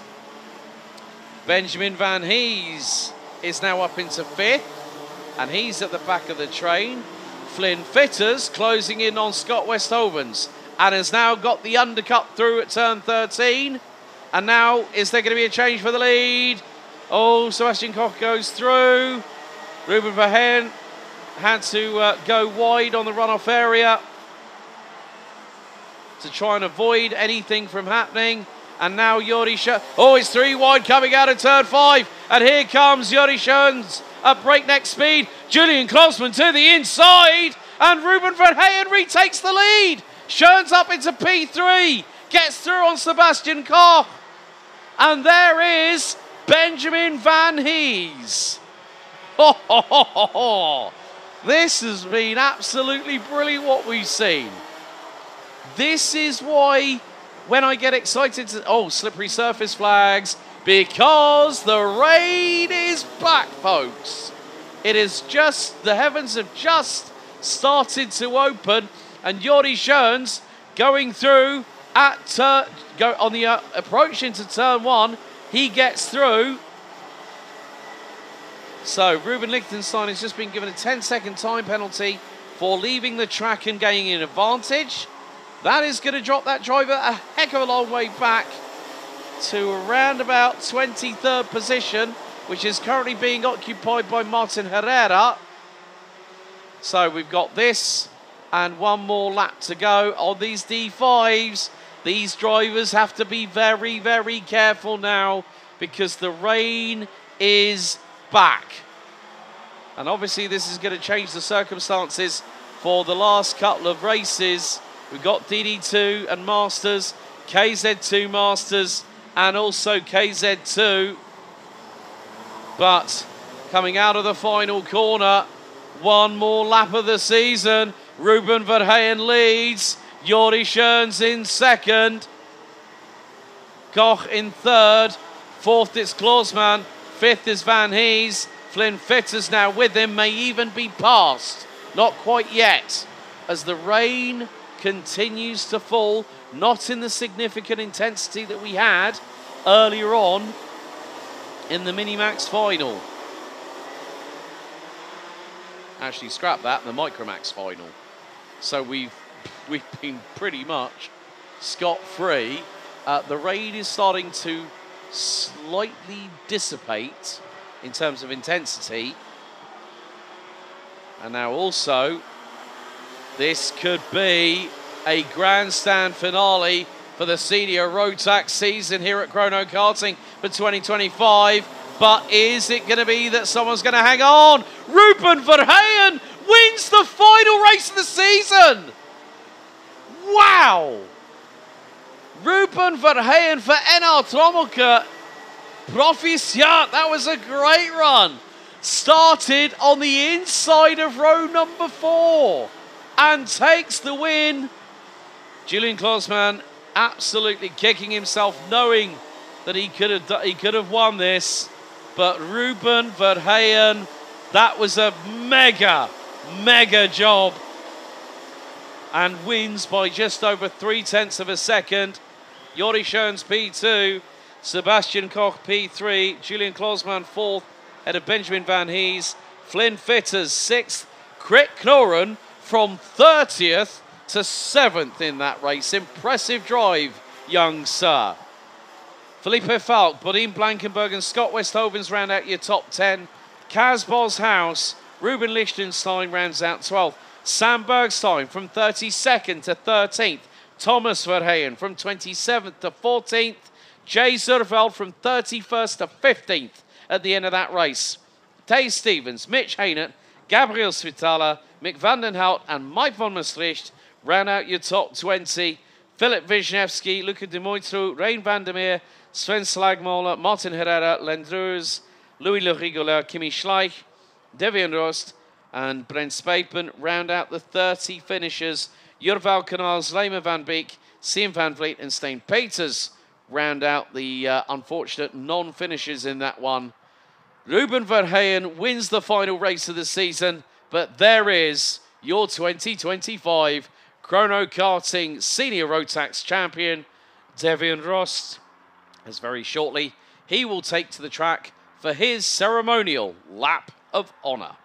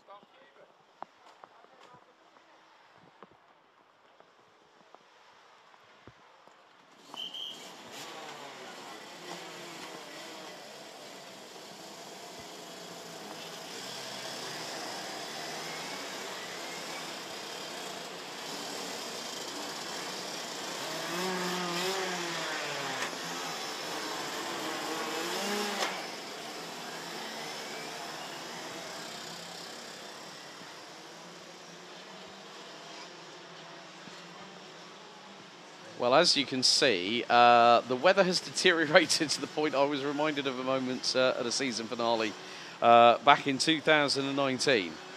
Zana Shrivlak, you'll probably remember that one. Right, here we go with DD2 and DD2 Masters, the final race of the season.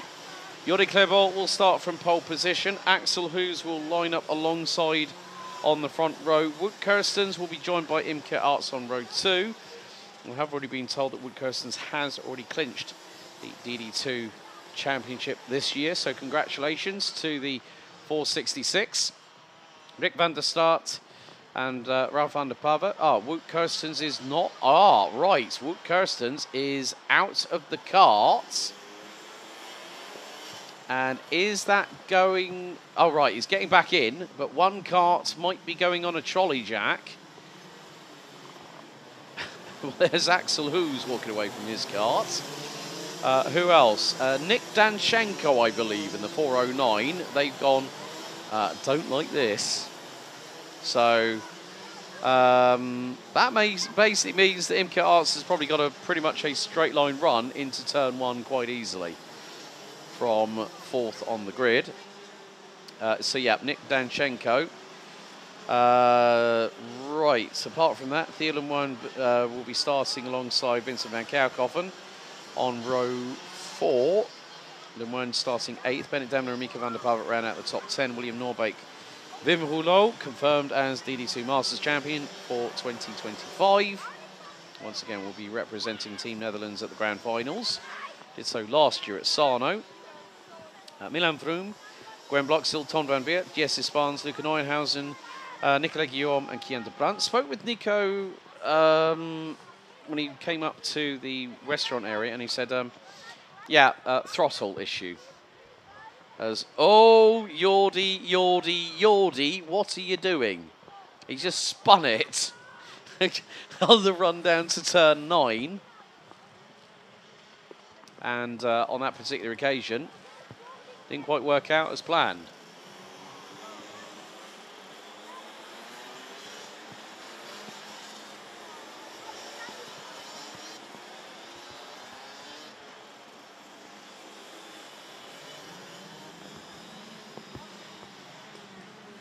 So the red lights are ignited on the gantry for what will be our last race for Rotax in 2025 for Chrono Karting. Titles already decided who will be top of the pops when we go lights out for 13 minutes plus 2 additional laps. The lights go out, plumes of spray from the back axle of every single kart as everyone heads into turn 1, and Rick van der Start got the jump. Oh, there's a few pirouetting karts, and one of which is the 428 of William Norbeek from Denmark, who nearly did a muddy joker lap at that point. That's how bad it is. Oh, someone's also had drama coming out of turn 3. And look at the standing water on the inside of turn 5. There's actually a big splash puddle on the approach. So if you're not in the lead of this race, you are really going to have your visibility significantly compromised. As, oh, spinner out of turn 7. And that's put the cat amongst the pigeons, so to speak.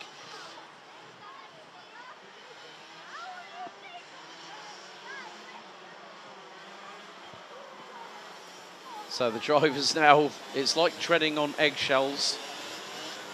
It's dancing on ice without the ice skates blades underneath you. Only you've got Mojo W5 CIKs shot on your kart. And someone having a little bit of a drama coming out of turn number 11. That was Gwen Bloxhill, who moved up to 11th place.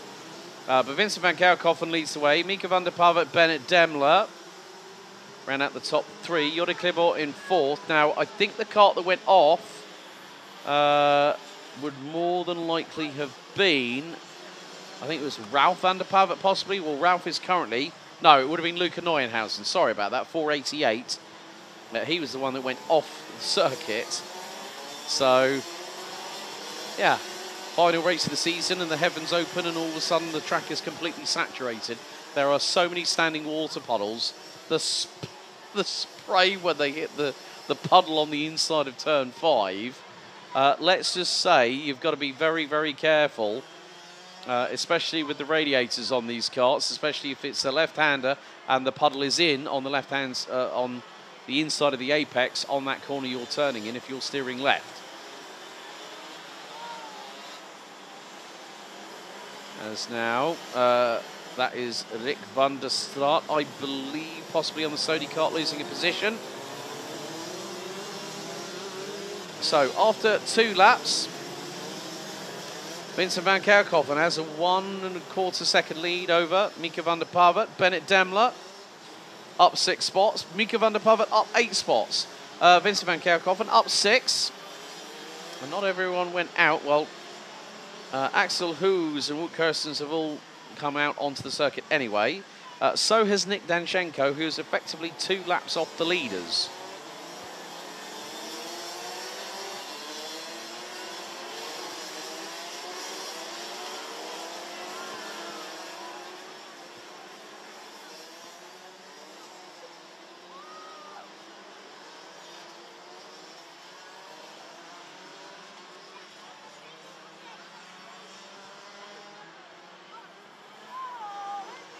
So we have just under 9 3/4 minutes, plus those 2 additional laps, and the Brollies are going up in the grandstand. But Vincent Banker, right, okay, so 1 lap deducted for Wout Kirstens, Axel Hoos and Nick Danchenko. 1 lap deducted started from pit lane.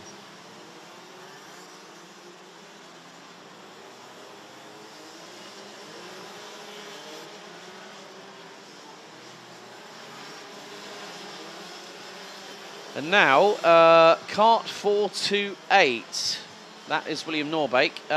3-second time penalty, unsportsmanlike driving. As Bennett Demler goes a bit deep into turn number 5 off of the Europelan and is being chased down by Ralph van der Pavert, whose brother Mika is up into P2.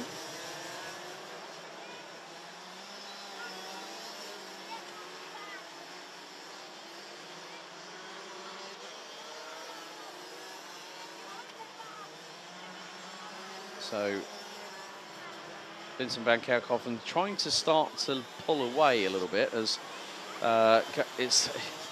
you can see how treacherous or how careful the drivers are trying to not go over the curb too heavily at turn 10. And at this point, well, both Bennett Demler and Ralph van der Pavert were very, very careful. They didn't want to overstep the mark and thereby lose traction coming out of the corner. But still, they have an opportunity. And Bennett Demler, had nearly a cheeky look up the inside of Mika van der Pavert going through into turn 4. Now through 5 out of the Europelan. The 2 are going to be wheel to wheel. And Bennett Demler, slingshots pass through on Mika van der Pavert, and that is through. Through goes the German at turn number 6.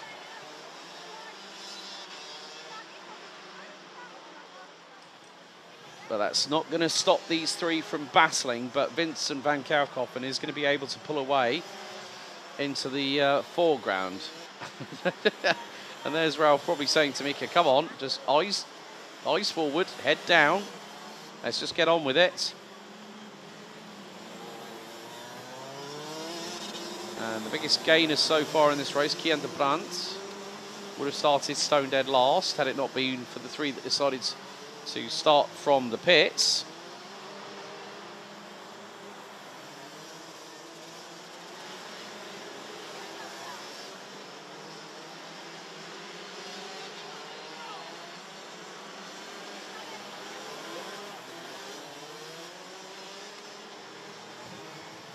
And at this point, with 6.5 minutes to go, plus an additional 2 laps, I think the drivers will be breathing a big sigh of relief. Of course, we've still got KZ2 Masters and KZ2 still to run at the circuit here at the Home of Champions before we conclude the on-track activities for 2025, notwithstanding the Rotax Max Challenge Grand Finals, which will be taking place in 25 days' time.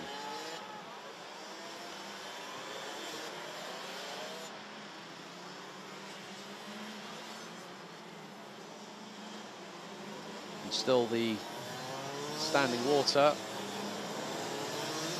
Testing the drivers, the rain. It's a steady shower now, rather than a significant avalanche that we had, what was it, probably about 10 or so minutes ago. And Ralph decided to do the right thing and go out with a wetsuit on, but that's still going to be absolutely soaked right the way through. And Mika's just decided, well, I'll just brave it and just go out in the standard SP Motorsport outfit. But Ralph finds his way up to P3, but Mika trying to go around the outside, gets through at turn 5, but which one of the two brothers is going to have the run coming down the Yurapalan. They might be running under the same awning, they might be brothers, but they're still ultra competitive. You can see what they're doing is skating over the curbing, rather than using the wheel, using the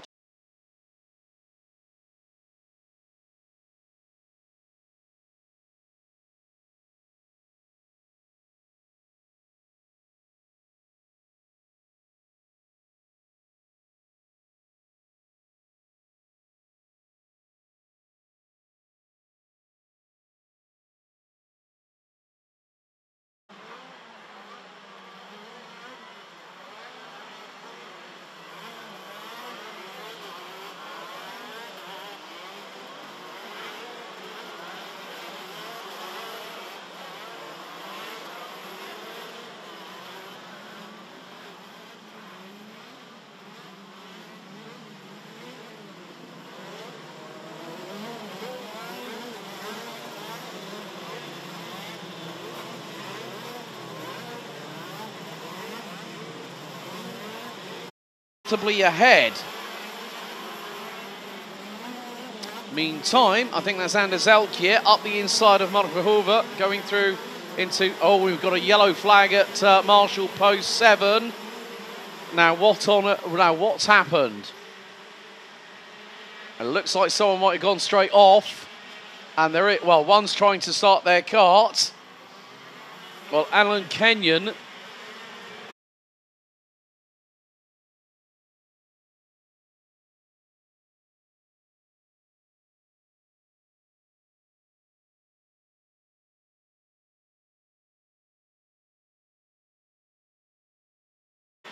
who's made up 6 places and now is charging after Jeroen Bos, who's down to P3. So Sebastian Coppenol is going to try and close in on Sam Clays over the next 10 minutes and 40 seconds. Alan Kenyon has got the kart going again. So 25 starters, and Sam Clay's lead is now 2.7 seconds and climbing. Rickards Count seems up 4 spots from 18th. Wesley Duval, where has this form suddenly come from, my good sir? Up 10 spots.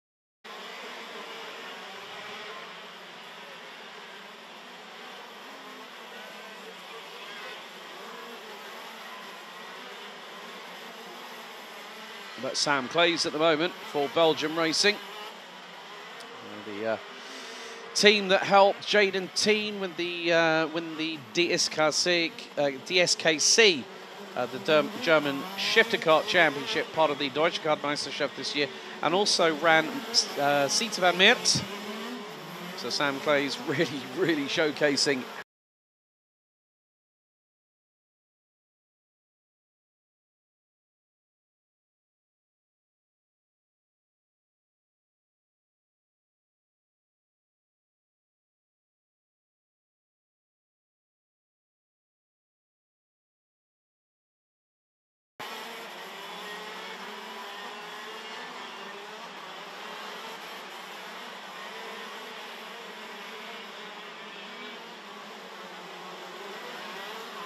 But this driver launched it off the line.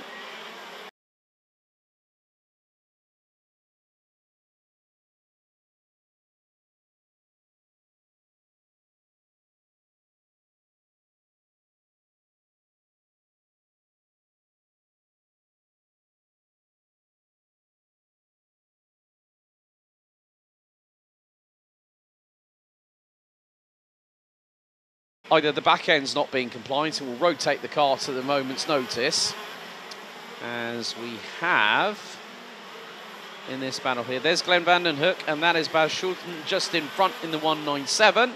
Anders Elkjær in the 194. Birlart is right behind the pair.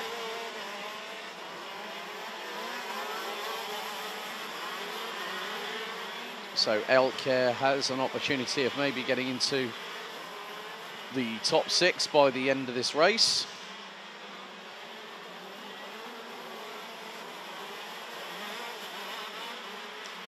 This is why I respect every single driver in the paddock, irrespective of their age, irrespective of what class they decide to go for.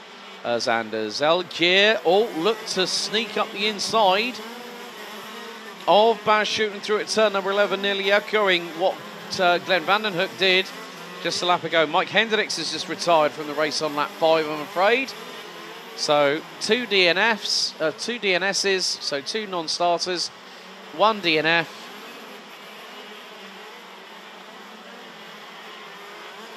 And Anders Elkjær, will he get through to the outside?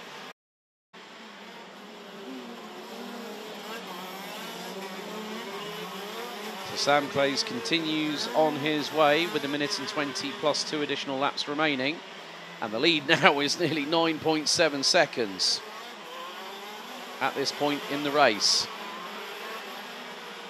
Edgar Oosting and Jeroen Bos still battling for the final step on the top 3.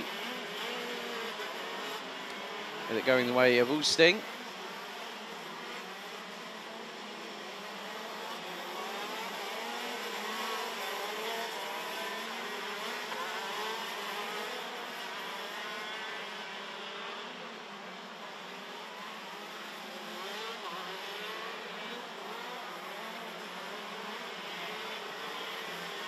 Other changes that have happened. Hans Christian Pedersen now up into P14.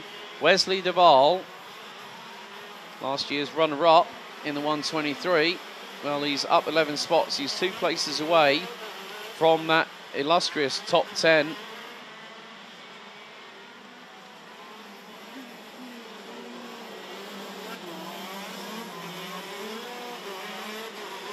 But Sam Clays goes on to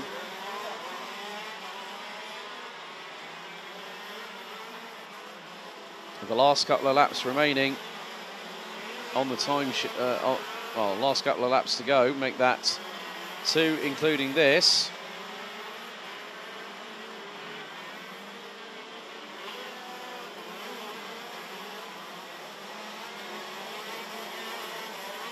So Sebastian Coppenol, 11 seconds back.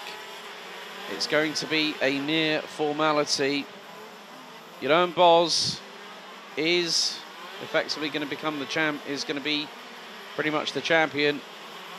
But the way that Sam Clays has pulled away in the 159 from Belgian racing, but Edgar Oosting has caught up with Sebastian Coppenol. And we've got about 3 kilometres of racing still to go in this instance. So more to the point, can Edgar Oosting put a move on Sebastian Coppenol, as we are now, well, that's effectively 11.6 seconds.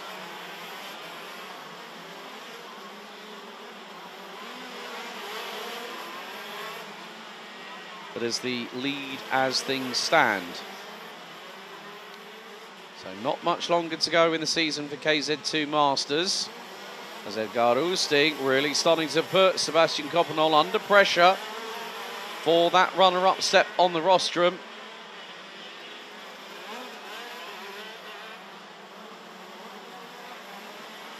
And Oosting sees a window of opportunity, nearly got through at that point, but Coppenol able to counter-attack the 124.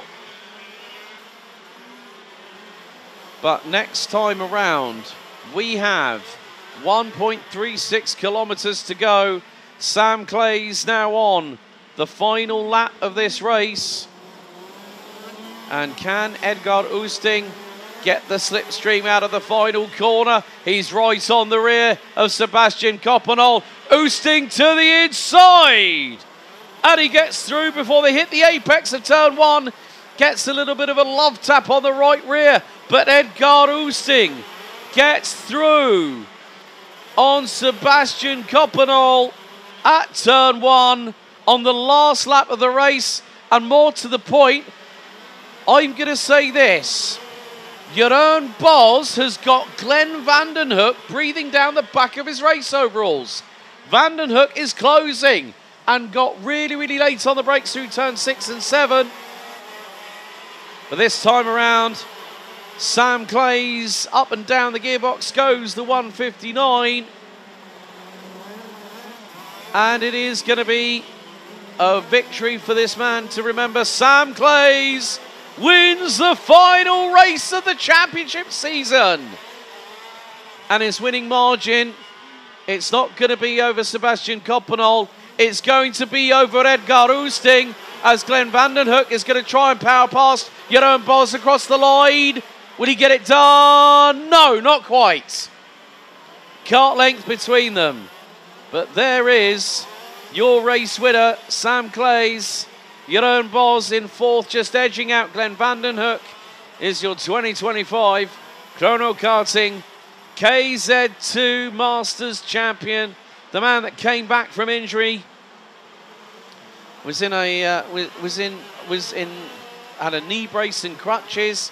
He's come back and he's won the top prize in Dutch KZ2 Masters shifter class here at the home of champions.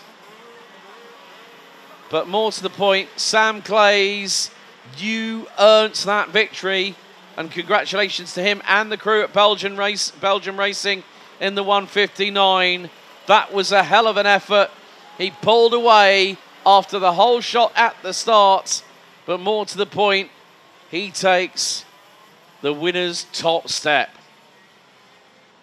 So very shortly, there are your results. Sam Clays winning ahead of Edgar Oosting. A Sodi Kart 1-2 ahead of Sebastian Coppenol, Jeroen Bos, Glenn Vandenhoek, Anders Elkje, Bas Schulten, Neki Berhene, Benno Ridder, Mark Verhoeven, Wesley de Waal, Alan Kenyon, William van der Guy, William Klooster, Hans Christian Pedersen, Etienne Soler, Bas Steen and Martin Versteeg.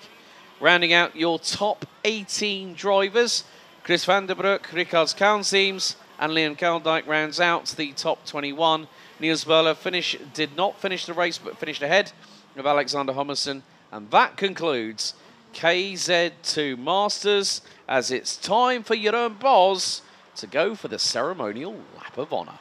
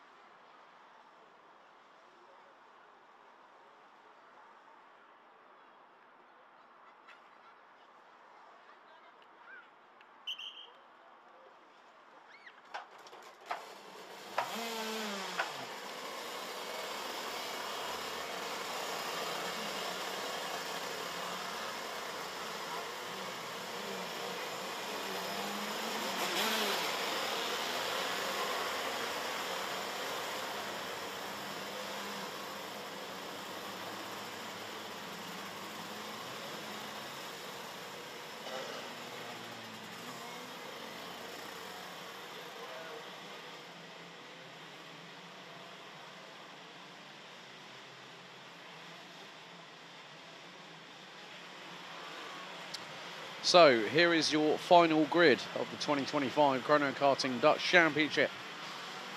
And it's KZ2. Robin Glerum and Christian de Klein on the front row. Tommy van der Stroys and Daniel Stel on row 2. Renzo Alibax and Jeffrey Fixer on row 3. Manik Svitz and Arjan Kivitsbosch on row number 4. Kevin Steho and Daniel Tenbach round out the top 10.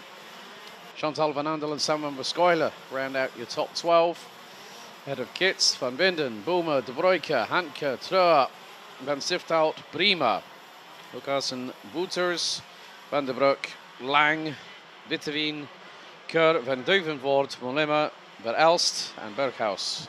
That is your 30-strong grid.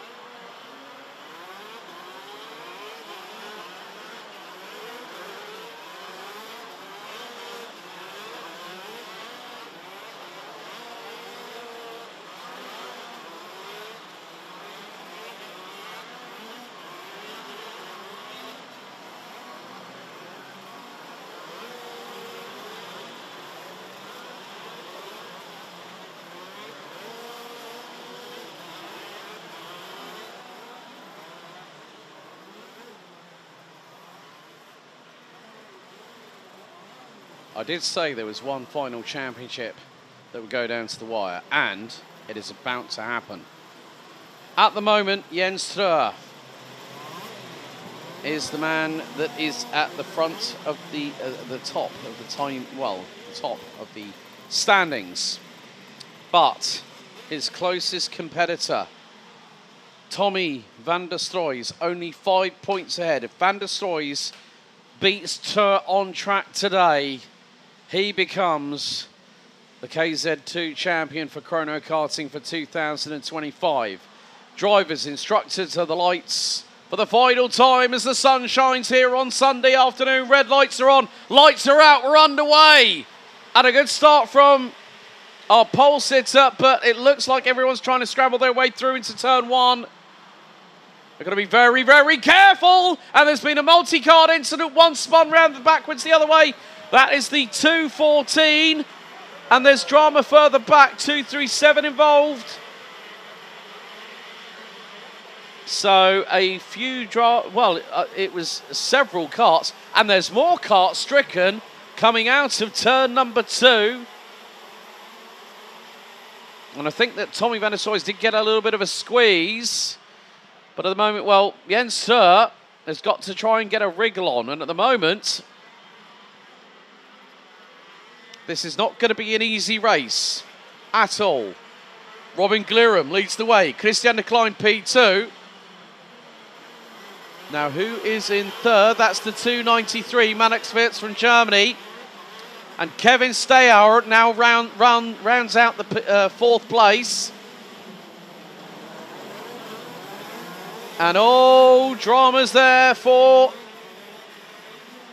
the CRG.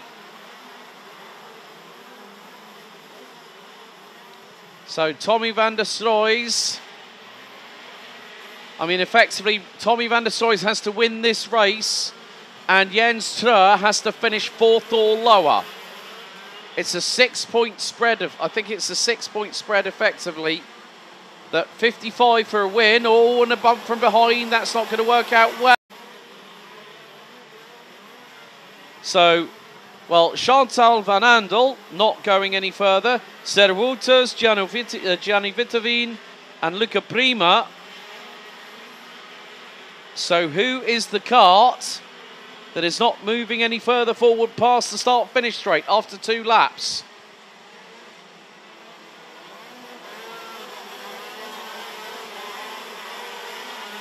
I'm going to have a quick old check, because that's not going to be easy to find out who.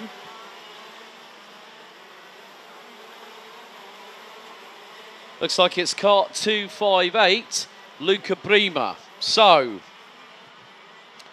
quite a few drivers not having the best way to end their Sunday afternoon here at the home of champions. I can't say I blame them. Jeffrey Fixer through on looks like trying to get through on Maddox Fitz. Here comes Tommy van der Stroys, trying to look to the inside. Fixer blocks the door. And van der Stroys are able to get through, but he's got to try and get the traction down out of the final corner. And I think he's just got through. Did he? Yes, he did. Van der Stroys now up into P3. That's 50 points. Jens Treur, 40. Oh, right. I've got one phrase I need to.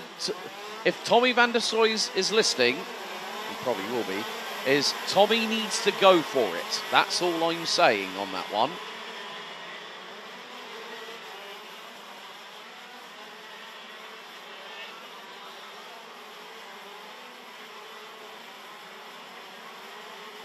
Arjan Kivits-Bosch looks to be the next retiree out of this race, I'm afraid.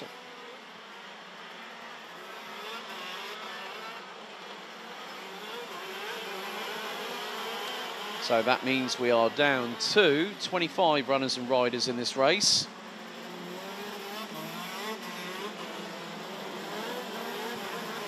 And still, it is going to be very, very difficult for some drivers around this circuit. Now, we have seen a myriad of moments for well, pretty much, I think, the entirety of the field, 180 plus drivers here this weekend.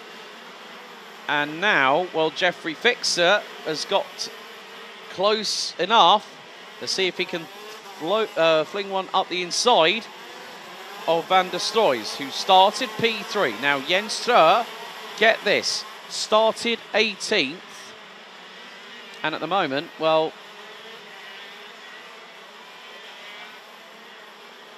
if van der Stroys stays in 3rd, but with Robin Glerum in his crosshairs, that would be enough, maybe, to put him ahead.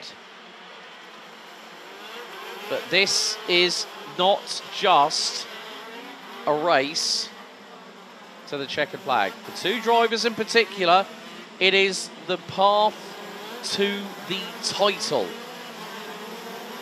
And anyone who wins a KZ2 title, in my book, doesn't matter who you are, where you come from, but it's about how you apply yourself. If you are going to be that person who's going to fight for every inch, every millimetre, every thousandth, every hundredth, every tenth of a second, and strive to be the quickest one out there,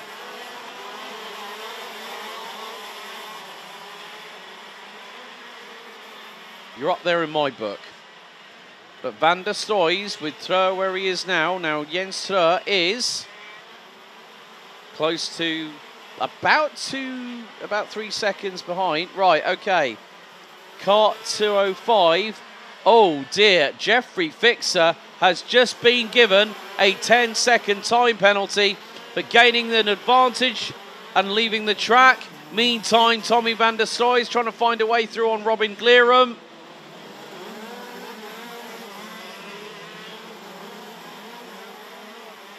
So Van der Stroys has got to try and get through, and hoping he's got to concentrate on his race. That's the main focus for the 254. Concentrate on what he needs to do.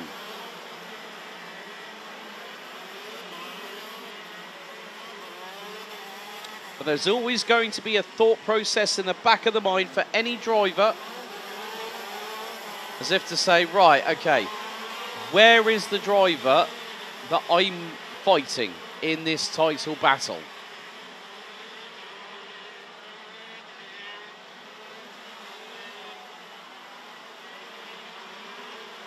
And drivers have this sort of, if you will, not a spidey sense, but it's like they have this intuition.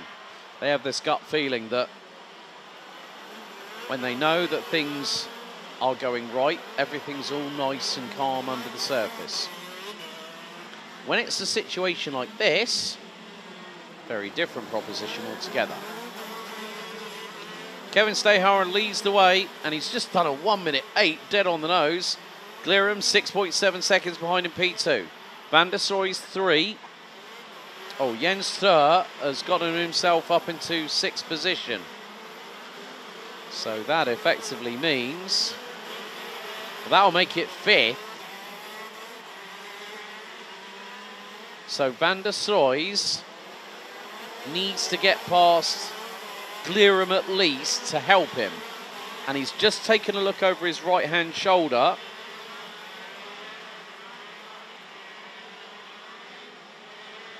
Right, okay. And there goes Van der Stroys robustly up the inside of Robin Glirum. That was through at turn 8. He knew that at some point he would have to make a move like that to get through. So far, DNFs. Luca Brima, Giovanni Vitavin, Servutas, Chantal Van Andel and Arjan Kivitsbosch. So, 25 KZ2 drivers remain as Tommy Van der Stroys. I mean, even if you said to me, oh yeah, the track will dry up and it'll get quicker and quicker. Well, with a 7.7 differential between himself and Kevin Stayhauer, with 3¼ minutes plus 2 laps, so give or take 5.5 maybe. 5.5 laps of, or 5.5 minutes worth of racing still to go. The key thing for Van der Stroys is to get his head down. However,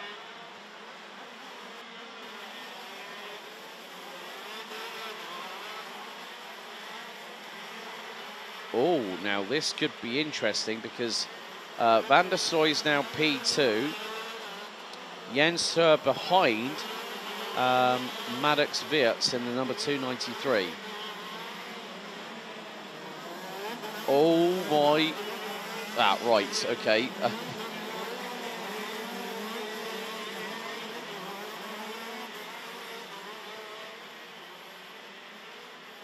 Now, the thing is, well, I was... Why is it I go to think of something and then I find something's just happened? Jens Stur now up into P5, which effectively will be championship winning position. Now coming into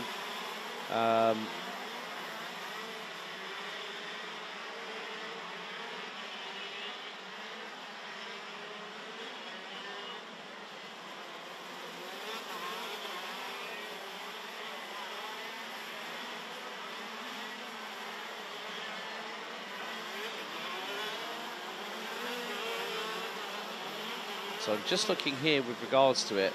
Jens Stur at the moment has 6 wins to his credit. Van der Stroys only has 4. So if they go level on points, all I'm going to say is that Jens Stur would win it on countback. Well, Tommy Van der Stroys at the moment needs Jens Stur to finish 7th or lower. Now the thing is that Kevin Stayhauer is running away with this at the moment.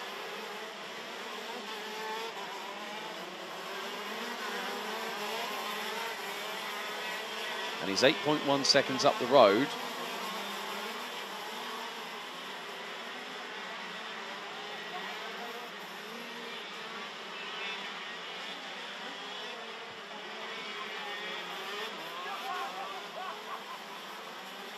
So at this point, well, Jens Trup, he gets past Robin Glirum and Jeffrey Fixer. That is it. Game over, 100% secured. But of course, yes, things might be settled on track, but there's always that. You have to look at it from another perspective in the way of saying, okay, what penalties are being applied? Is anyone underweight? Does anyone have a front bumper with the clips in? That's going to be the key problem here.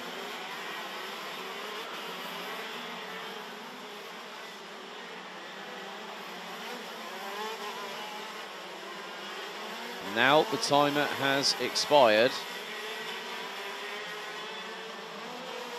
And no matter what Van der Stroys has tried to do in order to try and catch Kevin Stayhauer, it has been a mountain to climb. Even though the circuit here at Karting Genk is very flat, it's just more the case of, well,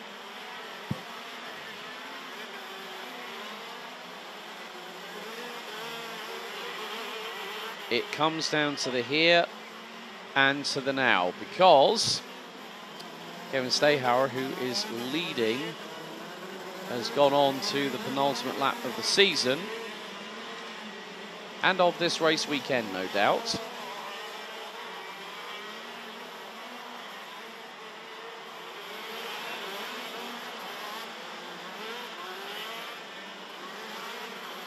So you've probably got about 2.5 kilometres still to go. And they're just a full-on kart in the form of the 226 of Giovanni Witteveen from the Netherlands. But no matter what you can say about a person who becomes champion, you also, they do say that second place is the first loser, but you should always remember these drivers, no matter where they finish, because everyone has had a story to tell this season.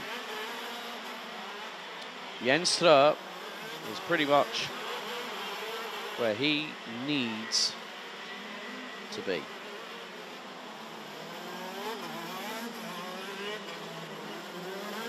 Last lap of the race and of the season, very much underway. There is your race leader, Kevin Stayhauer, running with the Kartsport Hire team. Sven Hire. Servus. And since he made the switch to this outfit, he has really turned a corner this season. It's not going to be enough for him to be in any kind of championship permutation. But more to the point, he kept his head cool whilst others might have lost theirs in the meantime, or not been able to mentally wriggle their way around the situation. But a nice smooth exit out of turn 10 for the final time. A couple more acceleration zones. Now into the final braking zone here for turn number 12. Kevin Stayhauer wins the final race of the championship season here in KZ2. Tommy Van der Stroys will come across the line, finishes second. Third is Jeffrey Fixer. Fourth is Robin Glirum. And I would say that Jens Trup has just taken the title by next to nothing.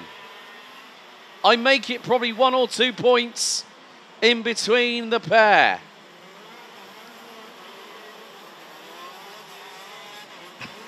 But more to the point, Jens Trup, I think, might have just won it by 2 points.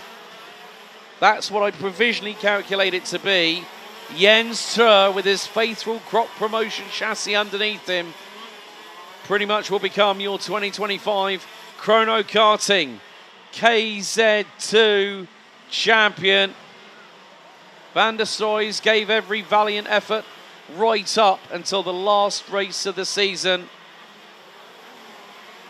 And there's Rob Lucassen, who finishes in P5 from 21st on the grid. Jens Strøer, let's not forget, this man started on the outside of row 9, 18th position. And there are your provisional results for the final race of the final round of the championship season for Chrono Karting here for 2025.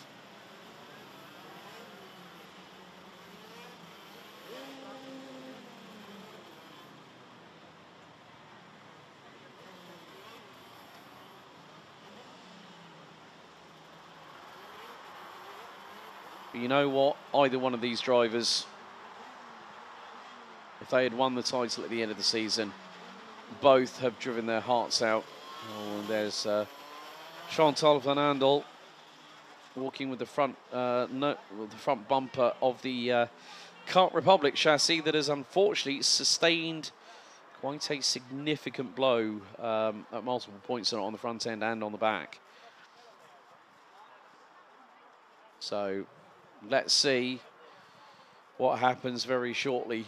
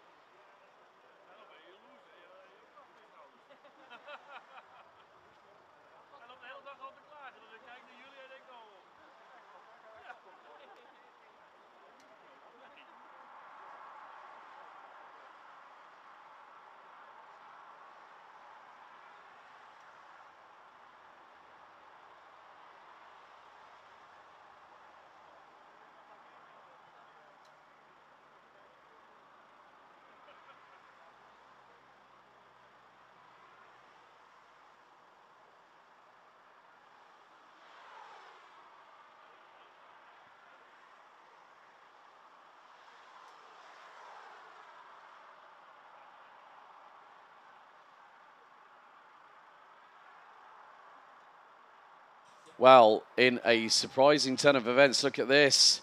The championship went down to the wire, and it is the 254 of Tommy van der Stroys. We had to wait a little bit there for official confirmation. And van der Stroys is declared as the KZ2 Chrono Karting 2025 champion.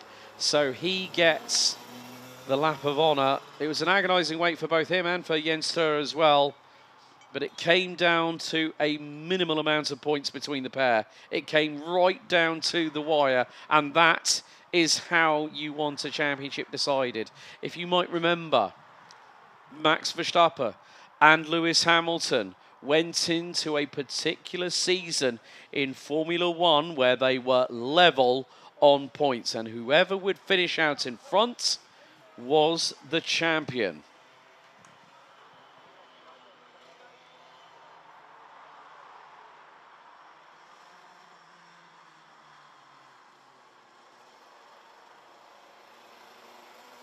So that was on, funnily enough, December 2021, where effectively that is why we have to sometimes wait for declaration. And now it sinks in. Seen this young man grow up quite a lot over the years, but now he can call himself a Dutch KZ2 champion. And here come the donuts, a brief celebration. But now it means so much to him, also to his dad Martin, who is always on the tools. So Tommy van der Stroys becomes your 2025 KZ2 Chrono Karting champion.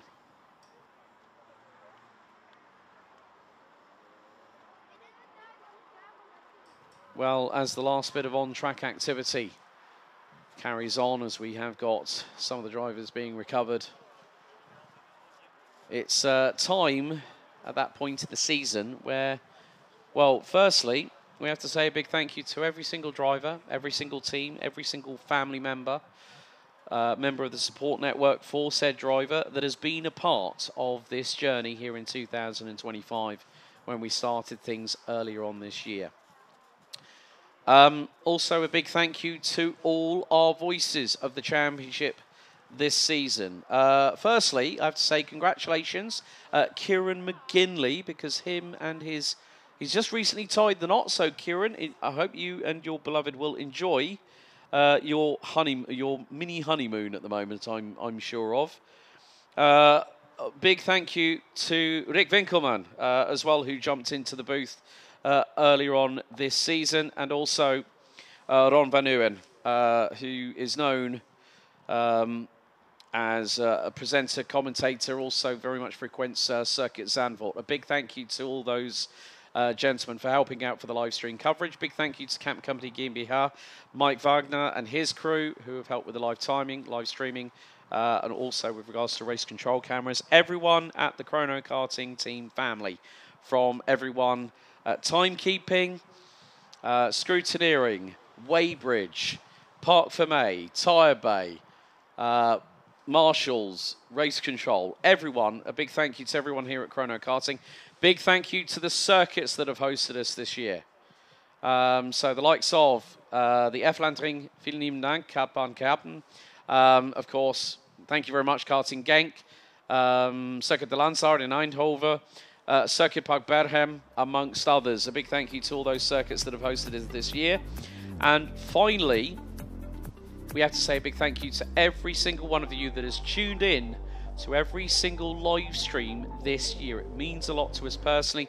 So please don't forget to follow the Chrono Karting social media networks, both on Facebook and on Instagram. And one final thought from yours truly up here in the commentary position. Now that this is over and done with, there is one more order of business for the Rotax Racing family. November the 27th, 2025, this year's Rotax Max Challenge Grand Finals take place at the Bahrain International Karting Circuit. We here at Chrono Karting will not only be there supporting, part of our team will be there supporting Team Netherlands this year, but we wish every single one of the drivers that have qualified for what is the biggest, most colourful event in the world of karting at Bahrain the very, very best of luck. Until 2026, tot snel op de baan. See you next time. Enjoy the rest of your Sunday. Goodbye for now.